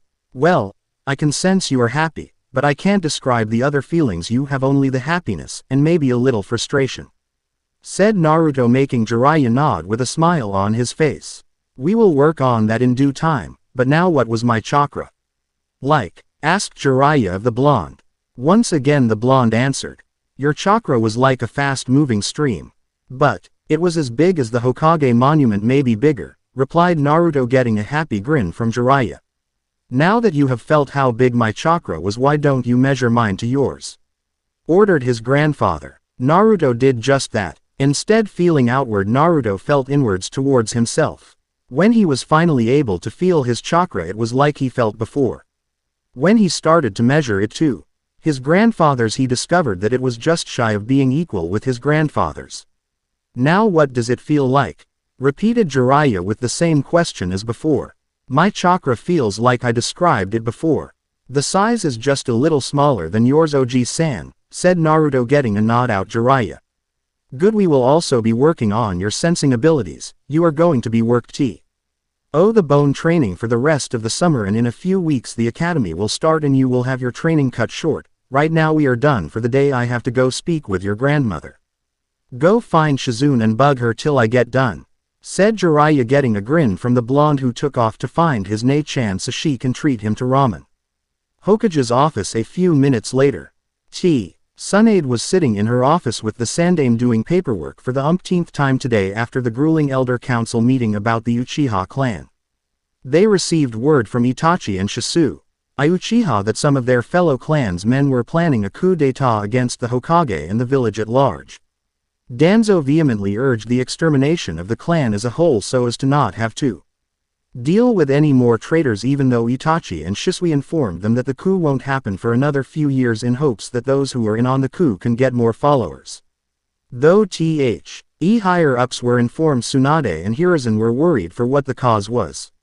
Itachi explained that it was the villages and elders' ostracization of the Uchiha clan after the Kyuubi attack for only thing other than Kushina's Uzumaki chakra chains, and the Shodai Hokage's Mokuden Kekai Genkai. The only other thing to control a Biju was the Uchiha clan's Sharingan.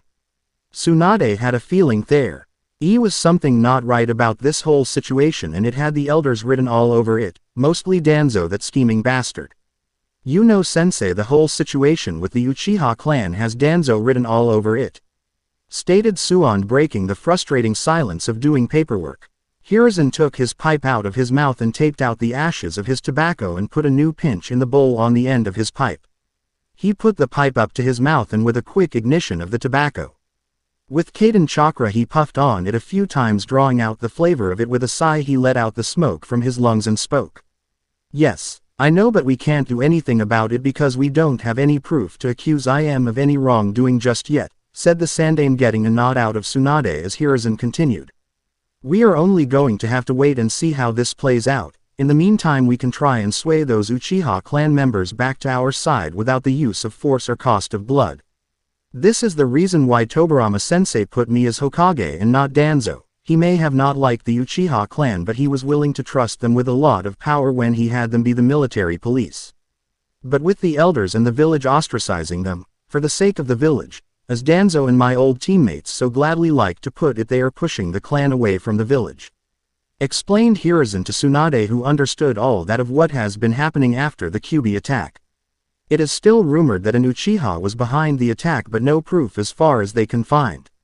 But I have a plan to bring the Uchiha back closer to Konoha and her people before things get worse than they already are, said the Sarutobi. We can discuss that at a later date, sensei. Let's take a break from paperwork. Just as she finished saying that, she looked towards the window and called out, "You can come in, Jiraiya, no need to hide when I can sense your chakra," yelled an irritated Tsunade for her lover's lack of respect for using the door instead of the window. Geez, Tsunade-hime, you don't need to get mad at me, it hurts my feelings, said Jiraiya as he hopped in through the wind. Wiping away faux anime tears, forcing Tsunade to get more irritated and growing a tick mark. The exchange amused Sarutobi greatly. No matter how mad Suan can get at Jiraiya or how stupid he can be, sometimes he knew for a fact just by their interaction that they loved each other greatly, even if they won't openly admit it. They won't show it in public, but he can tell that they are together just by that.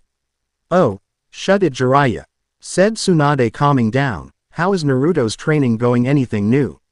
Asked the blonde woman. He has felt the Kyuubi's chakra in him, which is why I am here, Jiraiya, getting raised eyebrows from Tsunade and Sarutobi.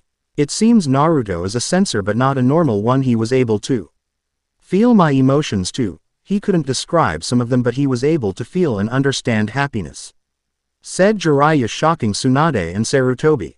So he has the same latent ability as Mito-sama when she had the Kyuubi inside her, the ability to feel emotions, said Sarutobi, getting another shocked look from Tsunade. You knew she had the ability to do that? Asked Tsunade in a quiet voice, looking at her sensei with calculating eyes.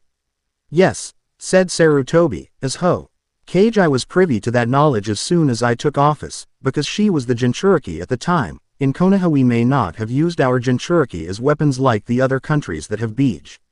But Mito-sama was an Uzumaki sealing mistress, so she wasn't to be trifled. Kushina was a little different since we had to train her with the help of the Uzumaki before they were destroyed in the war, said Sarutobi, getting an understanding nod from Tsunade and Jiraiya. Tsunade sighed. I almost wish that Mito Oba-chan never made herself the Kyuubi Jinchuriki, then the world wouldn't have been handed the Biju by Oji-san. And maybe my son would still be around, said an increasingly bitter Tsunade. Jiraiya moved next to Tsunade and rubbed her back to comfort her. If the sealing of the Kyuubi by Mito-sama never happened, then it would have been used as a weapon by another village for their own gain. Remember when the Gold and Silver brothers tried to capture it? It was a blessing in disguise. Say that Madara Uchiha actually took it before Kumo did, otherwise we would have lost all 3 shinobi world wars instead of winning them. Hashirama-sama did the right thing and capturing it, it was so the right thing to do for Mito-sama to seal it within herself. Said Jiraiya, still rubbing her back. His ability though isn't as advanced, maybe in time he can sense things farther away and more thorough than he can now. Hiruzen explained, we should wait till he is old enough to teach him how to farther his skills in sensing so he can concern himself with his other ninjutsu. We can also get him started on genjutsu. After he learns tree walking, continued Hiruzen. Sensei, inquired Tsunade with a blank look, are you planning on teaching Naruto too? Sarutobi laughed at that, finding it amusing that his student would ask such a question. Of course, who better than me to help instill the will of fire into the next generation than an old man like me, replied the Sandaime, getting a grin out of Jiraiya. And a small smile from Tsunade. He really is going to be the best, isn't he? Said Tsunade, looking like she was in a daze, like she was looking into the future. Yes, he will be the best. After all, it is his and the next generation's destiny to protect this village, replied Sarutobi. We may need him in the foreseeable future, thought Sarutobi. September 1st Academy Entry Day. It has been a week or two since the discovery of Naruto's ability as a sensory skills. Within the week though, Jiraiya, Tsunade, and even the Sandaime helped make Naruto's training run smoothly. They made Naruto continue to do the leaf concentration, balancing, and spinning to a greater extent than he was working on. Sarutobi was actually impressed that Naruto had descent control of his chakra with how much he has. Though he informed that Naruto would need more advanced chakra control techniques very soon, to gain more control over it in time. Walking to the academy, we find our blonde hero walking with his grandparents. Today was a special day, so Sarutobi took charge of the Hokage office to allow Tsunade to say goodbye to her grandson for the day at the academy. Naruto was wearing brand new clothes. Tsunade bought him new clothes. He was wearing an orange shirt covered with a black hoodie jacket with a white Senju clan symbol on the back with a white Uzumaki swirl on his left shoulder. He was also wearing orange shorts with blue ninja sandals. As usual, when they walk through the village, Naruto receives his normal glares and looks of disdain, with a few people showing actual respect for the blonde. Though he was upset that he didn't know why he was receiving these looks like this. But he would persevere through it all, not batting an eye and showing weakness. He would show him and eventually change the looks of scorn to looks of admiration and love. As they made it to the academy, which was attached to the administration building, which is where the Hokage's office resided, Tsunade decided to speak. Naruto, please do your best, we have faith in you, and we will see you later when it is time for you to get picked up, said Tsunade as she leaned over, hugged Naruto and kissed his forehead. Jiraiya ruffled his hair, making him scowl at his Oji-san. People who were also arriving late were looking at the three with some apprehension, while others were looking disdainful or just ignored them. Naruto grinned after the heartwarming thing his grandmother said and spoke, "Don't worry, Ba-chan, I will do my best and show them that the Senju clan is still number one, and I will not fail my ancestors and live up to the will of fire like Sarutobi Gigi told me about," said Naruto, getting smiles out of Tsunade and Jiraiya. With that, Naruto ran inside before he was late for his first day of the academy. "Good luck, Naruto," yelled Jiraiya as loud as he could, who then got sucker punched in the jaw by Tsunade for being too loud. "Quiet down, you baka," yelled Tsunade herself at Jiraiya, who only grinned back at her. Naruto could only laugh at the display of his grandparents as he walked away into the school. "Today I can finally train to become a ninja and show the people of Konoha I am not some pariah but someone to look up to," thought our blonde hero with determination in his eyes. Finally finished the chapter. It just took me too long to start this damn thing. It was like trying to write an essay for an English topic that is hard to start off. But I was able to start it with only that minor inconvenience, and work my way through it. Some people are probably going to ask why Naruto has showed use of the Mokuden without knowledge of how to mix chakra together or even make Doden or sweeten chakra. Well, did Haku have knowledge of making ice when yes she. I find it hard to believe Haku was a guy, for the fact in the redrawing of her for the fillers in Shippuden they made it to where she is more feminine, was a kid around Naruto's age now.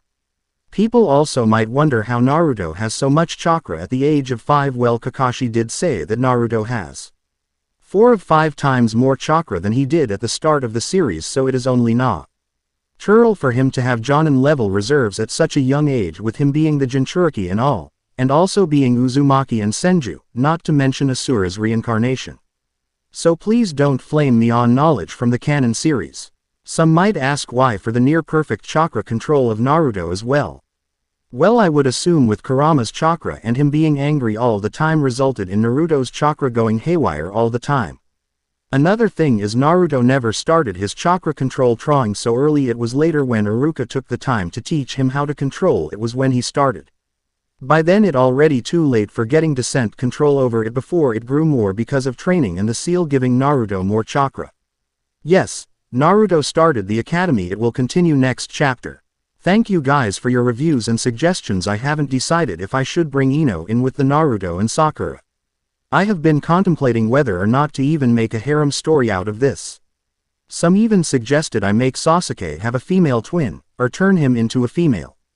It really isn't too late. I could just go back and turn Sasuke into Satsuki, or just make Satsuki a twin of Sasuke, or just make her 9 months younger than Sasuke IDK. What do you guys think about that? Should I go nay or yay?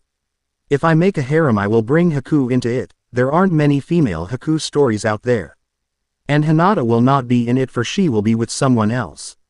But please review, PM me and give me your feedback on the subject if you are interested. I also know many of you detest harem stories and I am sorry if you do, but I will try and make it the best I can. Please review. Chapter 11 Academy Years IAN. With the influx of my followers' comments and ideas given to me, which I appreciate very much, so thank you all. I didn't want to make a poll or anything too tedious like that, so I just asked you guys directly for that reason. Now many of you have said go ahead with the Toad, Slug, and White Tiger's contracts. Others have suggested to find other contracts like mythical creatures and stuff like that, or dragons or the foxes. Hear me out on this and please don't flame me for this suggestion. Naruto gets the Toad contract from Jiraiya, Slug from Tsunade. But the White Tiger he gets is an heirloom from Hashirama. I know many of you are like, what about the dragon eye? Chi represents Yang while the White Tiger is supposed to represent Yin. But I always assumed, since the White Tiger was earth-based as in walks on land, it would be Yang, but I know I am wrong. The same can go for the dragon. The fox contract I can say comes from the Uzumaki, but I may not make a fox contract. They are in a way depicted by Kushina the way she and Naruto was as kids. Wild, rambunctious, sly, and very mischief from what she has said. Oh, and cunning, like foxes. Also the dragon to me represents fire for me and in historical records also. So what I am getting at, why can't he have all 4? Some have said, oh, he will be too overpowered, it make him too strong. There are already the Toads that can do everything as they are the most versatile. But, why would I give Naruto all of them at once? I see no logic in that. He will receive them throughout his training to be a ninja. He will actually get the Toad contract first though, because he will be a Toad Sage. Someone also asked why he doesn't just learn Sage mode like Hashirama did. Well, the reason being the whole point of Naruto learning Sage mode to begin with was so Naruto can have a deeper bond other than student and master with Jiraiya. But later it was revealed that Hagoromo knew the Elder Toad Sage when he was alive, so it not only gives a deeper bond with Jiraiya, it also links Naruto and Rakudo Sennin together. Jutsus and other techniques I give Naruto are going to link him with his ancestors and immediate family. The Mokuden and White Tiger contract from Hashirama, the Raijin no Ken from Tobirama, Slug contract from Tsunade, Hiraishin, and Rasengan from Minato, the Fox contract from the Uzumaki, Kenjutsu and some other from Kushina. I haven't figured out what I will do with her. He will receive seal training because they all know advanced sealing or at least some form of it. He will also learn elemental ninjutsu from everyone, even Jiraiya. When I mean everyone, I mean the people who are alive. I also am bringing in a twin for Sasuke. The reason being, yes, I only showed Sasuke with Makoto, but that doesn't mean he couldn't have one. I also know I have built the story to only be NS, here's another but I like buts. But Sakura and Satsuki will not be introduced to Naruto as anything but friends for a long Time which will allow them to become friends, but love will not happen for, like I said, a long time. I am thankful for all of your guys' ideas and input. It really makes me happy. What I mean by that is every story I have written when I was in school was never taught Ken to very well because I never had a plot of characters that were examples or templates to work off of.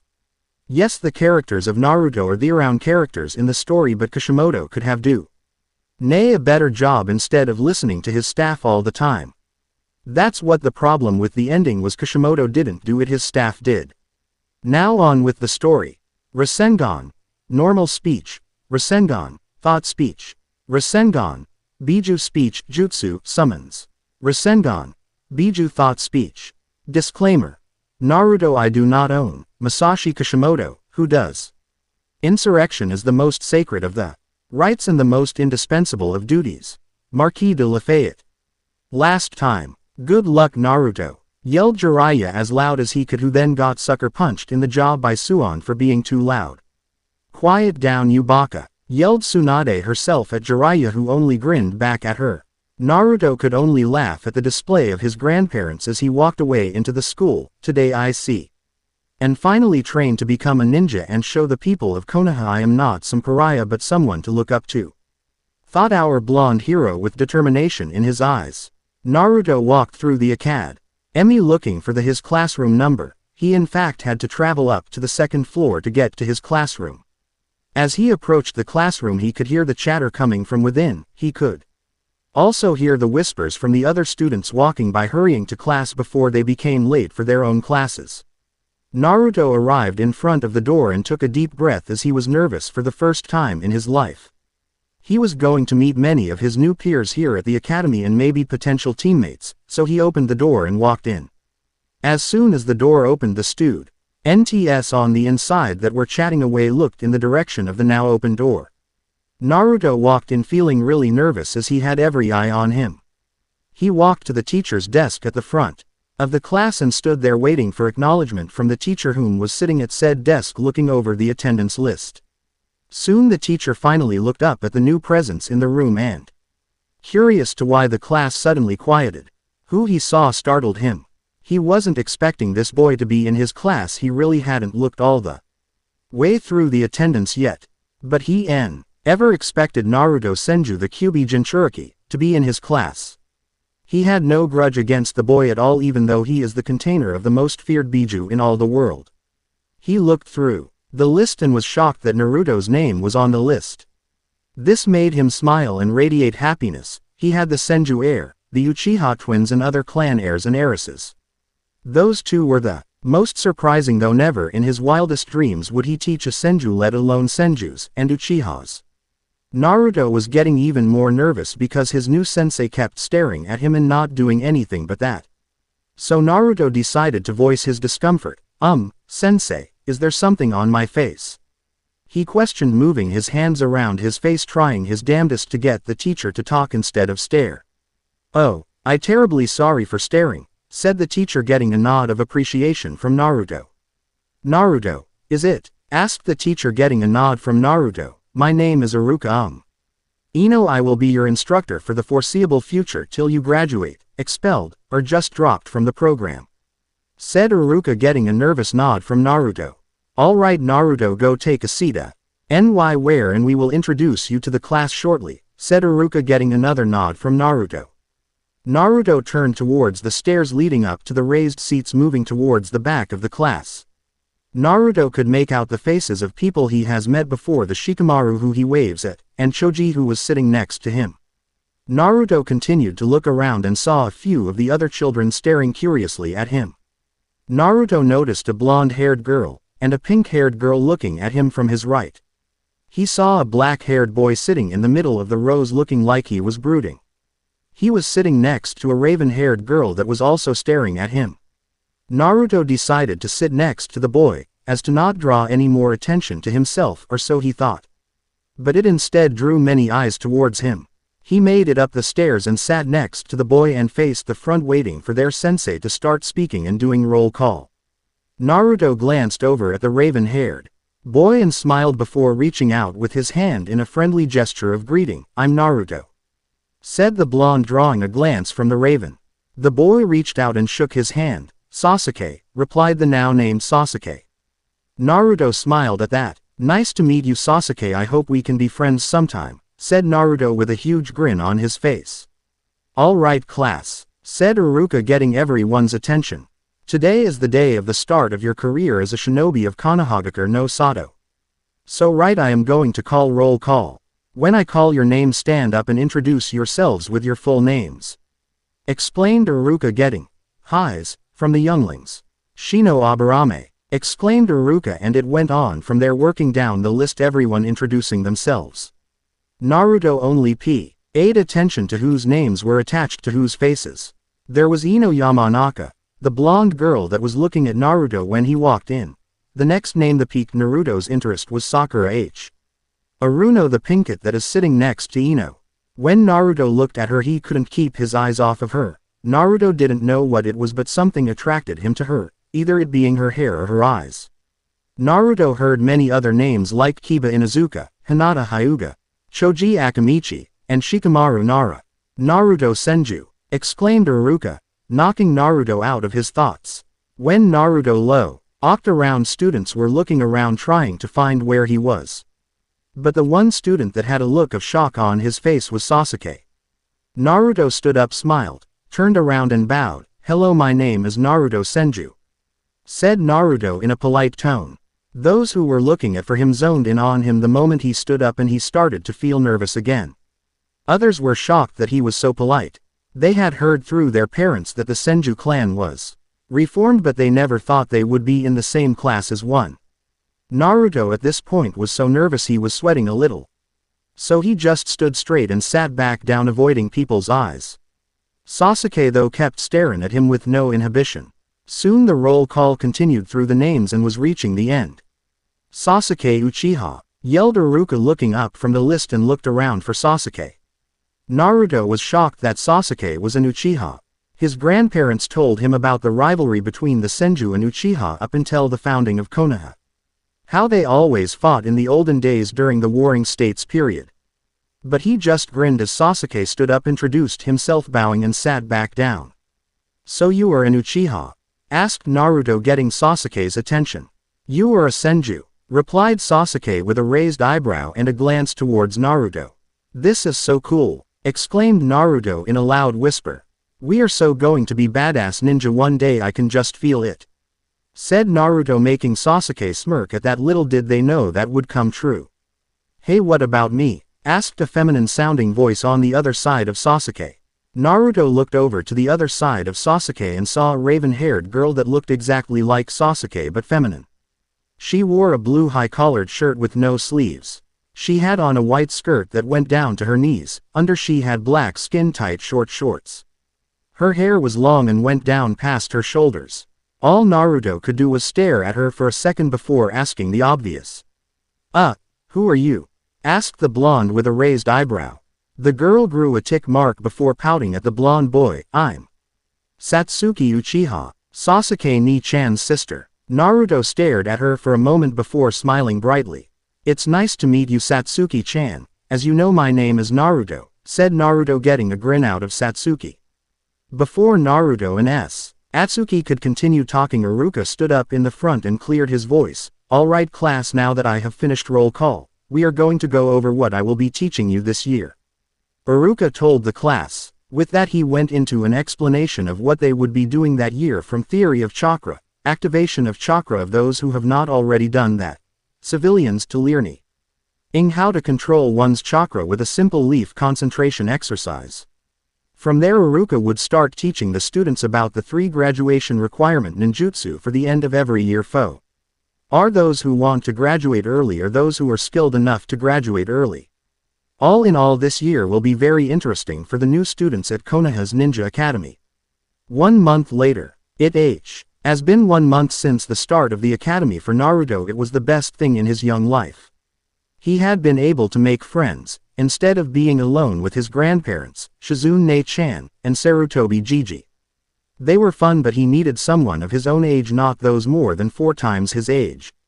In the academy it was remedied. he was able to make friends Sasuke Uchiha and his sister Satsuki, and Shikamaru Nara. And Choji Akamichi. Granted, he still remembered Choji and Shikamaru from the park all those years ago, but it was still good for a fresh start. Now it is October in April, aching the Naruto's birthday, which Naruto would be turning 5. Naruto is currently the youngest student in the academy while his peers are 5 already have been. For some time now, Tsunade and Jiraiya have been debating on what they should get Naruto for his birthday, and that's where we find them at this moment sitting in Tsunade's office in the administration building of Konoha. I think I should talk to Ma and Pa to see if Naruto can sign the Toad contract for his birthday, said Jiraiya after a long pregnant silence between him and Tsunade about what to do for Naruto's birthday. Jiraiya, sighed Tsunade, getting annoyed already from not being able to find any other thing to give Naruto for his birthday. Isn't he a little too young for a summoning contract?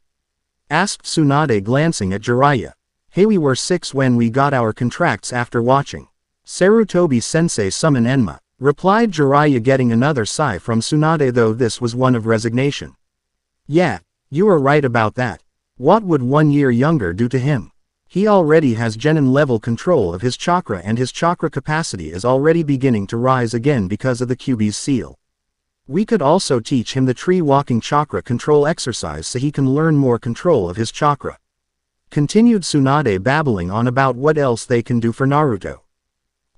We see. And also see, after Naruto signs the Toad contract, he can sign the Slug contract later on when he gains at least Jonin level control of his chakra in a few years, stated Jiraiya, getting a raised eyebrow from Tsunade. Why would you want that? Asked Tsunade, slowly, getting a small smile from Jiraiya. Well, we know Naruto has the Mokuden, right? Asked Jiraiya, getting a nod from Tsunade. Well, he should be able to do medical ninjutsu just like Hashirama and you. Hashirama was also able to heal himself and others without hand seals, yes? He asked again, receiving another nod. Then why not teach him some when he gets better control of his chakra? With that, the Kyuubi and his Uzumaki and Senju ancestry, he should be able to heal at a rate not ever seen in the world, explained Jiraiya, making Tsunade's eyes widen at the possibilities her grandson will have in the future with all the potential he has. He would be virtually unstoppable if he is able to harness all that in his lifetime, stated Tsunade quietly, but just enough for Jiraiya to hear her. Exactly, and with the Toads, Naruto may also be able to learn Sage Mode from them in due time, replied Jiraiya casually, making Tsunade's head whirl with all the possibilities that Naruto could do or become. Tsunade, though, ahd a small smile, as she had a feeling that the curse may finally be broken, and that Naruto may be able to achieve that her second lover and brother could not do. With Naruto same time, Naruto currently was walking through the streets of Konoha minding his own business. He just got done with hanging out with his friends after the academy. His friends had to go home early though, as they had to go to dinner or they went to train, so Naruto went walking around the village on his own. He mindlessly wandered to the forests within the village where most of the training grounds were located. He has never been to one of these training grounds, as he has had the Senju training grounds and the academy training grounds that were just enough for him. As he was walking, he heard whimpering, growling, and whines. He didn't know what it was, so with him being a curious almost 5-year-old, he followed the sounds of pain. As he neared the whimpering, growling, and whines, Naruto could see movement in the underbrush off to the side of the training field that he was in. Naruto approached cautiously. He moved the brush out of the way and gasped. He saw the most beautiful cat-looking animal he had ever seen. The cat that Naruto saw was laying on its side, licking its white fur with black stripes running over its body, running over its torso, with a wound that looks like it was made from a kunai knife. Naruto, being the caring soul that he was, moved towards the cat, slowly as to not startle it. The cat, sensing something new and being frightened, started to growl, while trying to move away. Naruto saw this and put up his hands in a placating manner. "It's okay, I am not here to hurt you, I want to help," said Naruto, looking at the cat with a friendly smile. The cat looked at Naruto with its piercing electric blue eyes for hostile intent before relaxing it but still being on guard. Naruto moved toward the cat and examined the wound while moving its fur out of the way to get a better look at it. Naruto soon confirmed that there was nothing he could do, but that didn't mean someone else couldn't. Oh, he decided to do the one thing that made sense. Hey there is nothing I can do for you, stated Naruto, looking at the cat where it started to whine and whimper more, but was interrupted by Naruto. But I know someone that can help you. She is my Ba-chan and is the best medic in all of Konoha no Sato, exclaimed Naruto, scaring the cat a little and making it whimper again. Naruto no, ticked this and quickly apologized before going to lift the cat up into his arms. I am going to have to carry you to her, is that fine with you? Questioned Naruto, looking at the cat as it stared back, and still felt no hostility coming from Naruto and relaxed fully within Naruto's grip, finally succumbing to the warmth that Naruto emitted. With the cat in his arms, Naruto started to fast walk with he cat in his arms as to not move it around as much and hurt it. Within 30 minutes Naruto arrived at the Hokage's administration building to go see his grandmother to get the cat healed. Naruto soon arrived at his grandmother's door and sensed that 2 people along with 4 other people were in the room. He knocked on the door and heard a faint, "Come in," from the inside and opened the door. He walked into the room that was occupied by his grandparents. They were surprised and happy to see him since they hadn't been home all day since that morning. What they saw shocked them as Naruto entered the room. "Naruto, where did you find that?" started Jiraiya before being interrupted by Tsunade gasping at what was in her grandson's arms. "Well, I found this cat in one of the training grounds after it got my interest when it sounded like it was hurt. It looks like it was cut by a stray kunai when someone was training. Can you help him, Ba-chan?" asked the blonde, looking at his grandmother with pleading eyes. Tsunade couldn't suppress a giggle that escaped her lips as she looked at her grandson and at the animal in his arms. "Naruto," giggled Tsunade, "that is not a cat," she said, getting a confused look from Naruto. "It's not, but it looks like one," said the blonde boy. "Well, in a way it is, but not in the way you are implying. This cat, as you have called it, is in fact a white tiger, which is part of the feline family, but not like a domesticated house cat that we see all over the village," explained Tsunade, giggling at her grandson's cute look, and reached for the tiger cub to heal it. "I haven't seen one since I was a little girl when Hashirama Gigi was still around. He in fact had a summoning contract with them." "A summoning contract?" questioned Naruto. "Yes, Naruto, a summoning contract with different types of animals from around the world. Look at me and your grandfather, I have the slug contract and he had the toad contract. Sarutobi-sensei has the monkey contract," said Tsunade, receiving a nod of understanding from Naruto. Tsunade looked at the cub that is in her arms and placed it on her desk. Jiraiya meanwhile just sat down to watch as Tsunade did what she did best. Tsunade activated her mystic palm jutsu and moved it over the tiger cub. She healed the wound that was inflicted on the cub and smiled when finished. The cub gave a happy howl at being healed and stood up. "She should be fine now," said Tsunade as she looked towards Naruto. So it's a girl?" asked Naruto, getting a nod from Tsunade. "Yes, the cub is a she. She is healthy too," stated Tsunade, petting the cub as she rubbed against Tsunade's hand. "Wow, I didn't know that. I wish I could tell the difference between different animals," said Naruto dejectedly as a storm cloud appeared over his head. "Hey, now don't get all moppy on us. It is all right if you can't tell them apart right now. You are still only a child, so it is difficult at first, but when you get older it gets easier," explained Jiraiya, speaking for the first time since Tsunade healed the tiger cub. "It happens to all of us." Naruto looked up with a small smile on his face and looked back towards he cub that was looking back at him with an equal gaze. Naruto smiled at the cub and moved over to pet her, but was shocked when the cub jumped at him and started to snuggle and rub her head against him. That action received smiles from all 3 occupants in the room as Naruto petted the cub and laughed. "Can I keep her, Ba-chan, until her mama comes and finds her?" asked Naruto, looking towards his grandmother. Tsunade could only smile before saying, "Well, that's the problem, Naruto. Her mama wouldn't know where to look, but maybe if you go to where you found her you may run into her mama or father.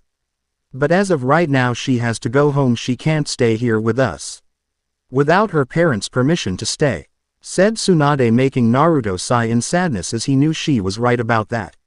"Okay, Ba-chan, I will take her back to where I found her," said Naruto, Come on Kitty-chan, let's take you home to your mother and father so they won't miss you," said Naruto, walking towards the door, and exiting the building back towards the training grounds. Just like on the way to the administration building, it only took 20 minutes to get back there and to the place where Naruto found the little cub. As he entered the training grounds with the cub in his hand, he was immediately tackled to the ground by white blur that was 4 times bigger than him. "What have you done with my youngling?" stated a very feminine voice coming from the very big tiger that was pinning his arms to the ground and growling at him. Naruto looked up at the tiger and glared at her. "I have done nothing, b. Oot, save her life, you overgrown fur ball," said Naruto defiantly. The tigress growled at that comment. "You little whelp of a human, I will make you regret that." With that, the tigress went to swipe at Naruto, but the cub that Naruto saved jumped onto Naruto's chest and glared at her mother and growled at her. The older tigress looked at her child as she stopped her swing and glared back at her. "Move out of the way, Yuki-chan, so I can show this human a lesson about not messing with my family," stated the older tigress, looking at her cub. The cub just looked on and howled at her mother again, before speaking in what sounded like an angry female child's voice. "No mama, he and his elder saved me, after I was being reckless and got injured from watching the ninja that were here at this very land train their cool-looking jutsu. When I got hit by one of their weapons, if it wasn't for him I would have not been healed and would have died like Papa did," exclaimed the little cub, now known as Yuki, to her mother. The mother tigress looked at Naruto with surprise and reluctantly released him. He rubbed his arms now that they were free and stood up to stand in front of the tigress. Now that he was up, he was able to get a good look at the tigress that tackled him to the ground. She was at least 3 to 4 times bigger than Naruto and broader. She had white fur and had black strips going horizontally from the top of her head all the way to her tail. Naruto, though, was in shock that the tiger cub could actually speak and decided to voice this matter directly. "You can talk like a human?" he asked the cub and looked back and forth between the two before looking back at the cub, who cowered a little at being talked to directly. "Well, yeah, I was just scared when I was around your elders and first meeting you. I didn't know if you would hurt me or if they would hurt me, so I stayed quiet. But your chakra did soothe me and calm me," replied the cub, looking away from Naruto. Naruto grinned at that, knelt down to the cub that was still in front of him and started to pet her. The older tigress watched carefully, assessing what the blonde human would do, but wasn't sensing any hostility other than a little anger towards her. "What is your name, human?" questioned the old tigress, looking at Naruto with her electric blue eyes that matched her cub's. Naruto grinned and looked at the tigress. "My name is Naruto Senju. It is nice to meet you. What is yours?" said the blonde, looking at the giant tiger with his grin still plastered on his face, not noticing the shocked look on the tiger's face. "My name is Byako of the White Tiger clan. May I inquire how the Senju clan is still around? I thought they died out with only the granddaughter of Hashirama Senju as the sole survivor," questioned the now named Byako, looking at the little blonde skeptically. "Well, my ba-chan's name is Tsunade and she is the only one I have heard of in the clan with the name. She also did mention that she hasn't seen a white tiger since she was little earlier, but I don't know, you would have to meet her to find out stuff. I'm only a kid," said the exasperatedly as he moved his hands to emphasize that he didn't know much. "Well, in due time I will have to meet your grandmother, but for now we must go. Let's go, Yuki," said the tigress as she got up and went to leave, but was interrupted by Yuki. "I want to stay with Naruto. He saved me, so I owe him my life, Ka-chan. The laws of our clan make it to where I have no choice but to fulfill my debt to him in any way I can, and the way I choose to is to become his familiar," said Yuki as she looked at her mother, who turned around growling lowly in her throat at her youngling. "You are too young to have to be obedient to our laws," started Byako as she stared at her cub with a stern look, but was interrupted by Naruto. "I'm fine with her staying with me. I don't have much for friends because I am rather disliked for some reason. But I promise I will take care of her. She will be in good hands," pleaded Naruto as he bowed to the older tigress with respect she hasn't seen since the days of Hashirama when he held the White Tiger contract. The older tigress just stared at Naruto before sighing. "Very well, Naruto Senju, I will allow her to stay with you, but I will come and check on her periodically, and if I see she is being taken care of, I may think about letting you sign our Kuchio's contract and let you be a summoner," said Bayako, getting a happy mewl from her cub as she jumped on her mother, making her giggle a little and Naruto laugh at that. I promise she is in really good hands, Bayako-sama, said Naruto as he bowed again. The tigress did a little bow before speaking to her cub one last time. Alright Lee. TTLE1, I will be off now. The clan won't be able to run itself, so I will see you when I check in on you. And with that she poofed away in a plume of smoke. Yuki padded over to Naruto, went to scoop her up. But she had another idea as she climbed on his shoulder and climbed on his head. Hey, what are you doing? That hurts, said a laughing Naruto as Yuki got comfortable on his head as she laid down. After Bayako left, Naruto and Yuki decided to head back to the Hokage's office to tell Jiraiya and Tsunade the good news about Yuki being his new familiar. On his way to the administration building, Naruto received the normal looks of disdain, some curiosity at him having a white tiger cub on his head and his usual being ignored, so nothing special really. Naruto arrived back at the administrative building and walked up the stairs into the office door. He could hear yelling coming from the room as he approached and just arrived to see the door open with a bang and 3 really old people get told to leave his Bachan's office. He didn't know these 3 people were the village elders and advisory council to the Hokage. Yuki though became on guard when it came to the old man as he didn't sit right with her. Naruto noticed the man's presence too as he had more than one, but his chakra was dark and malicious as his grandfather helped him point out when he told him the feelings and emotions he could sense from people, though a large majority he has been able to ignore and able to focus and refine some. And stay the hell away from my clan or else I will charge you all with treason and have you executed, yelled Tsunade as she stood in the doorway of her office. She then noticed Naruto and ushered him into the room. A few moments earlier, Tsunade was sitting in her office with Jiraiya after Naruto left, talking about what they were going to do next with Naruto's training, and soon heard a knock on the door, but Tsunade and Jiraiya already knew who it was as they had sensed them before they even made it to the door. Tsunade decided to get it over with a heavy sigh she let them into the room. With her invitation in walked Homura Mitokado, Koharu Udatane, and the shinobi no Yami himself, Danzo Shimura. What is it you want? Can't you see I am busy with all this paperwork you and your civilian lackeys in the council make me do so I can't run my village?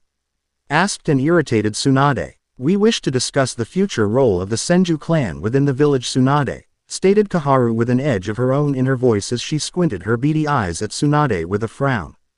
We have received word that you are currently training your grandson to become a shinobi of the leaf, and we found it more logical and a better use of time for you to impart your knowledge with the rest of your clan, Homura said as he pushed up his glasses on the ridge of his nose. It would also benefit the village by allowing me to take some of your clanmates under my wing to train them as root Anbu. Most notably your Danzo started to say but was interrupted by the desk that was once in front of the Hokage now smashed into the wall to their right. With a now fuming, pissed off Tsunade, and a glaring furious Jiraiya next to her. I will not willingly give my grandson or any of my clansmen up to become emotionless drones to you, Danzo, yelled Tsunade. My clansmen are also not your reponsibility.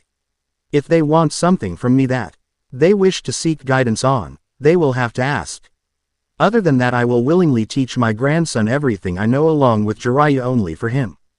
Exclamation mark. Fumed Tsunade as she glared daggers at the 3 in front of her. Jiraiya stood next to her and just rubbed her back, not saying a word because technically he can't stop her as he was the Hokage and by birthright the head of their clan. Not that he was willingly going to stop her short of her killing them herself without any justification. Any Senju clan business is mine, mine alone. That means no one but me and those of my family are allowed to decide what I teach them or what they are taught outside of the academy. Continued Tsunade more calmly, still on edge after her outburst. Please consider Tsunade, he will become a valuable weep, started Danzo but was stopped by a blast of killing intent from Jiraiya and Tsunade combined. I have already told you that my grandson will not become a tool and an emotionless drone in your root program. Leave before I kill you right where you stand, said Tsunade with venom that even Jiraiya didn't know she had. Very well, Tsunade, but be warned of the consequences of your decision, stated Danzo as he and the other elders moved towards the door with Tsunade following behind. They opened the door and walked out.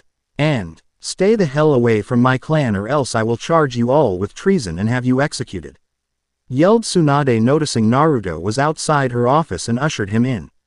Present, Tsunade closed the door behind her and Naruto and walked back to her chair that sat lonely in the middle of the room on the opposite wall from the door. She sat down and sighed and heard Naruto speak. "That old man, I don't like him," stated the young blonde looking at his grandmother. "There's not much to like about that man. If he comes around, inform me right away, Naruto, and I will deal with him," said Tsunade. As she finally took notice of Naruto and noticed the tiger cub on his head. "I thought you were going to take the cub back to the training grounds where you found her?"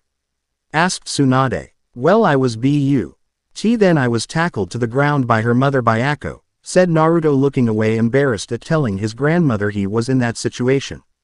"Byako, huh? I haven't seen her since I was a little girl. She was Hashirama Jiji's personal summons," replied Tsunade, getting wide eyes from Naruto, who reached up and took Yuki off his head, looked at her before he spoke to her. "When your mother she knew Hashirama Jiji, I didn't think she knew him that well, Yuki," he said. "Well, I didn't even know that either. She has only mentioned him in stories she has told me every night before bed, about his feats as a ninja. But I didn't know she actually knew him," said the little cub, looking back at Naruto. Tsunade just looked on, already knowing that summoning animals can talk to humans when they want to. So she wasn't surprised when the cub started to speak to Naruto after he asked her a question. "Well, that still doesn't answer my question. Why is she here?" asked Tsunade. "She chose to be my familiar Ba-chan, even though I don't know what that means," said Naruto, taking a thinking pose and scrunching up his face. "It means she chose to be your partner, Naruto. You saved her life and she wants to repay the debt to you," said Tsunade, smiling at Yuki as Naruto put the cub back on his head.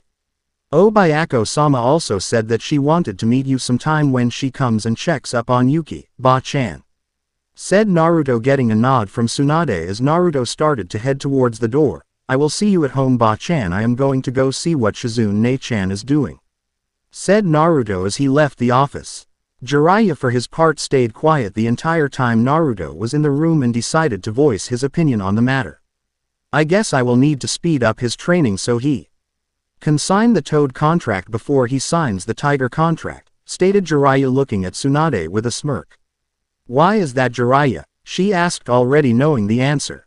"The great Toad geezer believes I will train the child of prophecy that will bring about peace to the ninja world, and with both my last students, both deceased, Naruto is the final one that is left that I have to have faith in.